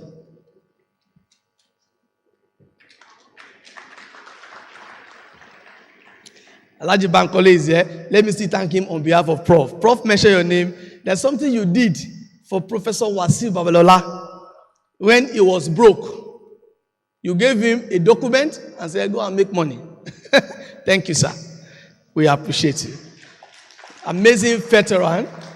Tonight, we'll be recognizing our big veteran. There's no time to do all this for now. But I have more than 4 professors in the house.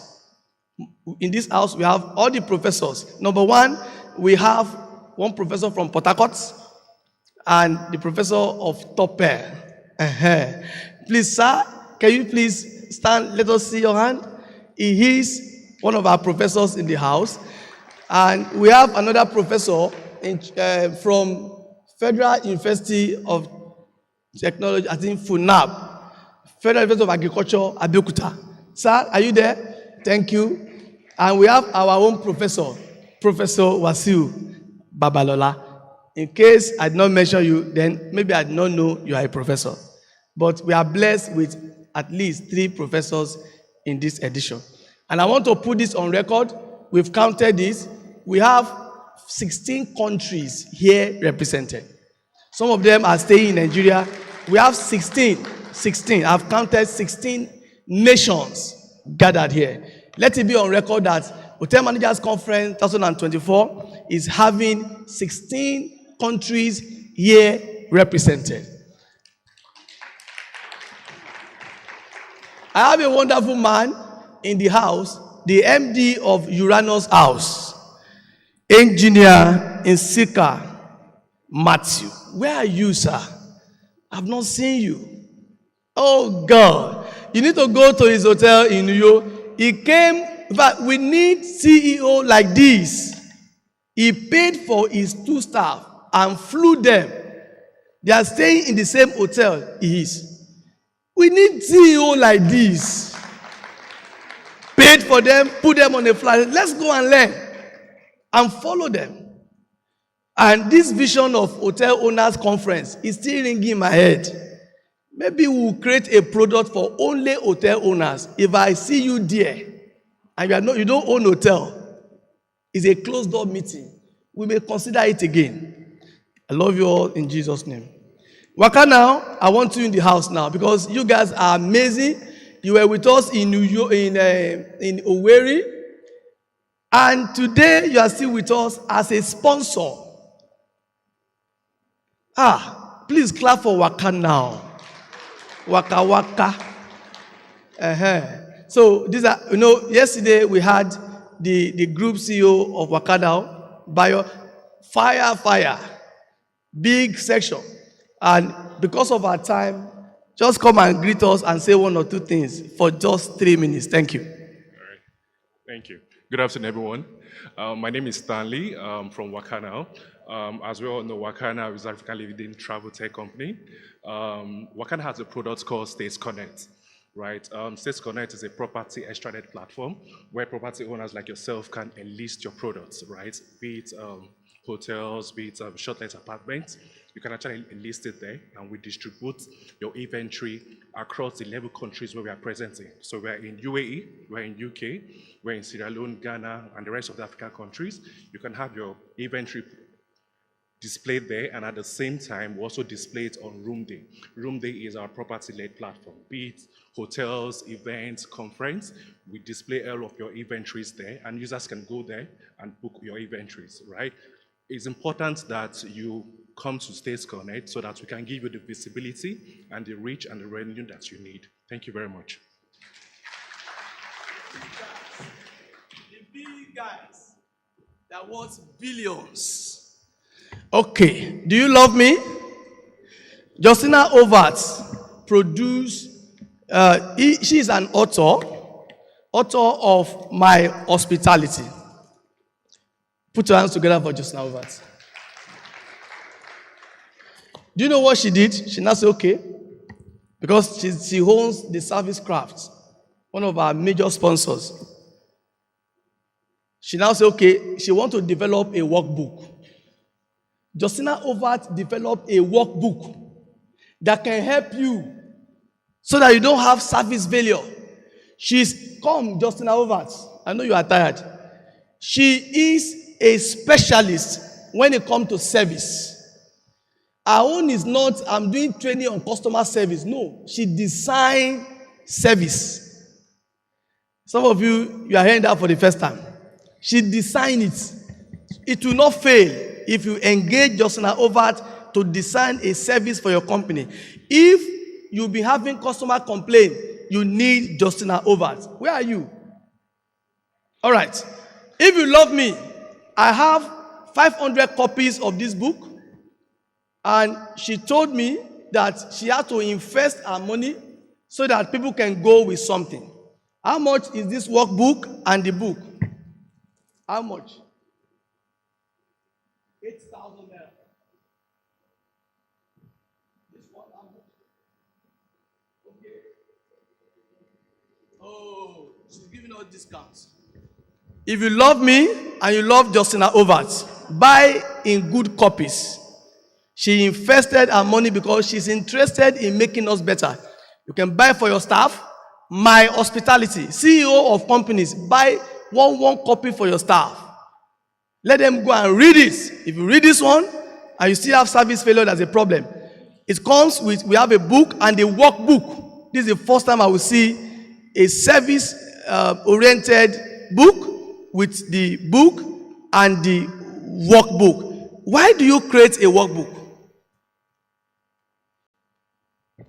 Well, I have a couple of persons who have asked me questions about the book after reading. They shared their experiences, and it became necessary to give them something to write, those experiences in, so that when you read the book, you can use the workbook to write in, what you want to do. The workbook is for the actions that you intend to take, you implement in your hotel while doing.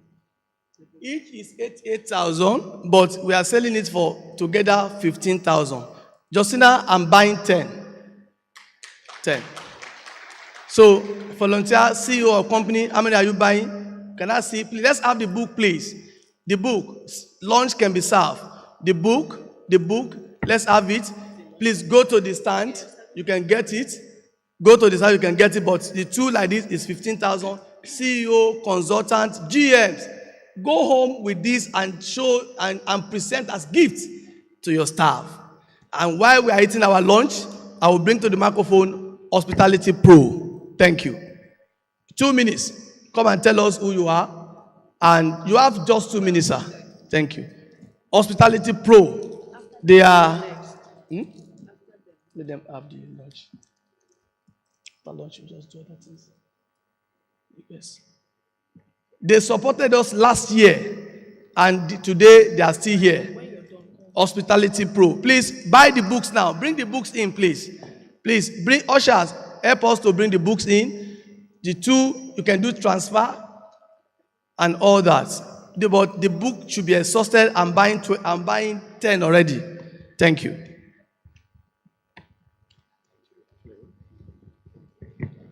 Hello to all the Ogas. I hope I'm pronouncing it right. Okay, so I wanted to say good morning in the start, but I couldn't get the time back then, so probably I'll say now in Hindi. So we say good afternoon now, so it will be Shubh Dopaher. I hope that's right to all my Indian friends. Okay, so first time to Nigeria. So Amala was very tasty, and the Star beer was top-notch, seamless, no headache. And the traffic from mainland to island and island to mainland was very interesting and entertaining. Okay, so coming to the HMC for the first time, and I think we're exhibiting for the second time. We did last year also, so it's been fab. So thanks to all the exhibitors, and thanks to the organizers as well. It's been really a great event. And as you already know that I spoke in Hindi, I come from the sphere of entertainment, India, and my name is Pramit Shetty. I am the Director of Sales for Winstar Group for Asia Pacific, Africa, and the UK. I look after almost 20 plus countries. So what we do is we help hotels maximize efficiency with our PMS, which is on cloud and on-prem. And we've already been in the industry for 23 years now and servicing 3,000 hotels and 40 countries. So in Nigeria, we are represented locally by Hospitality Pro, by this Oga. And we've been with him for almost a decade. So you understand that, we look for long-lasting relationships, not only dating. So we've been with him, and we're looking for some really great potential in Nigeria. So yeah, I'll hand it over to him. Thank you very much. It's been my pleasure. Good afternoon, HMC. Just very quickly, just also to congratulate everybody that have come over the today. Last year we were with you guys, and we appreciate what the convener is doing, and it's a pleasure to also be with you. But just very silently, I would like to mention that for a hotel, most solutions that you have, especially for check-in, check-out, they're almost the same thing. They do the same thing check-in, they do the same thing check-out, right? But where the problem is at the back of operation. Ability to take control, ability to know what's happening, find your course, be in control of your hotel, if possible, at the palm of your hands, wherever you are. And that is where I think that if you're having any problems, we should be the right person that you have to talk to, because we have tested it. We have a working template that we've implemented from city to city, hotel to hotel. And if you have such need, please give us a call. Thank you and good evening.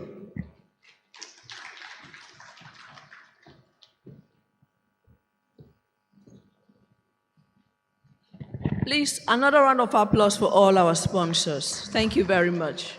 Thank you. So a very short story.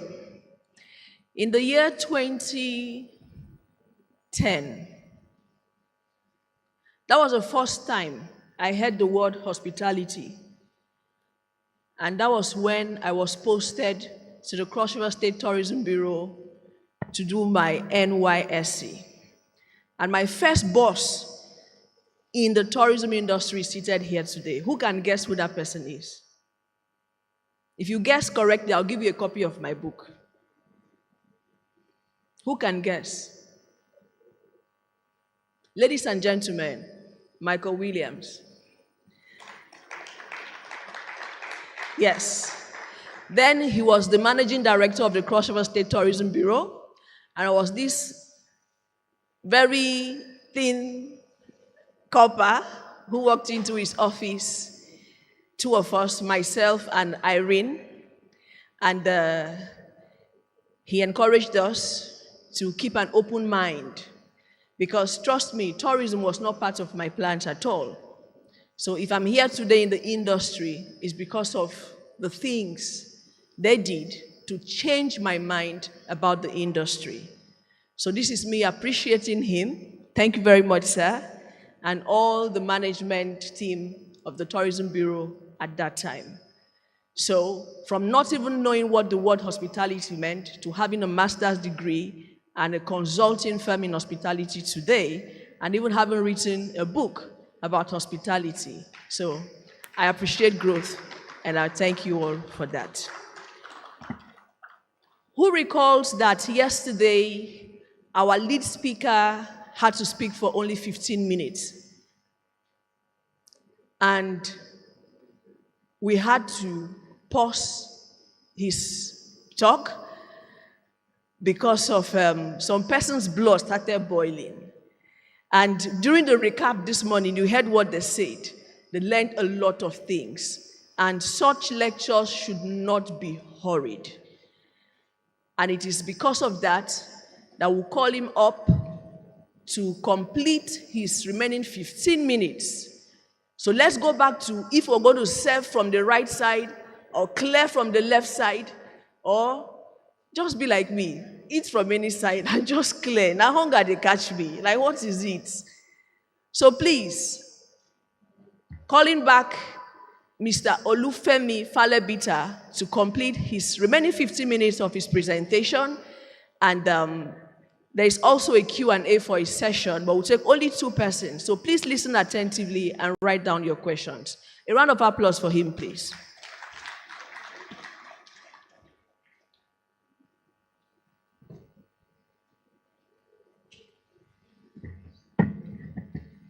Okay, I will appreciate if you can run the slides from there. Oh, it's already there, I guess.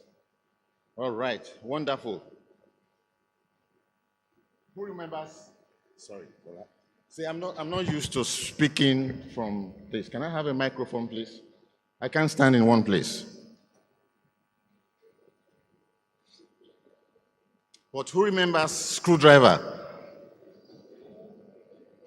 Yes, sir. What's a screwdriver? It's a cocktail. What kind of cocktail? Orange and what's the garnish? Please clap, clap, clap, clap, clap, clap for yourself. Thank you very much. I will just quickly say that I thank God for today. First of all, it's a Sunday, it's a day of worship. I am very particularly grateful to God for making me make this very day. And for all of you that is here, we thank God. It's a privilege to be before you, and we give God all the glory. Now, let's go into professionalism. Next slide, please. Well, here we're talking about, quickly, I'm not going to do a lot of, because this is very, very deep. And I want to ask that HMC, please, we would like to develop this into a complete whole series of training in food and beverage. And I will send all the documentations to you, and we plan around it so that the basic information about professionalism is not lost. We're talking about innovations and professionalism, and I'm going to say something quickly. Please listen attentively. What is professionalism? And I want you to write it down. Professionalism is playing the game according to the rules of the game. No more, no less. And that is the foundation of what we do. When you are a professional, you play the hospitality game according to the rules of the hospitality game. That means that we have rules and regulations that guide hospitality. You don't just do things anyhow. Are we together? So I repeat, professionalism is playing the game according to the rules of the game. And I'll quickly put it like this before I move to the next slide. How many of you love football? Okay? Almost everybody here. So I'm going to make this analogy. I'll take J.J. Okocha. Who knows J.J. Okocha? He's one of the best footballers in Nigeria. Now listen carefully. Ladies and gentlemen, this is J.J. Okocha on the ball. He picks the ball, he races with it, he picks one, he picks two, it's nearly at the goalpost, he puts the ball back. Now he picks it up with his hands and throws into the net. Is that a goal? That's it. That is not professional. The professional guy will beat and get to the goalkeeper, dribble the goalkeeper, and put it in with his feet. The same thing with the hospitality industry. You want to be a professional, you serve from the right and you clear from the right. I repeat it. No need for argument. There are SOPs. Now, what you do, you want to innovate, but you have to lay your foundations on the basics. You cannot move the pillars around and hope to have innovation. What is innovation? Innovation is building on an existing idea or a new idea for improvements. Are we together? For improvements or to make better. Let me just move that slide forward so that we get it. All right. Beautiful. Yes, so innovation is building on an existing idea or a new idea, but you are aiming for improvements. Now, if you do not have the basics, it's difficult to innovate and have improvements. So I'm enjoining all our general managers, our hotel managers. I'm a core F&B person in food and beverage. We are going to develop training in that area with HMC, and you cannot run a proper hotel with a poor food and beverage service. Do you agree with me? You can't. And so that brings me to the problem of invisible managers. Now, we talk about the concept of fusion hospitality. That is the solution that I want to bring to you today. But I don't want to talk about this yet. Let me just quickly talk about the problem of the invisible hotel manager. I have a problem going to hotels and I cannot find a manager to talk to. I don't know if any of you have experienced that. You walk around, you want to see the manager, the staff are so scared. What do you want to see him about, sir? Is there any way I can help you? They say, we're just trying to help you, but can I just see him? They say, please. Some of them will tell us as guests to say, please, sir, if he hears that I am the one who allowed me to see you, then I've lost my job. So we bully our staff to a situation of mental stupor. We fear to an extent that because you bully them too much. They feel bullied. A lot of staff are feeling bullied. And why do we do that? It's because, do you want to hear? We are intimidated by the fact that some of the staff have skills that we do not have. We are intimidated by the fact that some of the staff know more than we do. Hotel managers, GMs, are scared of chefs. And the chefs, of course, you know how they are. They pull the wool over the faces of the GMs. And when you talk about food costs, don't let me even go near there. We won't finish today. Next slide, please. So we're talking about the success of hospitality in Africa. How do we ensure that we have success? I am proposing this, that we go into what we call fusion hospitality. What is fusion hospitality? Fusion hospitality bridges the gap between ancient and modern. The ancient things, the way we used to do things, the traditional things. Africa is blessed with a lot of beautiful culture, culinary culture. Talk about egusi, talk about jollof rice in Nigeria, talk about siswa in Botswana. Siswa is a dish, and I'll tell you about that quickly. They make it from beef. They boil the beef down until it is very, very soft. They add just a pinch of salt. When I first got to Botswana about maybe 20, 30 years ago, I couldn't eat it. How do you just boil down beef and then you eat it just like that? For me, it was, coming from heavy taste in Nigeria, it was tough. So what did I do? It was difficult for me to eat. But as time went on, I discovered the real taste of beef was inside that siswa. And I'm thinking in my head, pounded yam will go very well with something like siswa. You understand? So that if a guy comes to see Africa, we have so much in common. If somebody comes from Botswana or South Africa, where they do one of the best steaks I've ever eaten in this world, by the way, they're very good with their steaks, you know, very good, nice, juicy. You bite your steak and you see the juices running down your, you know, oh wow, fantastic. So why can't we all as Africans come together and run what we call fusion hospitality with fuse, whether it's accommodation, what we have in our accommodation, our colors, we are blessed with so much color, fabrics, vegetables, food, cuisine, if it's accommodation, we have so much styles. In South Africa, for the first time, I saw something called a crawl. You know, they just put some woods together like that, and then in the evenings, people will gather together. They do what they call a braai. Grills, you know, they put a lot of nice meat, and they eat it. Mister, I might say something. Please, let's give it up for our gentleman there from South Africa. Please rise up for recognition. So he knows what I'm talking about. Beautiful stuff.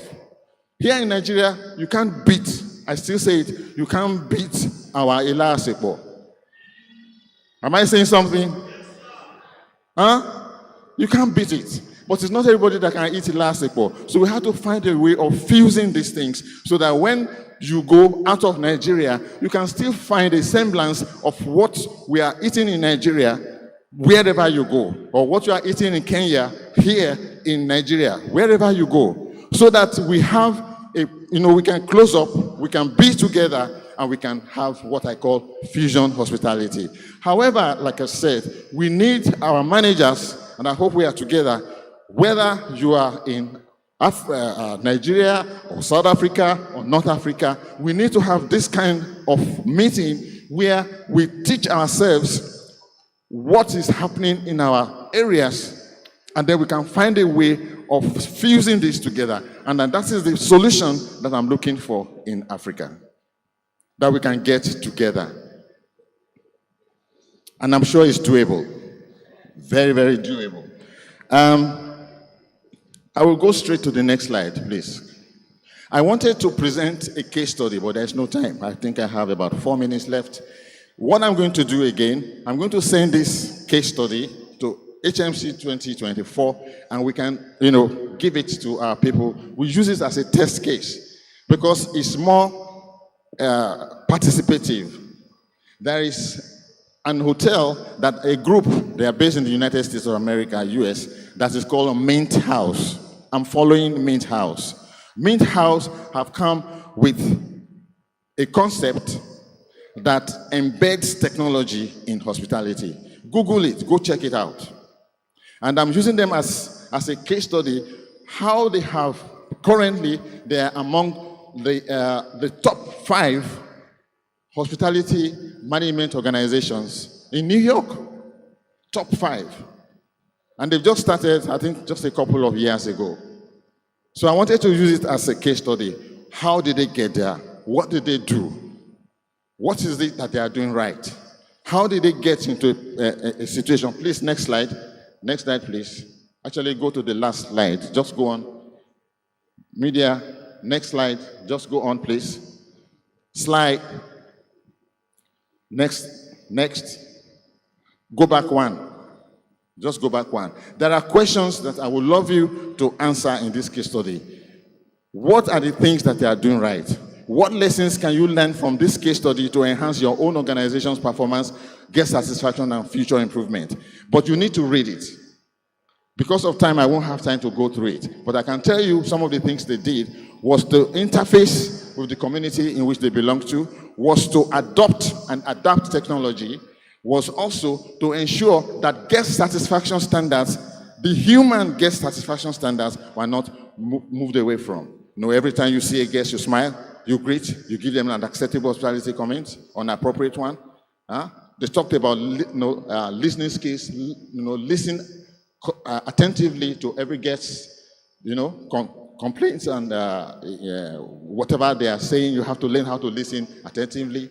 You have to know how to speak courteously to the guests in a warm, courteous, and acceptable hospitality language. We do have our own hospitality language. You understand? But there's still much to learn. And of course, going the extra mile. This particular company, they took all of that and then they adapted that into their hotel, and they built innovatively with technology and other management innovations, and they made it top 5 in the US. Next slide. So the challenges of innovation is that people don't, one of the main ones, I'm just going to talk about that, is that we don't want to change. We just want to be in one, this is how we do it, and that's it. So it's a challenge. But there's a thin line between innovation and professionalism. Yes, we have to stick to, this is how we do it. But however, not in all cases that you have to stick to it. You must learn how to bend. Like my sister from Kenya said, how to be chameleonic. You must be adaptive or adaptable. You must know how to bend. You must know what to do at a particular time that does not actually fit to the rules and regulations, but you must do it right to achieve that success result that we are looking for. One of my mentors is here. Yes, this has been dealt with yesterday, so I'm not going to talk about it. By Edna Rosen from Botswana. Please, next slide. Next slide, please. Now, the food for thought. And I'm going to try and just read this out quickly, and then I end. It says, I want you to listen. This is from one gentleman called Sokwe Agbelusi. I picked it up from LinkedIn. Listen, just listen. I'll read it very fast. It says, on my recent Virgin Atlantic flight to New York, I was amazed to find jollof rice on the menu. Not from Nigeria. Virgin Atlantic, probably, I think he was flying from UK to New York. He found jollof rice on the menu. This iconic West African dish, usually reserved for flights to Africa, had made its way to transatlantic routes. And it was not Black History Month. Can we clap for Nigeria? He says, I had an interesting conversation with the cabin about the menu changes, in a testament to how our increasingly interconnected world reshapes even the most unexpected spaces. The rise of Afrobeat music over the past few years has sparked a modern, broader interest in African culture. We got it. We have rhythm, we have music, we have food, we got everything. So all we need to do is fuse it. We need to fuse it. Fusion hospitality. Now I want to challenge our managers. Please don't stay in Uyo forever. Somebody was saying that, yes, time is up and I'm going to stop right now, that some of our people has never been to the airport. Don't wait until you get a sponsor. If you have to travel, travel. I'm telling you, travel is the greatest education you can give to yourself. There is what we call formal education. Yes, you get into schools, but the best education is in travel. Please make sure you travel. Find a way to travel. I have traveled across Africa. I worked in Europe. I worked in South Africa. I worked in Botswana. And now I have friends. I'm able to connect with them. You see all these people coming from Botswana and coming here to talk. Part of it was the fact that I had made that connections through my travel. You understand? Very, very important. You cannot afford to just sit in Ibadan and expect things to happen in the hospitality industry. Move it. Thank you very much.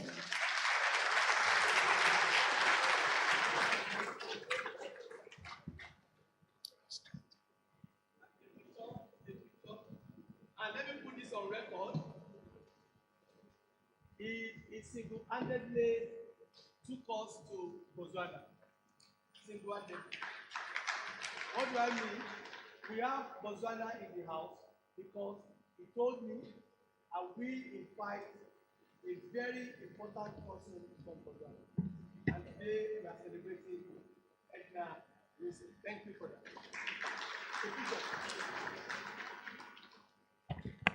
And is our regional chairman, Institute of Hospitality, UK, Nigeria. Thank you. Thank you very much. Do we have any questions for him? We can take only 2 questions. One. Anyone else? And 2 over there. Let me tell you guys how interesting yesterday was. A lady forgot her handbag. Please, if you forgot your handbag yesterday, go to the Tojum stand for identification and collection. That's how interesting it was yesterday. Please, a round of applause for HMC 2024. But please, if you're going back today, do not forget your handbag. All right. Let's have the microphone. There's the first person here and the other person over there. Please kindly go straight to the question because we're completely out of time.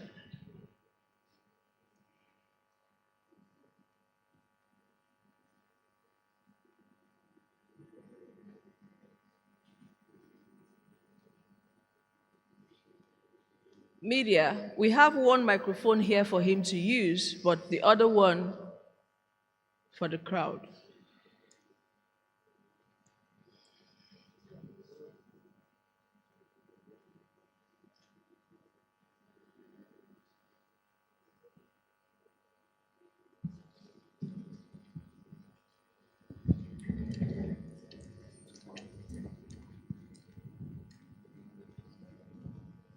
Thank you.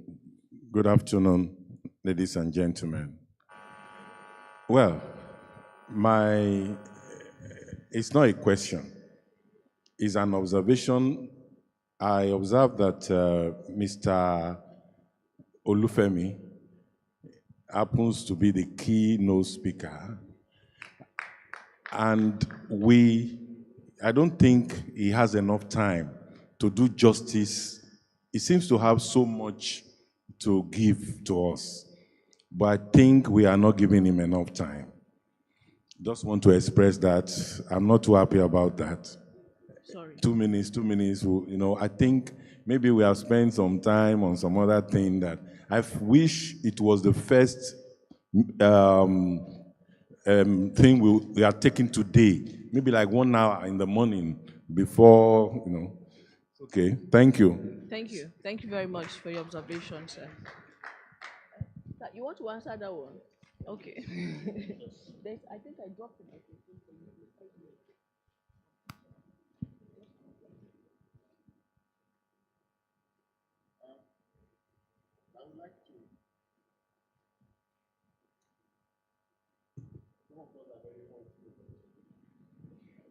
Some of us are very old school. Even to put on the mic, you need assistance. I would personally and humbly want to apologize. The program for the lady from Botswana was supposed to be embedded in my presentation, but there was some miscommunication from my side, through emails and things. Like I said, old school, I think I also need help in that area. So don't look at me and think I know it all. I don't. Okay? So I sincerely apologize. That was what caused the whole thing about the issue of me not having enough time. But I feel flattered when you speak like that. It means that somehow that we have information that we can still give to hotel managers, to general managers, and I'm going to challenge HMC. I'm free. Please don't think about maybe I'm going to ask for some costs or fees or whatever. We have gotten to a stage now in life, what we and some of my partners are doing, we're just giving back to the community. So we will do it. Thank you. Thank you. Thank you, sir. So he's not used to modern technology. We will have to do something. We invite him to HMC to teach him modern technology. Yes, I'll take it. Yes, sir. The gentleman in blue.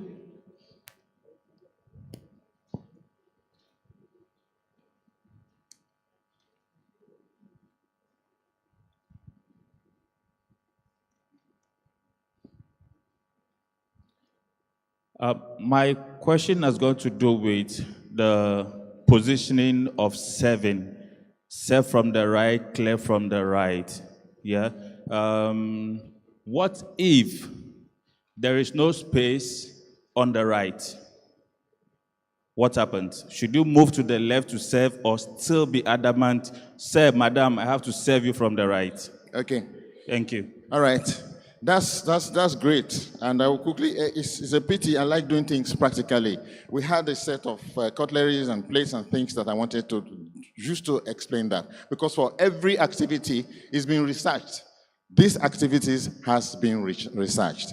So, serving from the right and clearing from the right, or serving from the right, whatever you do, if there's a wall on the right, are you going to go through the wall? No. So there are exceptions. There are definitely exceptions to the rule. You understand? Just like in football, there are exceptions to the rule. And these days they check it with, what do you call it, sir? The technology. VAR. And then something will just overrule, and then you do it. So the overruling is the wall. You know, you don't go through the wall to go and try and serve from the right. So there are exceptions. I hope that clears that, sir. Does that clear it, sir? There are exceptions, yes. Okay. Thank you. Thank you very much. That'll be all. Well, thank you for giving us. Thank you very much. Looking forward to see all of you at the next masterclass in food and beverage. Thank you.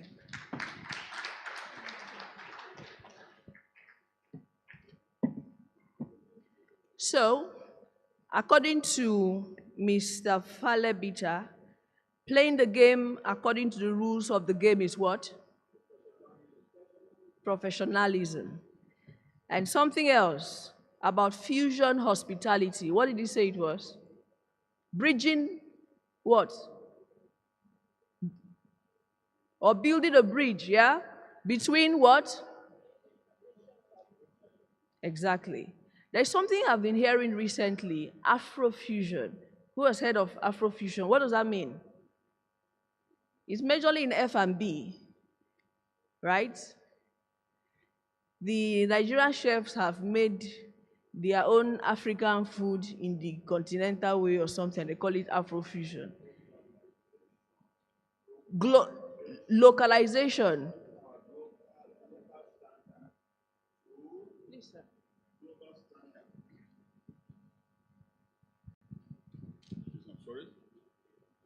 It's just localization. You take your local standard and infuse it with the international standard.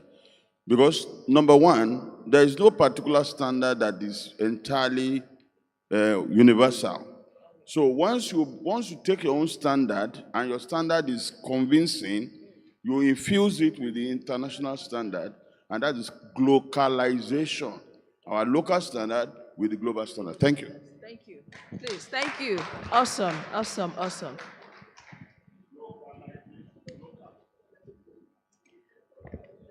Okay, so we'll go right into the panel discussion, and the panel will be addressing how we're going to adopt global standards, enhancing quality and competitiveness in Africa's hospitality sector. I'm going to invite this very fine gentleman up here. And we have Ahmed Raza. He's outside. Please. Okay, yes, he's on his way up. And Michael Williams, please, sir. And DeWalt Kruger, please. And to moderate this panel is our very own Mr. Adesuba. Thank you very much, sir. Please, a round of applause for this wonderful panel. I would advise you to bring out your pen, paper. We'll take 5 questions only after this panel. So please be ready. I'll need some gentlemen to help me take this podium down so we can see them clearly.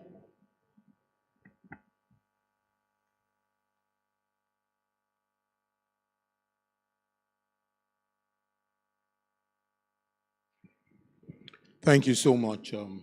Beautiful sessions. I'm going to start this from my experience. 84, we started out at the Sheraton in Lagos. And I happened to be the first line manager for the bars, all the bars. We had about 4 bars, and then we had mobile bars that we had to set up for banqueting. I'm really sorry. Let me make an announcement, please.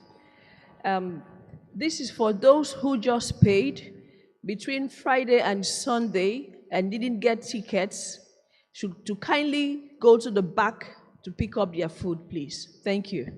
Apologies. Thank you.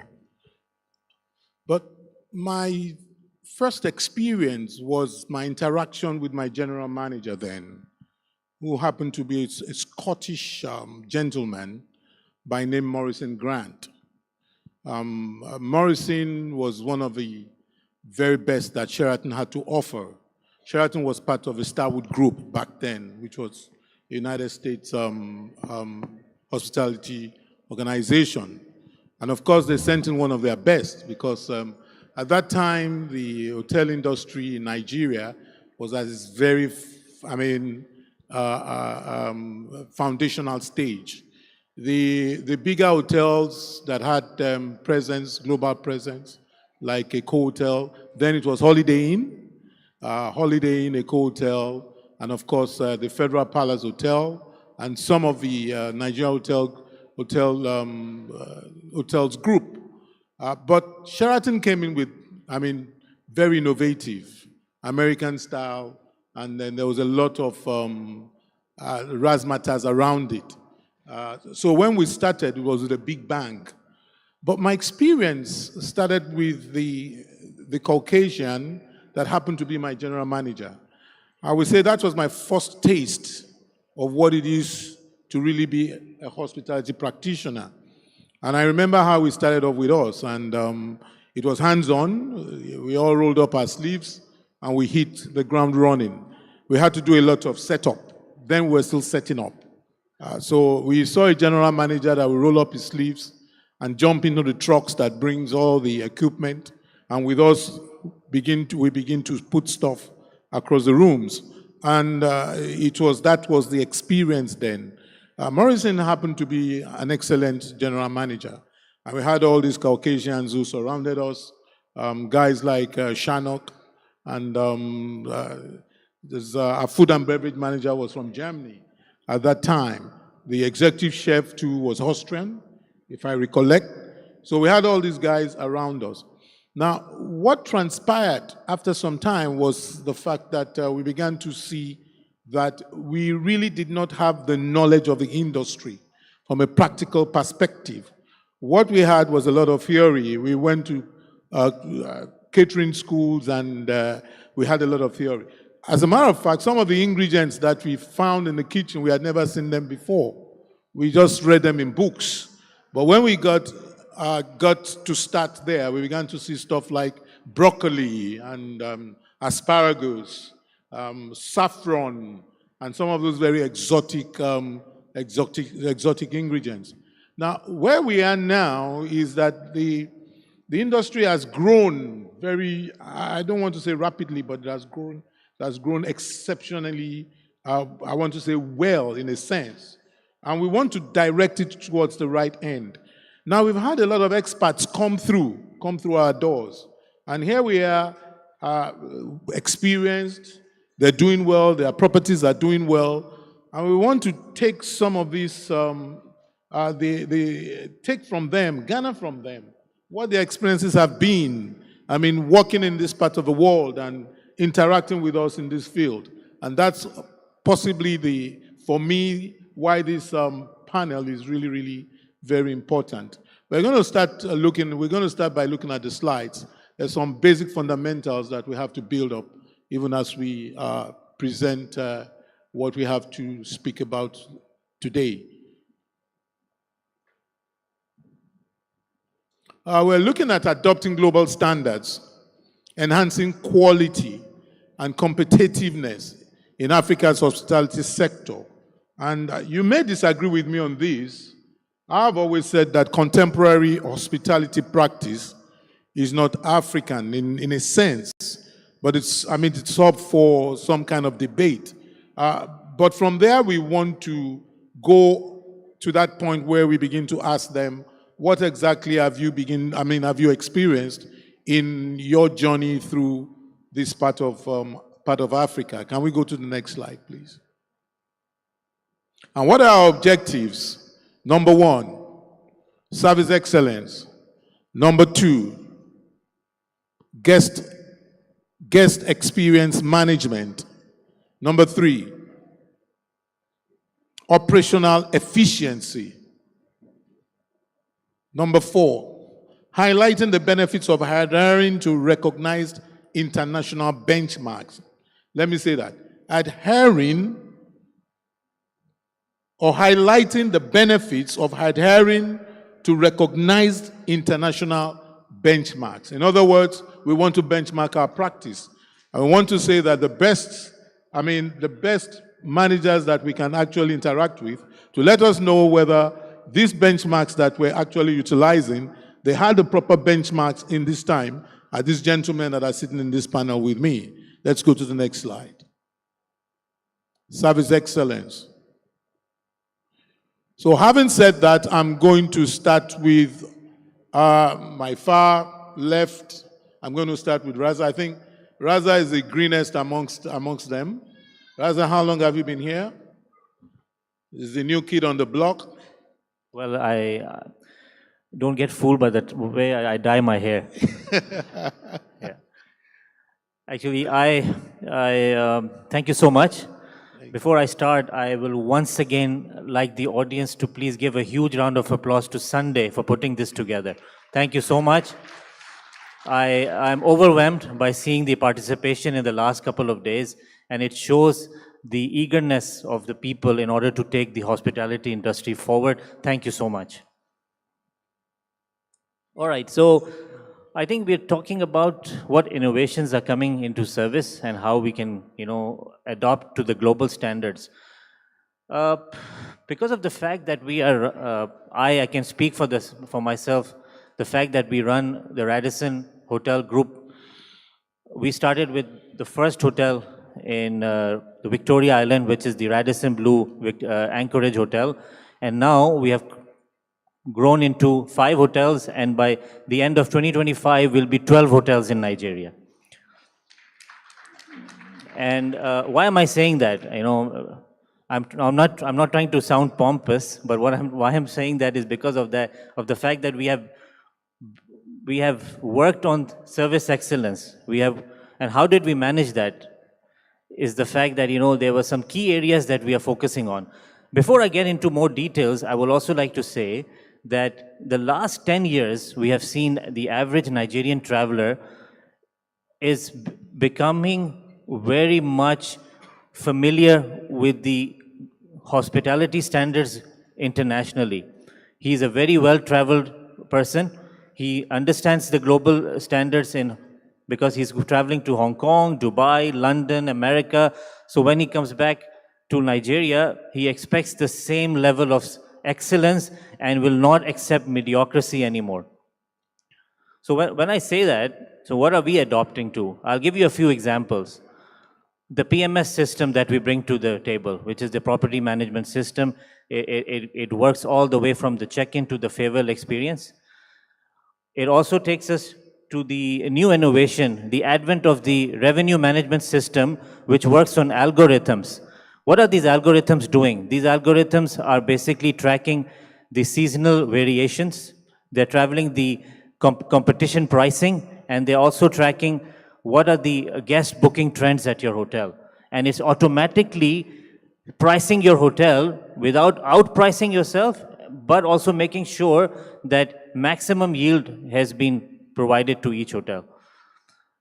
And then lastly, obviously, there are some digital innovations also coming into the hospitality industry. I'm sure you must have heard of AI. AI is coming big time, and I'm proud to say that already there are so many initiatives that we have taken within the group in Nigeria in terms of chatbots, in terms of artificial intelligence that is pretty much making up tailor-made programs for guests, because just picking up on what their needs are and what their likes and dislikes are from their previous stays.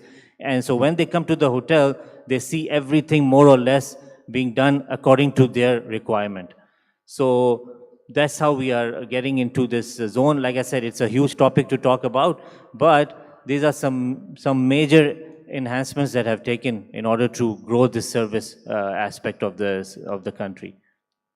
Thank you, Raza. I seem to be hearing trying to justify costs as you're speaking, and you're spending on technology, you're spending on that, having the guest experience walk through your doors, and I'm hearing at the same time you're trying to get value. Am I correct? Absolutely. Okay. Now, we're trying to talk about how you marry you getting value from the guest and vice versa, and the guest also getting value from you. Because now you're dealing with a guest that is quite well-traveled. Now, how does it impact on your operations, your daily operations? You understand what I'm saying? In the sense that you're trying to get from the guests, and at the same time you're trying to offer a certain level of service, okay? And how do you marry that level of service with the tariff or with the rates? Because the rates are rising. Rates are rising. What are the guest expectations based on what they're paying? Yeah, the guest expectations, is it going up higher? And I think that's an easy one to answer. Like I said, because the traveler is not going to accept mediocrity anymore. So if the service is to the optimum level, they are willing to pay that premium. But obviously, you cannot expect that premium to be paid to you if the services are not in line and they are not anywhere close to what he expects as an international traveler. I will also like to add one more angle into this. How is it affecting the staff development? When the staff, the people who work with us, when they are working with these systems, they're also getting a lot of knowledge, which is bringing a lot of confidence. And it also brings this opportunity for them to grow in this industry like they have never before. I'll give you a small example. Normally, we see a lot of HODs which are being imported out of Nigeria into the system. They come in and obviously they try to pass the information. What we have managed to do in the last 3 or 4 years is we have exported HODs out of here from Nigeria. I have my IT manager who is now the cluster IT manager for Saudi Arabia in 4 hotels. I am going to have another resource going to Bahrain soon as an HOD. So these systems and these initiatives brings a lot of knowledge to the table, gives them a lot of confidence, and obviously in return, when we have like I said, we grow talent and the talent will grow us. And that also plugs into the service excellence aspect. Thank you, Raza. Michael, what's your experience? Because we have this situation where you have to balance your operations in terms of, rising costs, and then is it going to impact negatively on training? The funds that your budget for training and other areas that will benefit your staff. So, good afternoon, everybody. My experience is a little bit different. Everything that Ahmed is saying about the systems that come with a big brand, we're the almost polar opposite, in the sense that if there anybody here with a small hotel, we're a small hotel, we're a boutique hotel, 19 rooms as part of a much larger resort. And so systems play an important part, but we don't really focus on that as heavily. What we focus more on is the human factor.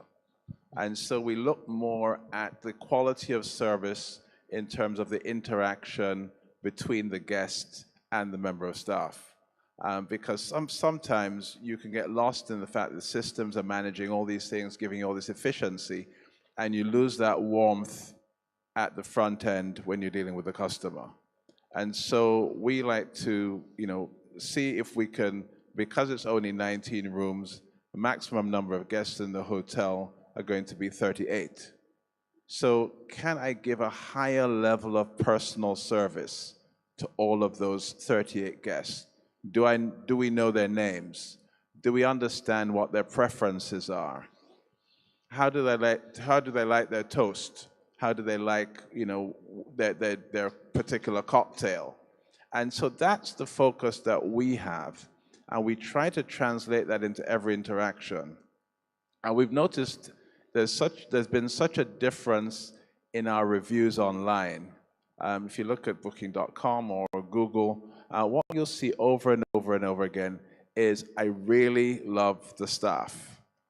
And to the point where now they're calling our guests by name. And they're saying, I really liked this person, this person, this person. This person was so kind. On this particular occasion, they did this or that for us. And so I think when you're a smaller brand, I think the emphasis is very different. The systems are there, all of that, the efficiencies, but what we like to do is, because it's small, we think we can make it more personal, and we can tailor the experience to make it, and I'll give you an example of that. So we had an international film production come to our hotel. Our parent company is a film production company, Ebony Life Films. Some of you may have seen some of the movies and the series. And there was a particular production, Idris Elba was coming to direct and star in this film. And so the crew and the cast were all staying in our hotel.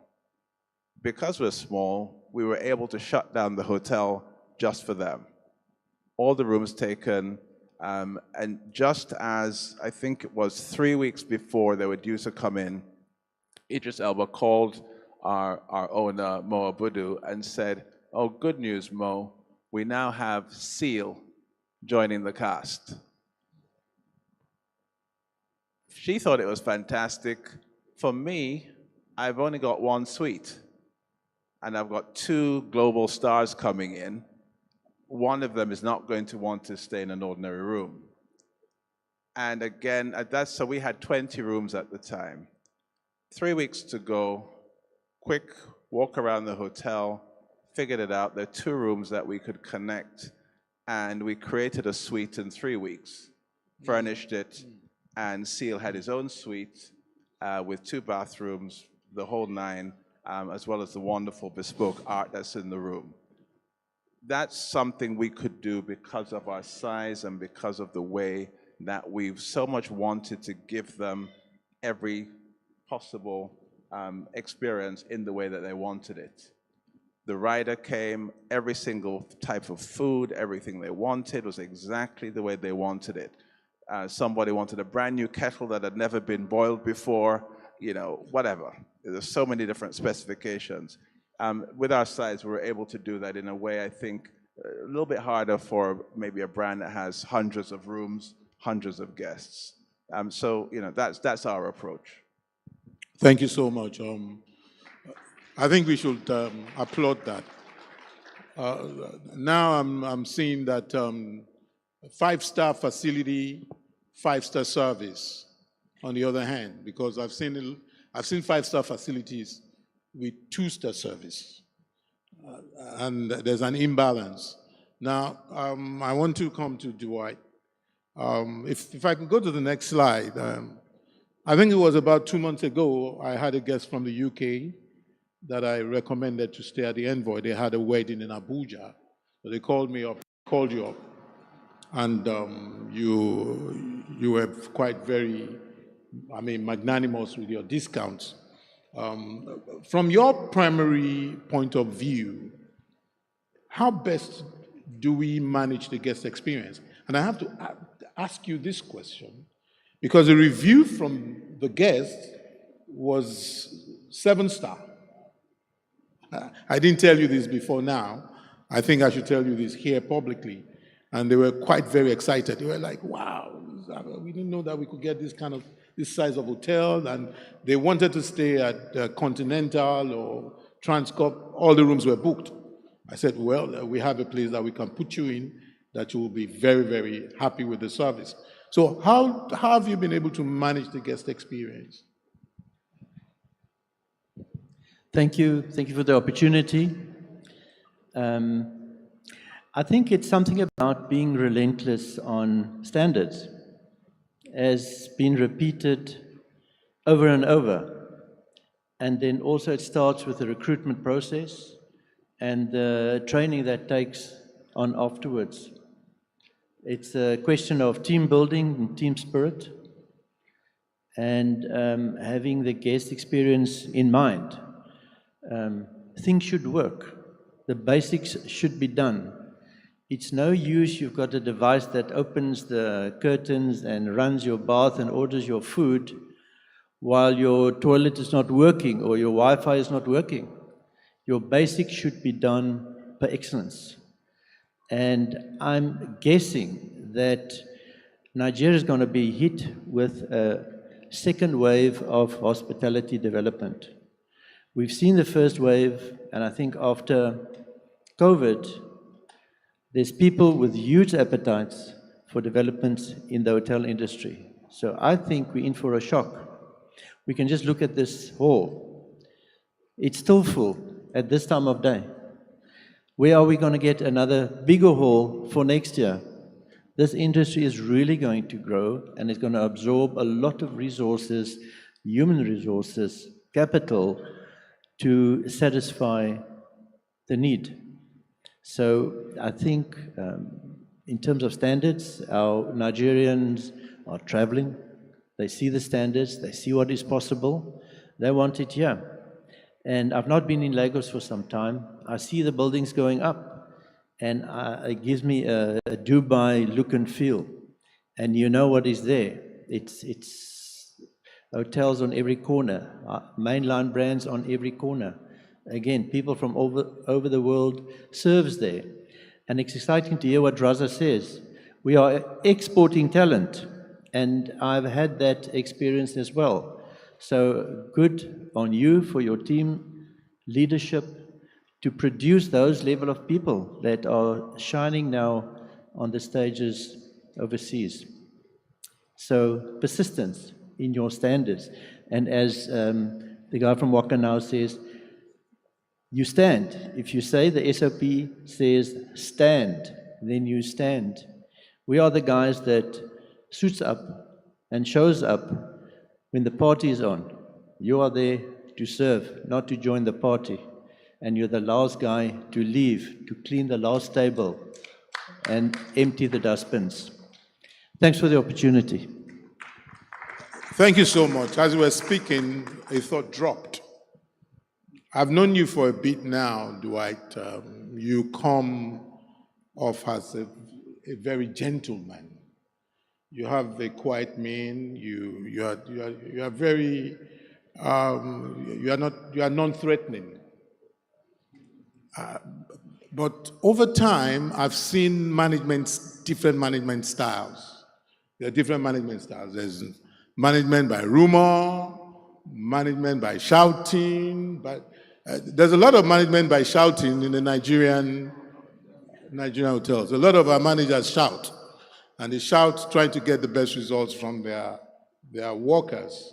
How do you do it? You've been so quiet. Don't your workers take advantage of your quietness? Because here we have to shout sometimes to get, and a lot of times, you see shouting. Yes. Thanks for that question. Yes, as the people say, don't take my gentleness as a weakness. You will get it wrong. Or as Mike Tyson says, everybody had a plan till I hit the first shot and he's on the floor. So yes, be hard on standards and be kind on your staff. And then they know what to do and where to do. So have fun while you do it. I'm sure we all can do a buga or do a bese. So have fun with your staff. Build that team, build that spirit. But when the work is there, then you do it, and you do it together. Thank you so much. What I'm hearing is the issue of standards. Establish the standards and ensure that everybody work based on the standards. Thank you so much. We'll go to the next question. We're going somewhere. Let's go to the next slide, please.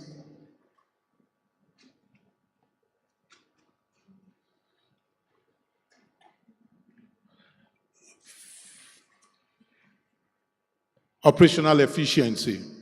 As much as operational functions have been relatively automated, we've been talking about automation throughout this this conference. There's that human component which still delivers on guest expectations below the predetermined and empirical standards. There are predetermined standards, the standards that have been tested, and sometimes we see practices that want to undermine the standards that have been tested. What would you recommend for any hospitality establishment to close the gaps between subpar practices and best practices? I'll ask Michael. I'll ask you to take that. So I think the thing that's probably underrated most in Nigeria is training. And when we talk about training, many of you in this room might think we're talking about sending people on expensive courses, maybe abroad, maybe to some academy or whatever it is. And all of that is good and that's fine. But for me, training is a daily process. It's a weekly process. It's all the time. The example that we give at Ebony Life when we're talking about training, everybody here try to imagine. I mean, I'm originally from Jamaica. Everybody know Usain Bolt? Everybody heard of Usain Bolt? Fastest man in the world. Yeah. And I asked my team, how often do you think Usain Bolt used to train? Did he go on a quarterly training course? Was it monthly? Was it weekly? Or was it daily? Right, it was daily. And any peak performer anywhere in the world, pick a sport, pick a profession, any peak performer trains every day. Every single day. And most of us don't really understand that. But whether you are training or coaching your people for 15 minutes every day from the sidelines, whether you have a bigger sort of weekly training, an even bigger monthly or quarterly, doesn't matter.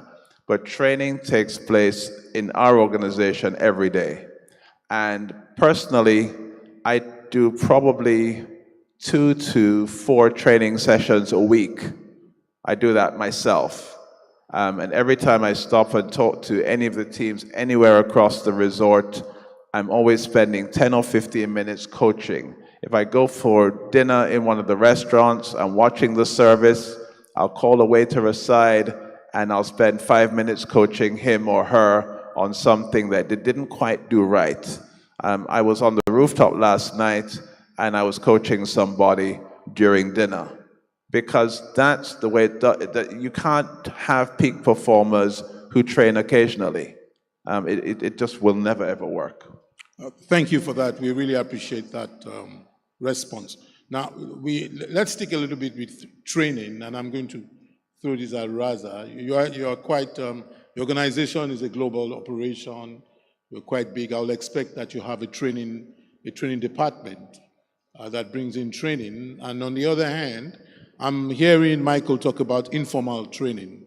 I mean informal training, mixed bag of sorts with regular. Now we have a challenge with training here. The hotel wants to invest in training, they bring in the trainer, and then they're finding it difficult to allow the staff to actually come for the training that they paid for. They're telling you that they can only come at so time because they have to be on the beat, they have to run the floor, some have to go home, and then when you get there, you find out that you're supposed to run a performance training for possibly some couple of days and some couple of hours, and you can't get the staff to really get down to really training. And on the other hand, at the supervisory line, the level of training at that level is, it's a bit not there. What's your experience with training with such a big organization as yours? I think I would just add to what Michael just mentioned over here. You can run the most effective, the most expensive training programs. But I think what is really essential is the fact that once the training programs are conducted, you can do on-the-job trainings, daily trainings. I think the most important element is that we need to empower the staff to make decisions once they have been given the training. Because if they don't have empowerment, then we need to understand that they will make mistakes, and I as a manager, I'm standing behind you. Make the mistake, I'm there for you. I'll make sure that you will learn from it, and we will not penalize you for it. Because if you don't create that environment where they feel, that, oh, if I'm going to make a mistake, what's the next disciplinary against me? No, that's not going to work. Let them make a mistake. I'm going to be your manager standing behind you, and I'll make sure that you learn from it. I think we learn more from our mistakes than we learn from our successes. I think we all agree with that. Yes? I am a product of mistakes, and that's why I'm sitting over here today.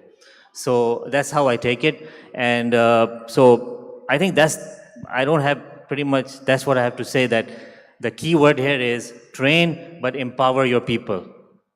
Thank you. Michael? I mean, that's such an important point. And I wanted to say, can I just have hands up for all of the managers here who manage by shouting? Come on, identify yourself. The managers by shouting. The biggest single problem with management by shouting is that your people become afraid to make decisions. They become afraid to make any mistake because you will shout, so they hide away and they don't do anything. And then you ask, why isn't my staff showing any initiative? Why isn't anybody coming up with any ideas? And it's because they're afraid of you. That's the truth of it. And so what Ahmed said is so important. Please allow your people to make mistakes. Be there to correct them. Be there to encourage them. That I think is one of the biggest things I find that inhibits staff in Nigeria. Thank you so much. The responses are like, Let me just add to that. I think for me, I think the successful element is the fact that management by kindness. Just take that with you today. Management with kindness, and you will see the results. Thank you so much. Management by kindness. I think it's a national experience that is kind of being, coming through us in our psyche and what we're dealing with. But we know that hotel general managers have to be cut out differently. It's a business that it's all about your service, and we need to be cut out differently. We'll go to the next slide.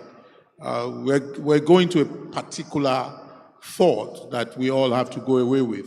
Now, highlighting the benefits of adhering to recognize international brand benchmarks. Our experience in the industry points us to international hotel brands relatively faring better than local brands.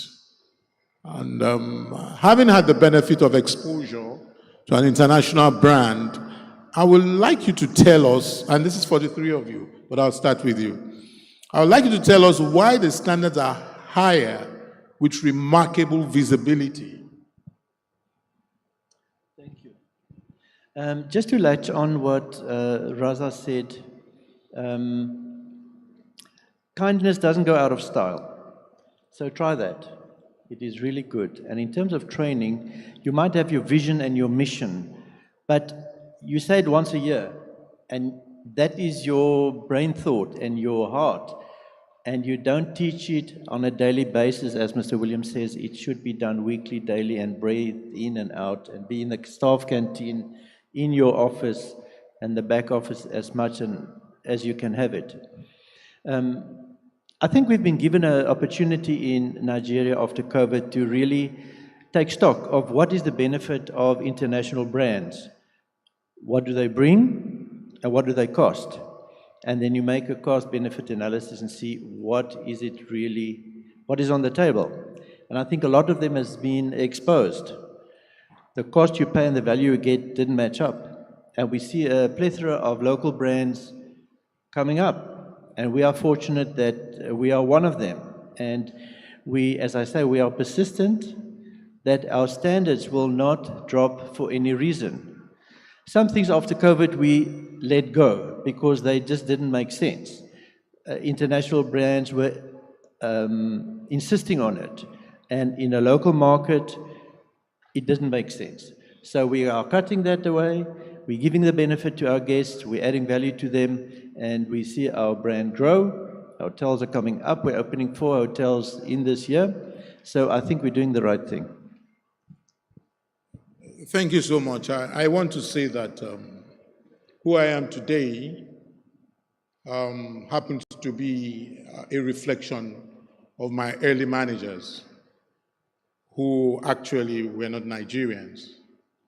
And we basically were caught out, and I'm saying caught out inside of that experience, to see hospitality practice from a psychological perspective, in the sense that you now build a principle behind everything you do in the hospitality space.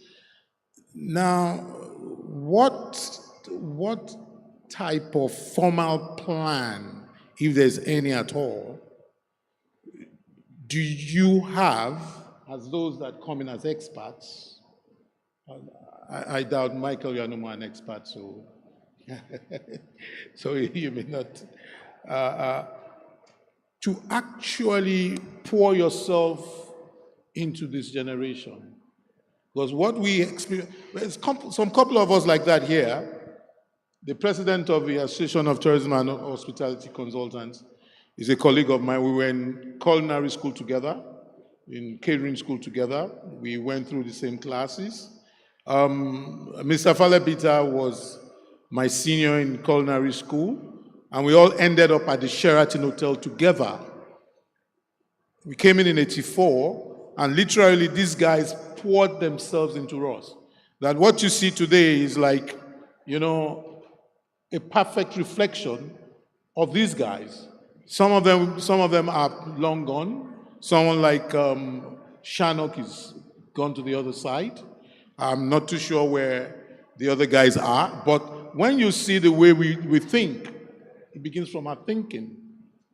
You can see that what we can put together is as good or even sometimes better than the international brands that we get here. So does your establishment have a formal plan to impart? Raza, does your establishment have a formal plan to impart? And when you leave, what exactly are you going to leave behind? We're talking of knowledge transfer here. Mm-hmm. Obviously, yeah. So basically, what we are trying to achieve is the fact that we can localize as much as possible. And obviously, this is just not words. There's a plan to it. What's the plan? When anyone is hired on an expatriate level, we have a 2-year plan where the knowledge transfer will start. And obviously, how do we monitor that? Because sometimes we are also guilty that we lose track of these 2 years, and then those 2 years become 4 years. And then those 4 years become 6 years, and by no time you're here, you're almost here for 10 years. So so what we have done is that there's a mid-year review, and people under those people are going to be reviewed to really be checked on how much information has really transferred, so that we can see the progress of it. And I think I mentioned it earlier also, I take immense pride in the fact that I have managed to export HODs to other parts of the world from Nigeria, Nigerians who are now working in key leadership positions across the world. So we have only managed to do that because we had a plan in place and we made sure that we executed. There was a time when almost we were 10 HODs which were expatriates, but now we're reduced to 3. And in a few years, maybe I will not be sitting over here. I'll be replaced by my rooms division manager. That's the plan. So, and again, one crucial aspect that comes into play is that we as leaders should not feel insecure of passing that information forward. Because once the insecurity comes in, then it's a problem. Then I shouldn't be in this place if I'm insecure that I'm going to be replaced by someone. I should have the confidence and the courage that, look, I'm going to create a leader. Obviously, I'm going to move to something better. So I think in a nutshell, that's pretty much the plan. Thank you so much. I'll take the final. I was just going to come to you regarding this particular issue But let me let you go ahead. Again, I suppose I'm a little different because we're not an international brand. So I have a lot of respect for international brands because they're the ones who set the standard for us globally. You know, without the Radissons and the Sheratons and the Marriotts, we would all have lower standards everywhere in the world. But at the same time, I don't think anybody here, if you're not part of an international brand, that you should be intimidated by that. What you should actually do is look at what those global standards are that you see in these international brands, and then you should look at not just replicating them, but you should actually look at exceeding them. Because like I said, you know, for me, as a small boutique hotel and, you know, cinema and restaurants and everything else that we have, what we're always trying to do is to reach that next level. And sometimes when you're smaller, if you've seen the difference between a speedboat and a ship, a speedboat can change course very easily and it's very flexible, whereas a ship, you can't even see when it's turning. It takes a long time to turn. So if you're smaller, you can be much more flexible and you can actually achieve things at a much faster rate than one of the big international brands. So the key is to learn from the international brands and develop something of your own that should always be worthy of emulation. And I can tell you that if you look at our small operation, and I'm sitting here in the Continental, and I can think of 3 managers here at the Continental that came from us. And the big brands are regularly recruiting some of the people that I've trained because they want them to work in big hotels like this. So that tells you that you don't have to be intimidated. And in certain parts of our operations, like our cinema, we actually set the standard for Nigeria. And it doesn't really matter which international brand that you bring. I mean, in fact, we have global visitors who come to our cinema and say that they think our cinema is better than some of the ones they have in Canada and the US or the UK or wherever they've come from. So, you know, I think standards are standards, and you should see how you can best implement them, whether you're a large or a small brand, because that's what the visitor, that's what the guest is looking for. Thank you so much. I think we have come to the tail end of these discussions. And I want one final thought. What has been your experiences so far in terms of the people you work with? Because there's this notion, and I think it's just this notion that the Nigerian average worker is sometimes difficult or sometimes not so honest. We're having challenges in the industry with dishonesty and things like that. What exactly has been your own experience? You're holding the mic? Oh, okay. Let me start with you, Michael. Okay. Then I'll come to... So my experience with Nigeria, and if you remember, Justina spoke earlier about when we first met when she was a skinny corper.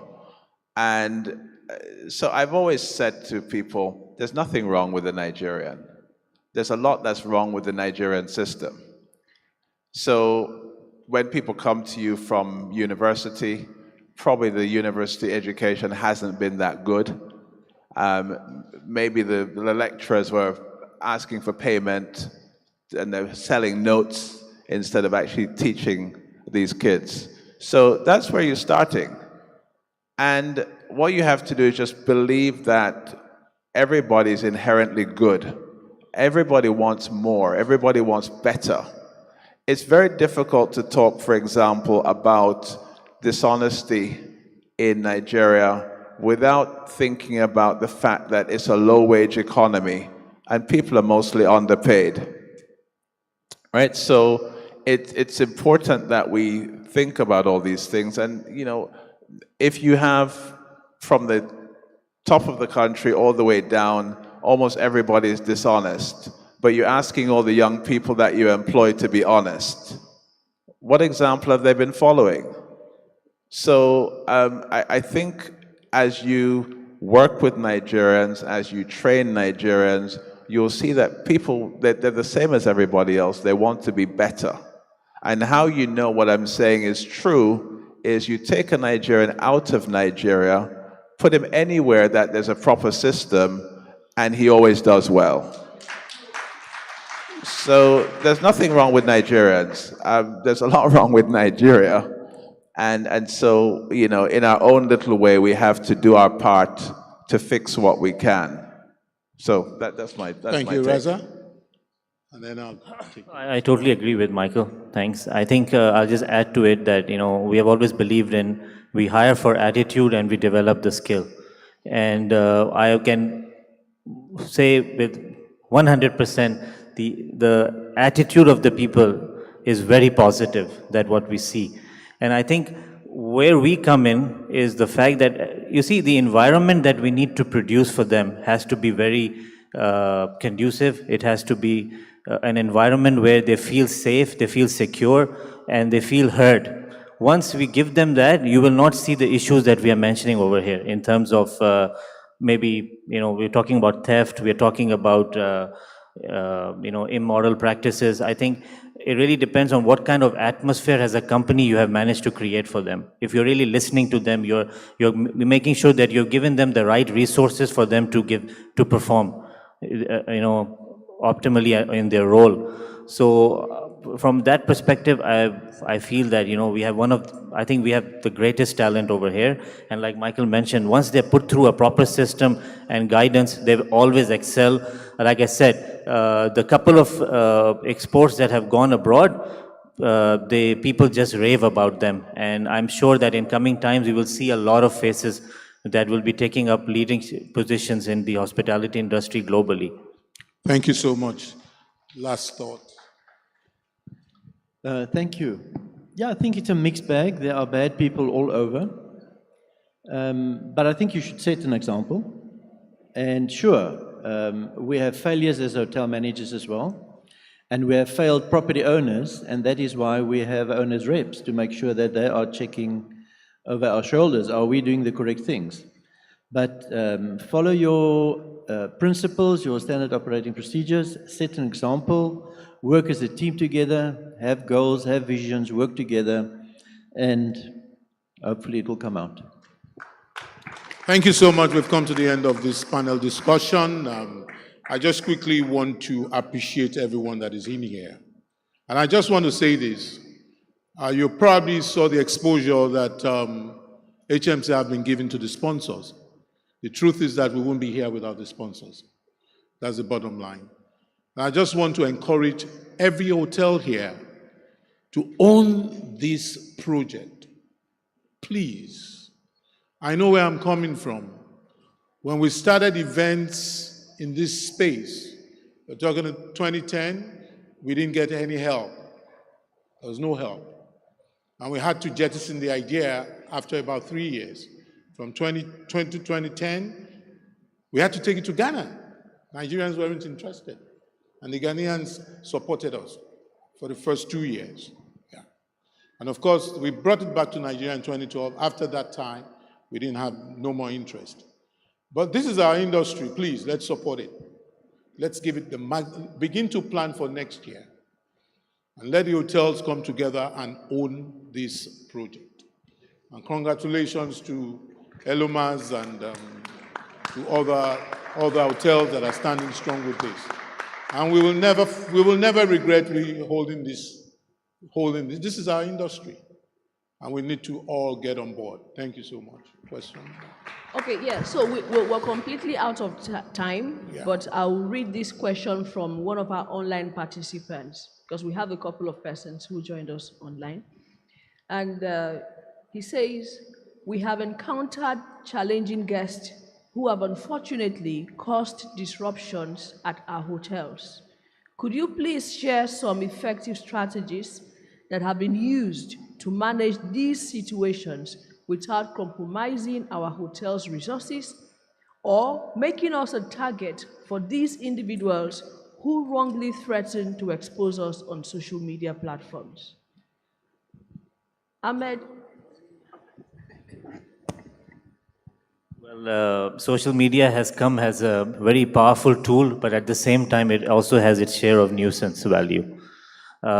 Yes, we go through this. I will not deny the fact that, we face situations where we are threatened by such, I think the right word is blackmail. But I think it's a simple way to deal with it, and I think it's very common that if we know exactly what we are doing and we take a stand on our policy and procedures, I think management should never bow down to the fact that someone is going to blackmail you. But as long as you are doing the right thing, you believe that the actions that the management took in that particular situation was right, we should stick by it. Because the moment you start making these backdoor deals with the customers, that is when it gets ugly. And then you will set a precedence for this for times to come. And then one after the other, you're just going to be, you'll end up opening a department who will just deal with social media complaints. So I never fall for this blackmail. As long as I know I'm correct, I will stand to what I have. Maybe there will be some backlash that will come to me on social media. I'm ready for it, and I'll take the blame. I will not let any of my staff take the blame. The general manager will take the blame for it. Ladies and gentlemen, I think it's a fine place to leave it. Because of time, we can't take more questions, unfortunately. We're really, really sorry. I deeply apologize for that. Gentlemen, thank you so much for your time. Please, we'll take a photograph with the convener.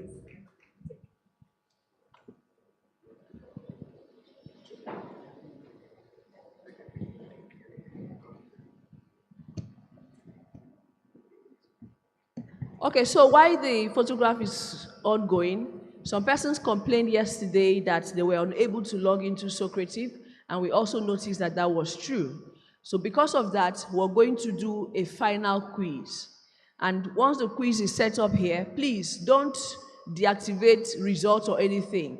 The first person to get the 15 questions correct is the winner for the day. Not yes. You will see it there.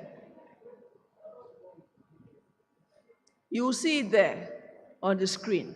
So please load the quiz. Get to your Socrative now and log in. Join the room, and the quiz will be launched immediately. And while we're getting ready for that, remember we still have one microwave to be won. And this morning we had decided to do a selfie challenge, and the winner of the selfie challenge for today is Elizabeth Omokoje. She has a total of 87 likes for that selfie challenge. Congratulations to Elizabeth. If you're here, please come out and get your microwave.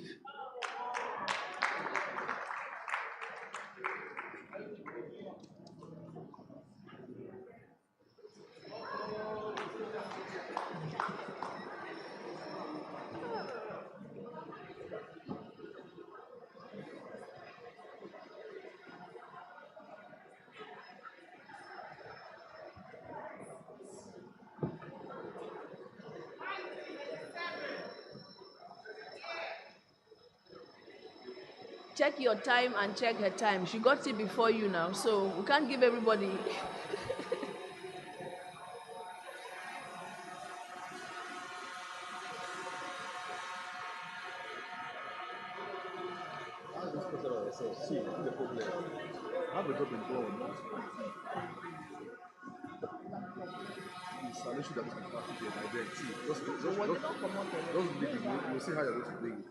Why is it very difficult to penetrate international brands?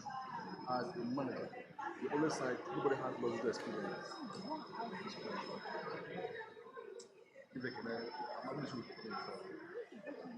they can come up to it. The is just a beginning.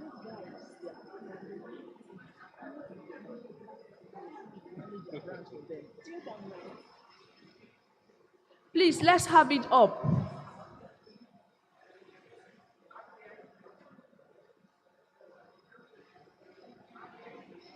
Sorry? Yeah, he has to sign in first. Please go to final quiz. I had to do that 2 hours ago because please show. Don't deactivate anyone, leave it, please leave it. And keep scrolling up and down so that we can get the first person that completes the quiz. You need to be very watchful, please. So everybody is watching. As they come in, as they start filling in, so please follow that way. Be going up and down so that we see the first person that gets it right. And then we have our winner.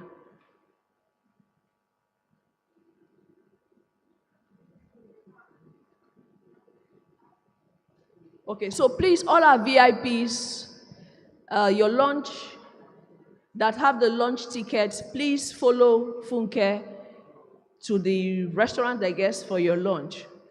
Restaurant, yes. I hope everybody's, my daddies and my mummies, please, people should help me put I there, since you're not doing the quiz.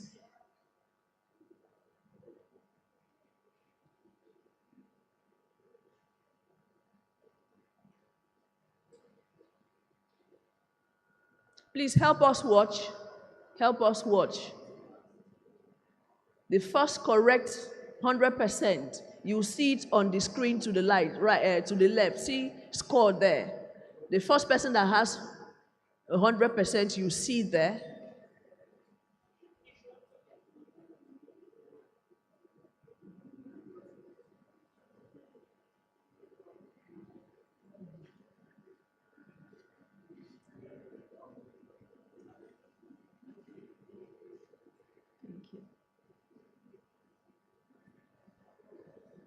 I think we have somebody who has 80. Somebody has 80. Go up. Just, yes. Eze Matthew has 80 already. Let's see if, and then there is.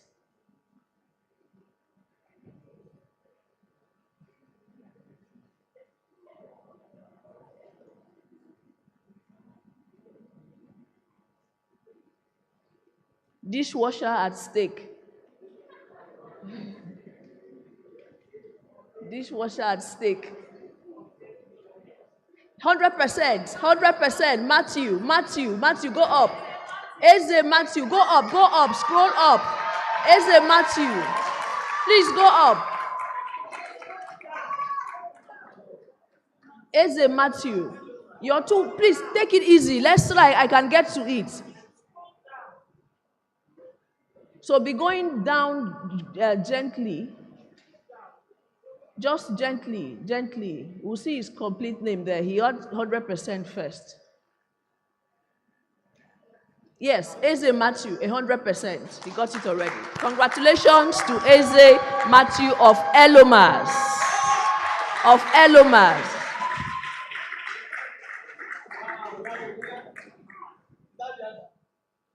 Who's Eze? Not the guy from Lekki.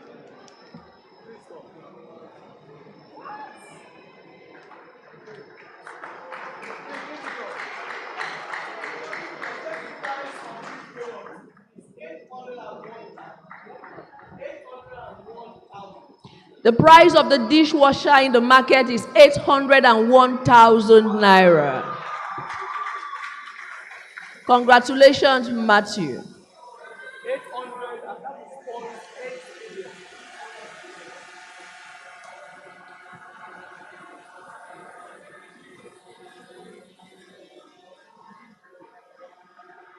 Congratulations to our best student. Well done. Elomas, you can see them in their numbers. They did not come to joke.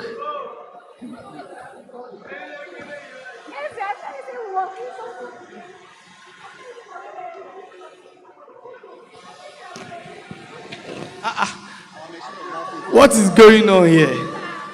Last year they had a gift, I think washing machine. How can you come and win this?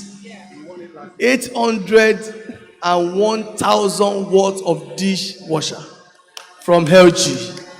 Thank you, LG. If you are looking for sponsor, found LG. LG can make your life better. Thank you very much. Please, LG, please come.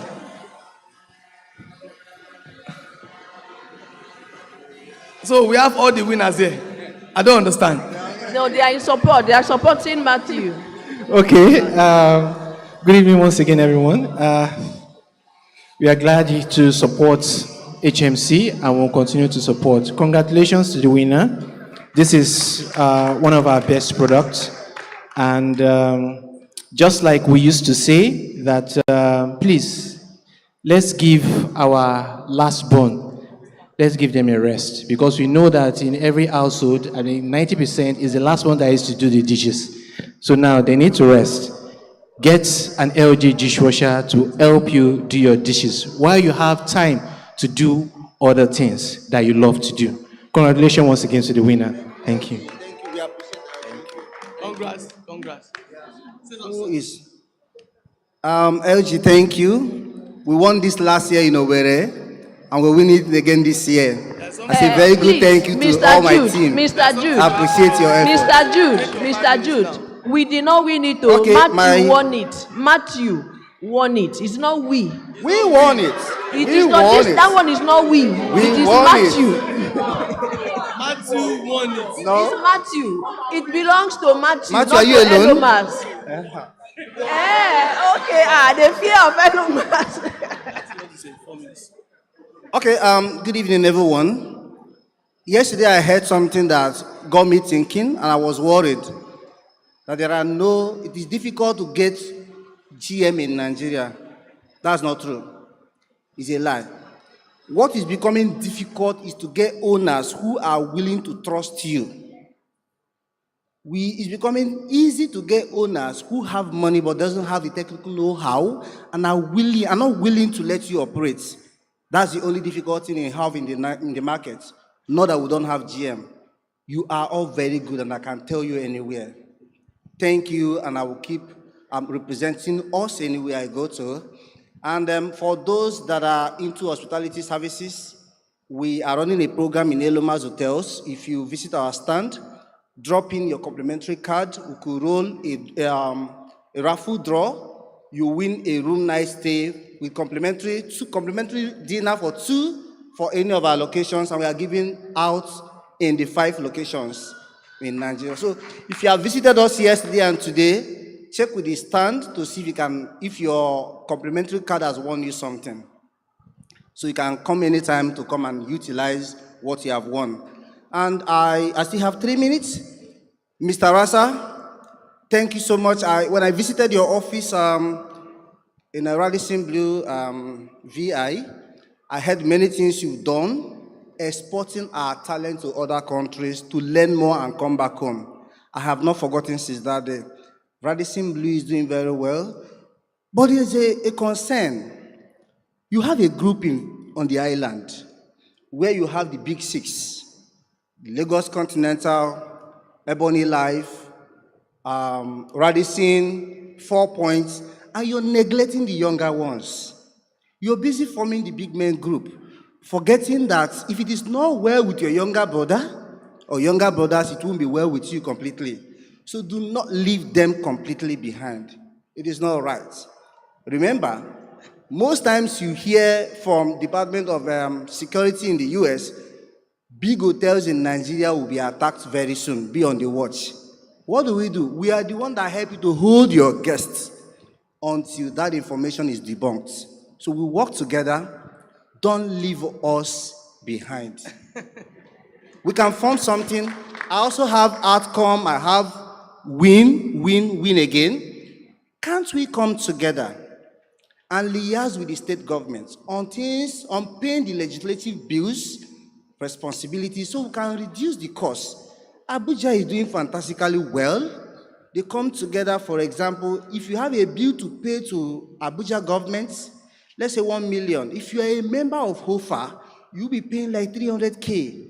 We don't have something like that in Lagos. If at all we have, the mainland is doing well, the island is not doing anything. You're only collaborating with the big team among you and leaving us behind. How are we going to survive, Mr. Rasa? You can think about it when you get home. I will call you later to ask you the feedback.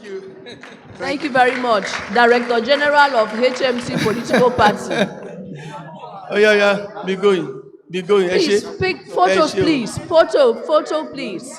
Thank you. Convener, they want to take picture of you people.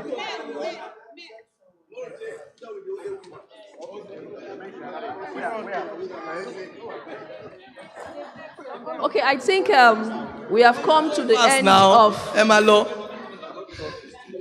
We have come to the end of today's session, for first session for today.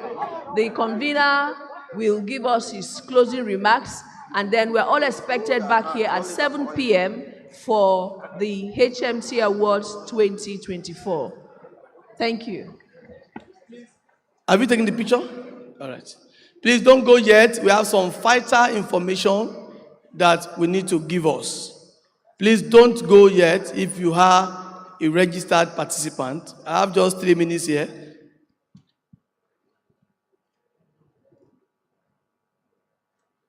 All right, please, Elomas, one person should come and assist us to move this thing out of this place.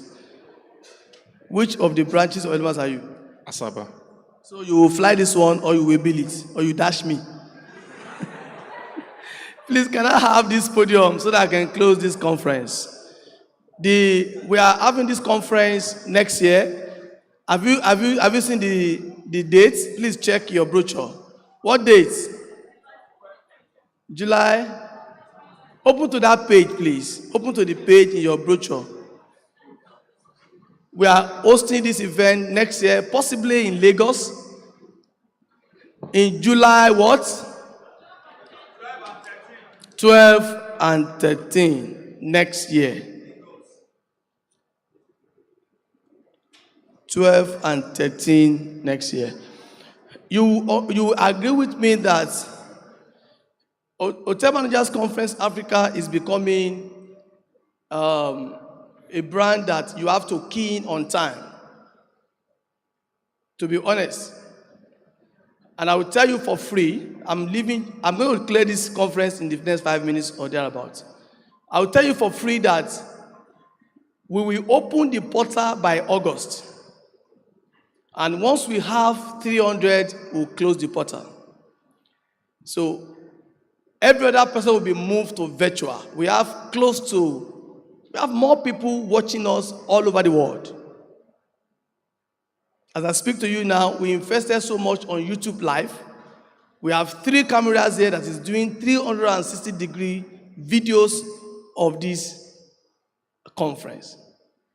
Our participants virtually, they pay 50,000 naira and they are enjoying themselves. So if you cannot, once you have 300, no matter who you are, I will not allow you to enter. So this is going as a strong warning in a very polite way to latecomers. People that love to pay for conference fees in the day of the conference or some days, I will not mention name. Because I know you want to try it next year. The game has changed. So the moment we open the portal, start making your money, we'll give you, it's going to be automated this year. Start keying into it. Sponsors, exhibitors, those that want to advertise in the conference brochure, key into it immediately. Because once we have 300, I will not take any physical attendance again. To manage 300 is an headache. I will not do 400. And we will raise the bar a little so that we can give you more comfort. Once you cannot meet up 300, you wait for virtual, you stay in your house and watch us live. If you don't have my phone number up to now in your phone, you are doing the wrong thing. Because I want to know you, I want to do business with you. My phone number is 080-3536-7918. I take that again. The phone number of Mr. Olugbenga Sunday, the DG and convener of Hotel Managers Conference Africa project, his phone number is 080-3536-7918. I am a trainer. I'm not sitting on any hotel. I'm not hotel GM. I train. I train. I train. I'm a good trainer. You have training need in your hotels. Contact me. My budget is, my charges, they are friendly. I love to travel. I want to do training in Jos, in Sokoto. I want to do training everywhere, even outside Nigeria. Contact me for your training needs, operations, food and beverages, housekeeping, every accounting especially. I would love to train your staff. Take me to your hotel, let me take your staff. You will not pay that much, but you will pay money. My father gave birth to 11 of us. I'm 3 in number, and I would love to tell you that number 9, yes, number 9 in our family is in this house. And everything you have seen, you are doing, you see material is ready, scan, you get your material. Can I have Olayiwola on this podium? He is major in QR code. Please run to the podium. Make everything you are seeing there. You say, download this lecture. Don't you like it? It's automation. Good. His area is QR code. You can generate QR code for you, for your menu. This is my brother. I am number 3 and he is number 9. My father gave birth to 11 of us. We have the same DNA. He has been so supportive and I love him so much. We are 11 in number. This is number 3. This is number 9. And what he does is to give you QR code for your restaurants. You can even have QR code for anything, any information you want to, even for your website. He does the QR code for Hotel Manager School. Please share your card. They will meet you. I love you. Is Okoyemi here? Okoyemi, our brand strategist, is not around? All right. Maybe during the award night, I will introduce the person in charge of all this branding. You need to work with him. If you don't have a good brand strategist, I will introduce to you for free the brain behind every conceptualization of this project. I want you to take a course in Hotel Manager School. The school opens. We have a course that will last for 2-3 months from August. And I would love you to take a course. I will not tell you the faculty, but please, I hope we have all our data. If you have not given your data, your phone number, your email address, and all that, please.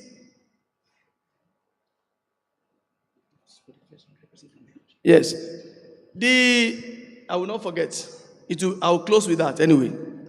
Okay, thank you. This is the list, Abby. All right. But do you have up to 100? Okay, thank you. All right, thank you. Take a course because we want to make this thing continuous.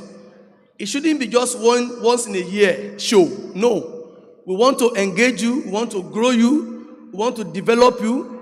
We want you to be the true general manager.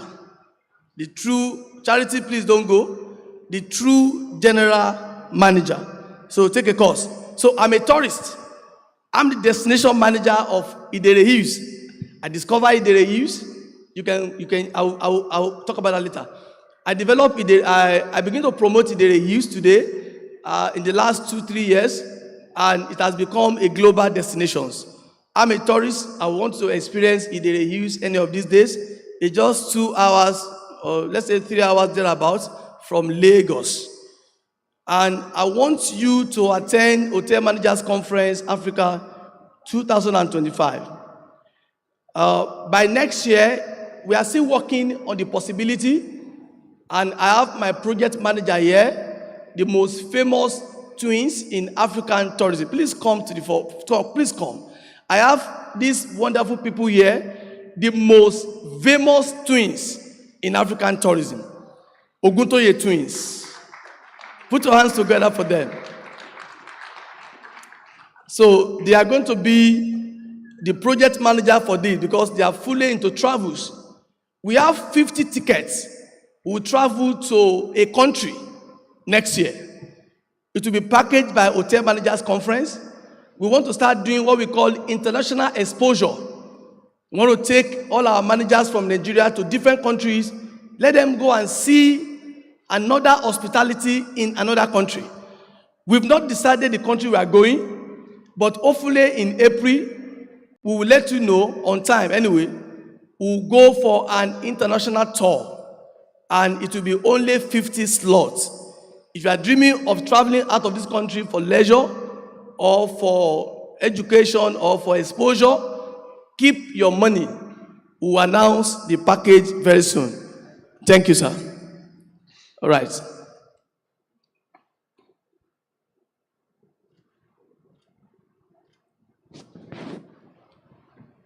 So, all right, thank you. So we had a course in hotel manager school that lasted for 1 month, very rigorous. During the award night, I will recognize the best graduating students, and I would love to even show you our best graduating students. Please stand up. Put your hands together for Towoju. Amazing person. He is the best graduating student. The first course we did lasted 1 month, took by Professor Wasiu Babalola. We did hotel operational reports and checklist. It took us 1 month. All right, I have here the Outcome president. I've mentioned his name a couple of times. He's gone. Okay, he has left. Okay. And I have here my wonderful, I call them, there are 3 in number. I used to address them my sugar mommy. Nauto, please help me take majestically to this podium. I want to have you on this podium because they are the one in charge of Nauto. We have here the person in charge of the PGD programs, and we have another one, Omolere and Shinere. These are wonderful. There are 3. We have another person, Kate. They are my VIPs. They will be here with us during the gala nights. But when you hear the word Nauto, these are women behind it. Please, I love you, my sugar mommies. Come to the podium, please. They are amazing. They love me. And they want good for me. Thank you for coming, and I appreciate you. You want to take a course in Nauto, PGD? What is Nauto, sir? National Institute for Hospitality and Tourism. So, what role are you playing now? Okay, so we have campuses all over Nigeria. In the 6 geopolitical zones, the headquarters is in Abuja. So I am the zonal coordinator for Lagos campus. And you, ma? I'm the program coordinator for the postgraduate course program. You want to do PGD? Oda. In hospitality and tourism in Nauto.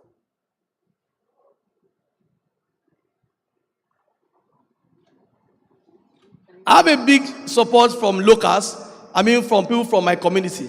Quickly, I'll bring one of my big sponsors. I love him so well. We are from the same local governments. You must have been seeing DAF here. You are wondering a foundation supporting them again. Please come to the microphone, sir, because I love you. He flew in from Abuja, and he told me, I will be in your event. Please come, sir. You are amazing to me. Because you have someone, he's a philanthropist. He has done so well for my community. He's from Iguora in the Barapa Central Local Government, but resides in Abuja. He's a big-time real estate. If you are looking for land in Abuja or anywhere in... Please. God. Good evening, Lagos. I am Jude Fagbemi. Mr. Benga, thank you for this opportunity. And I want to bless God also for your life. God has taken you this far, and He will never let you down. You're going places. I trust God for that. I'll say a little about myself. Today is not for me, today is for him. Whatever I am is actually inconsequential. But I do real estate. I sell land. I sell house. In case you are looking at investing in Abuja or even in Lagos, we have our office also here in Lagos. You can contact me. Thank you for the opportunity once again. You know I don't like talking. Can we share your phone number? Yes, you can. Okay, my phone number. You want to buy a house? This is the... Or you have a property to sell also and you want it to go so fast. You can also reach out to me. Or you're looking at acquiring a new hotel or a land to build your hotels. I'm the go-to person. 0810 98 00030. 0810 98 00030. Jide Fagbemi is the name once again. Yeah, thank you so much. Picture with you.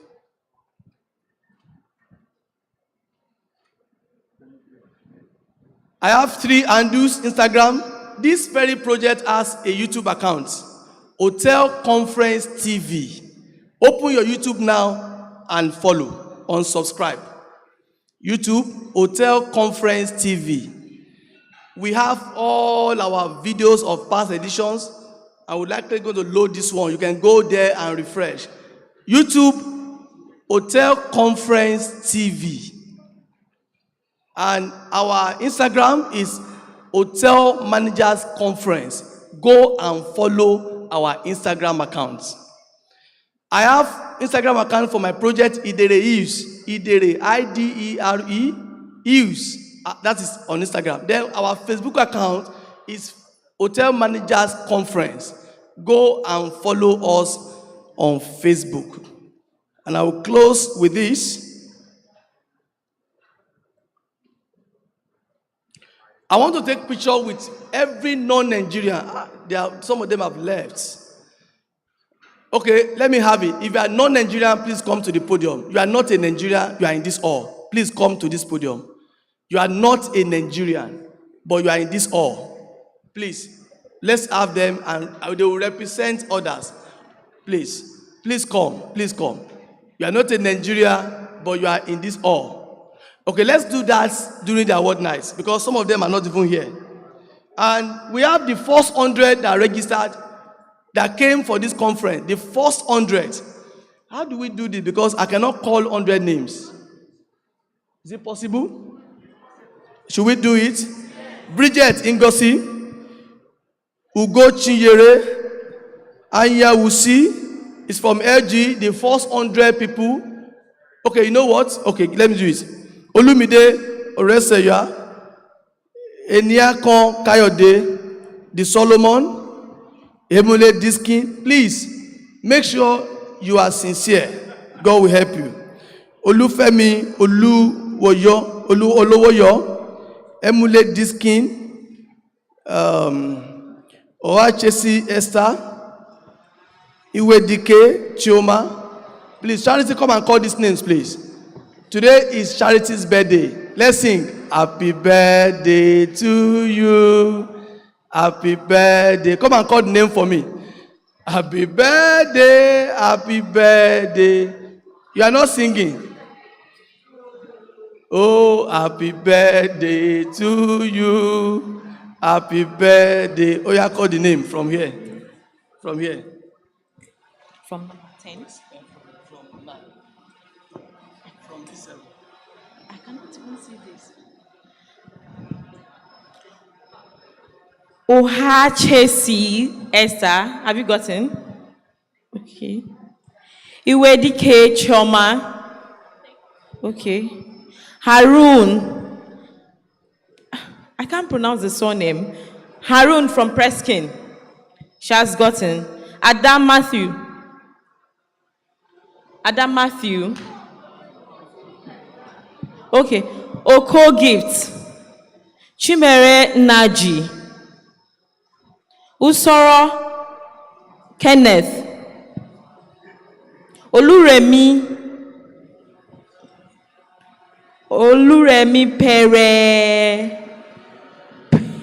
Peregrino. Adejoke Akinsula. Something like that. Please forgive me for the way I'm pronouncing the names. Daniel Egunyega. Daniel Egunyega. Ikeji Stephen. Ikeji Stephen. Oh, I can't really see the handwriting of the next person one bit. Augustine something, I can't really see. Who is Augustine from FES or is it ECS Retail? Gloria Ezeigwe. Ndukwe Chinonso.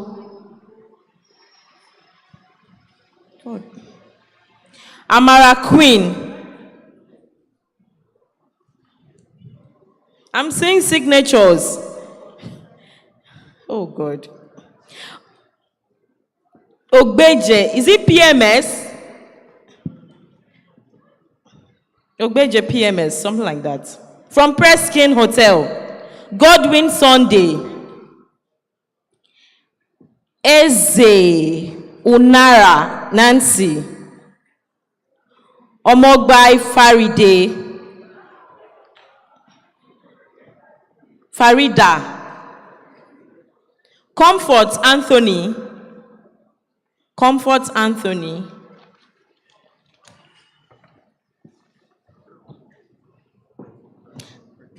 Akintayo.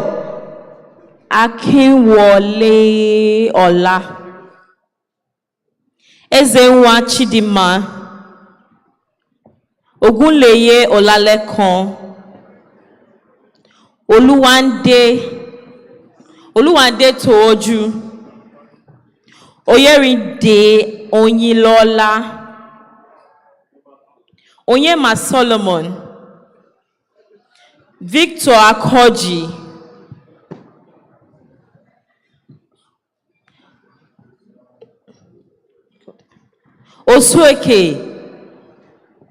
Osweke from Unique Suites. Mfam. Favor. I can't see the surname. LG. Favor from LG. Okay, cancelled.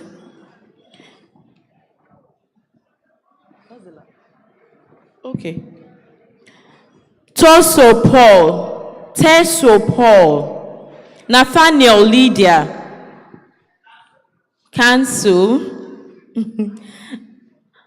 Oh. Olaniyi Aboshede.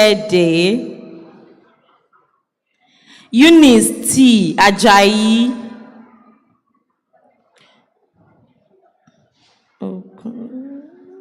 Oh Lord. Okun something. Joseph from Home and Away. Rain of 4.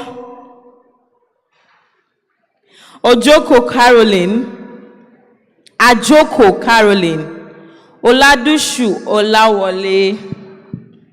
Sheyi Babayomi. Samuel Abiola. Aziz Sodiq.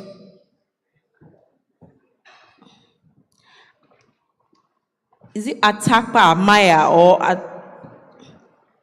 from Gold Eyes Hotel Warri? Is it Atakpa or Atafila? From Gold Eyes. Osagiato Fidelis. ID Echo. Maria Ogo. From Bonn. Matthew Adejo. Piga Ofobo. Antonia Opala. Patience Basi. Edidiong George. Olagundoye Samuel.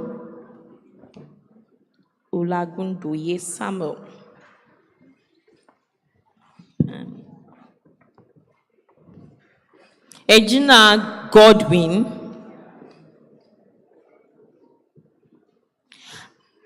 Akinrimoyo Alex Franca Emogene, Kelvin,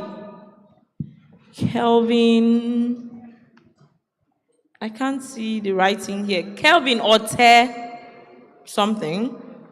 Obinna Okorie. Celestine Ibadio. Celestine from Unila Guest House. Alufe C. Babajide. Taiwo Oguntoye. Kehinde Oguntoye. Koya Amege. Kingsley Omojevu. Adefunke Adeniyi. Orakwe Eukaria. Okegun Emmanuel. Nata Adaku. Akinshola Alice. Damola Adeshi John. From NTDA Abuja, Damola. Amer Adamu. Toby Rosin. Okonlawon. Samdin. I can't really pronounce that. Samsdin. Omokoje Elizabeth. Juliet Ekwere. Sokoye Abayomi. Orosunoye.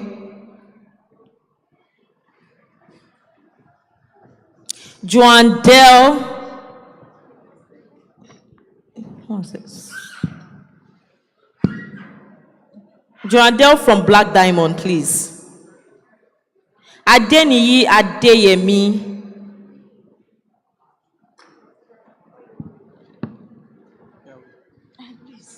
We're almost done. We're almost done. What is this? Alexander.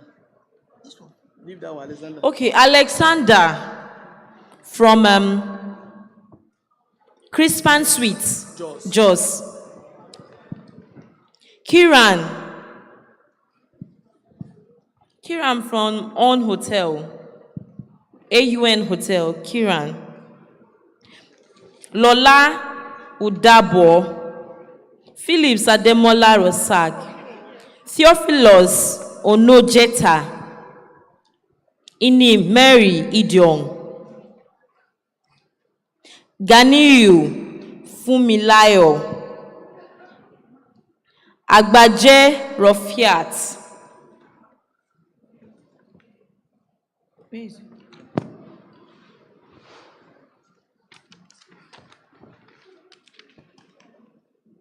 Juliet Horace. Awopetu Rashid. Nestor Izugu.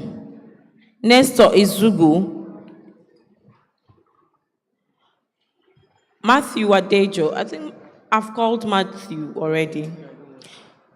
Prophet Sakari. Olokode Aisha. Olokode Aisha. And the last person. Akomolafe. No, Akomoye Olamide. Akomoye Olamide. Okay, come on, That's the 100. Miriam Olamide. So we love LG for keeping to their word. Please, if you hear your name and you have not collected, you can come and see us. You confirm from this list and we'll give to you. This is the gift for the first 100 people that arrived Hotel Managers Conference Africa 2024. And the first person that arrived by 6:30, by 6:15 from Bond Hotels, Warri, she's winning a free ticket. Where are you? She's winning the free tickets to Hotel Managers Conference Africa 2025, Lagos. It's Lagos. Thank you. You can go. And I want to say again, happy birthday. Let me take a picture with you.